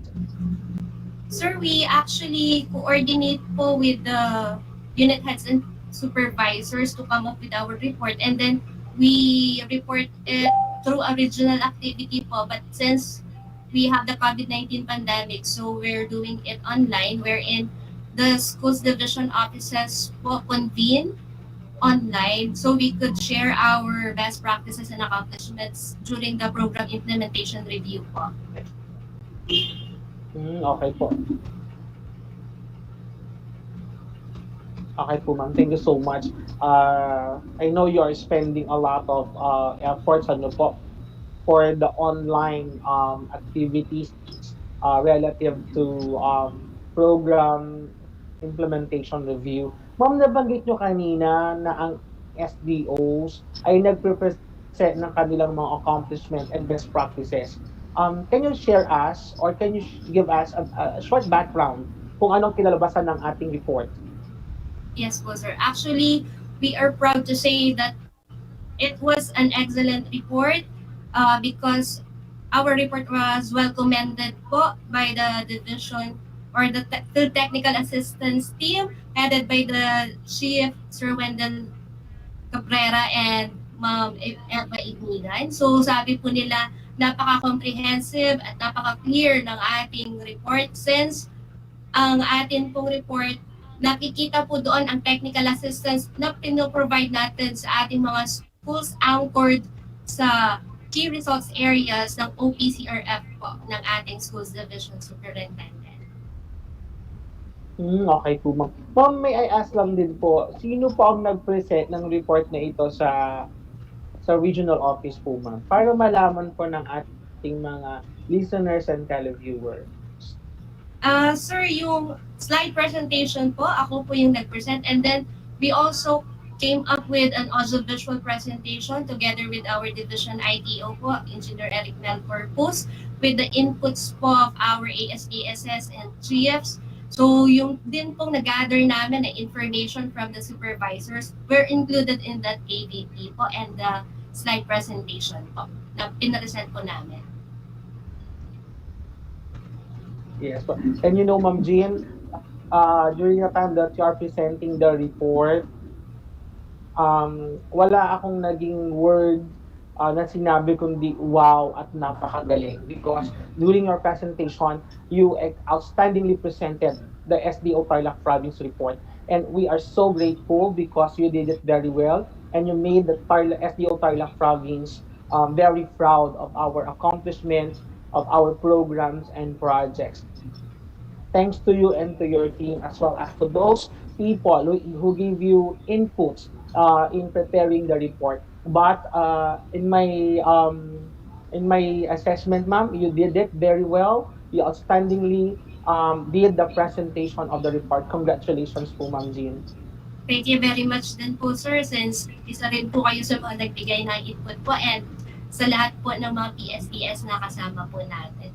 And definitely po, hindi po magiging ganun ang presentation without your help, without the help of other unit heads, and of course, our chiefs and assistant schools division superintendents who gave really their inputs and recommendations to improve the presentation and as well as yung audio-visual presentation po natin.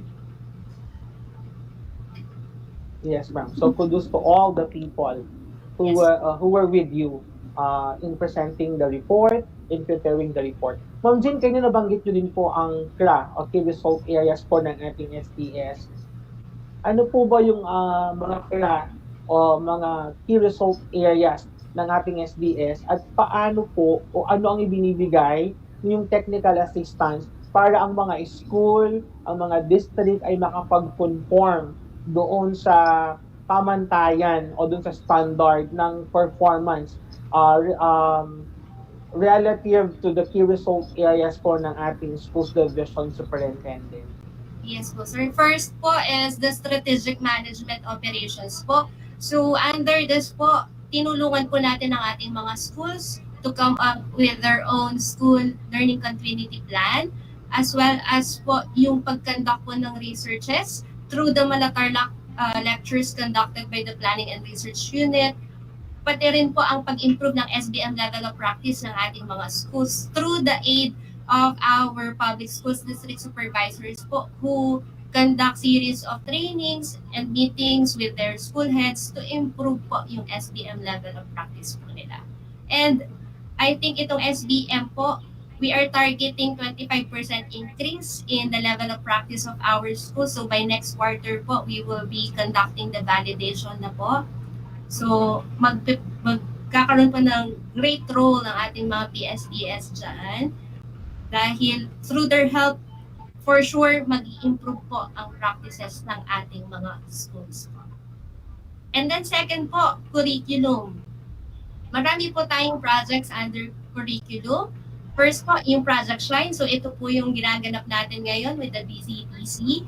And meron po tayo nito dahil sa generosity po ng ating Congressman Charlie Cojuangco, wherein we have yung school home integration of radio, television-based instruction in the new normal education, which is through this Project Shine nga po, na hindi lamang po sa radyo, hindi lamang po sa television, pwede rin po tayong mapanood sa Facebook as well as the YouTube po. So, ang learners po natin talagang magbe-benefit po dyan. So, aside from Project Shine po, we also have Project Rise or yung radio-based instruction to support education wherein ang schools po natin ay nakapag-put up ng kanilang school-owned radio stations at present po, we have 299 schools who have their own radio station. So aside from Project Shine and Project Rise, we also have Project Reach. Ang Reach po is radio-based education assisting children at home, outsourcing utilities for teaching. So more on the last mile schools po ito. So masasabi po natin na even if last mile schools sila, they are not last in the hearts of people from the division office because we were able to come up with this project pitch through Sir Omar Di Marupot po, wherein at this time po we have 17 schools who are recipient of this project pitch. And then we also have the Project Simple app or yung Supporting Young Minds program for learning the essentials.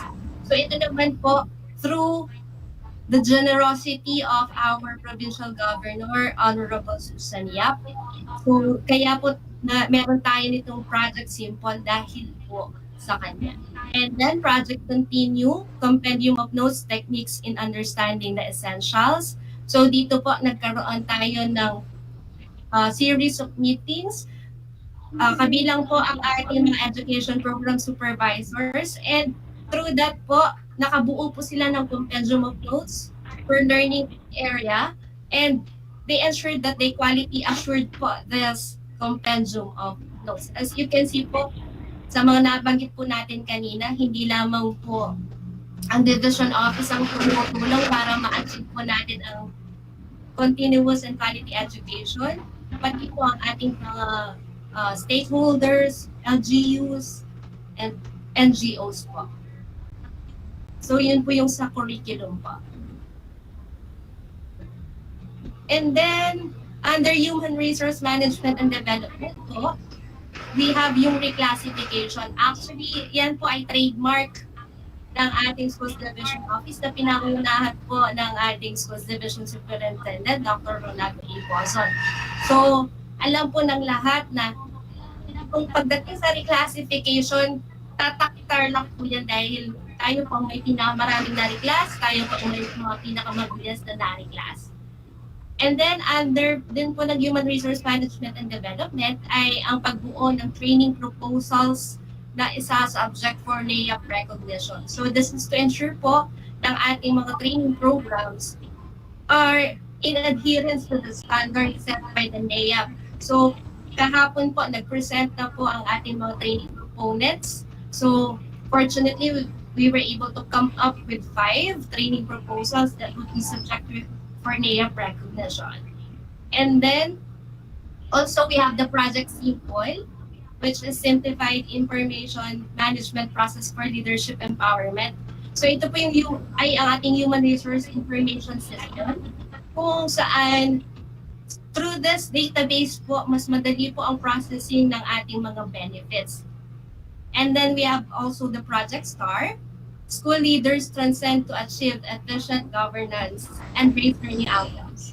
So ito po ay rewards and recognition program na pinoprovide po natin para sa ating mga school heads para ma-ensure po na ang kanilang mga performance ay nare-reward at nare-recognize so that they would be motivated to perform better or to be the best version of themselves po. And then also, another key result area is under resource management. So last time po, nagkaroon po ng virtual review of financial system and validation of financial statements and liquidation reports to ensure po na in-adherence din po sa standards ang pag-prepare ng liquidation reports ng ating mga school heads, and ang nag-initiate po niya na ang ating accounting unit. Also, we were able to conduct training on harmonized gender and development guidelines and attribution para po ma-help natin ang schools to come up with PPAs that are God responsive. And last scrap po or key result area is linkages and partnership. So dito po, we were able to establish and forge partnerships with LGUs and NGOs and other philanthropies po. Actually, meron po tayong LGU from Corona wherein nag-donate po sila sa atin ng 15 hectares of land para po sa ating mga schools. So from those po, makikita natin na support po ng ating LGUs ay napakalaki in terms of education po.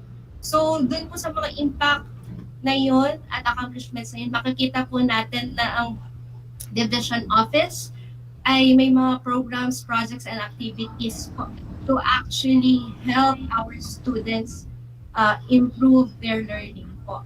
So, yun po sa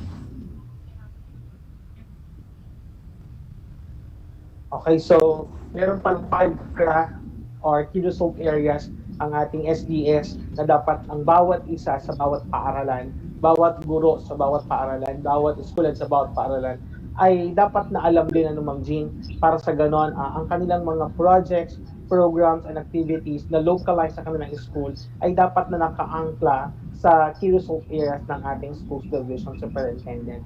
Ma'am Jean, while listening to your discussion a while ago with the key result areas po ng ating schools division superintendent, I received two text messages. The first one is, pwede po daw tayong mag-set ng isa pang episode for you to discuss thoroughly the key result areas ng ating schools division superintendent para lalong mas magabayan ang ating mga guro at mga punong guro o school heads sa susunod na school year 2021-2022. And pangalawa po is, pwede ba daw pong makapag-request ang ating mga school head ng online simulation on validation of MOBs para sa kanilang school-based management level of practice. Because you know what, ma'am, everyone, every school head and teacher, they are dreaming na ang kanilang maging level of practice ay maging advanced o level 3. Opo, sir. Definitely po, it would be an honor and privilege on my part to share kung ano man po yung nalalaman ko as regards to what we can do, what our schools, teachers, and school heads can do to achieve po yung mga key results areas natin. So, definitely po magkakaroon po tayo ng engagement pa po. As regards naman po sa validation ng MOVs, magkakaroon din po tayo ng ganyan by next quarter po. So we will already be validating school level of practice of the different schools po. But before that po, we will be giving an orientation on how we will be doing it so that our school heads and teachers will be guided on how to prepare their MOVs or how they would be presenting it. Will it be online? Will it be through limited face-to-face? But siguro po we will be gearing towards more on the online side po. But still, that is still under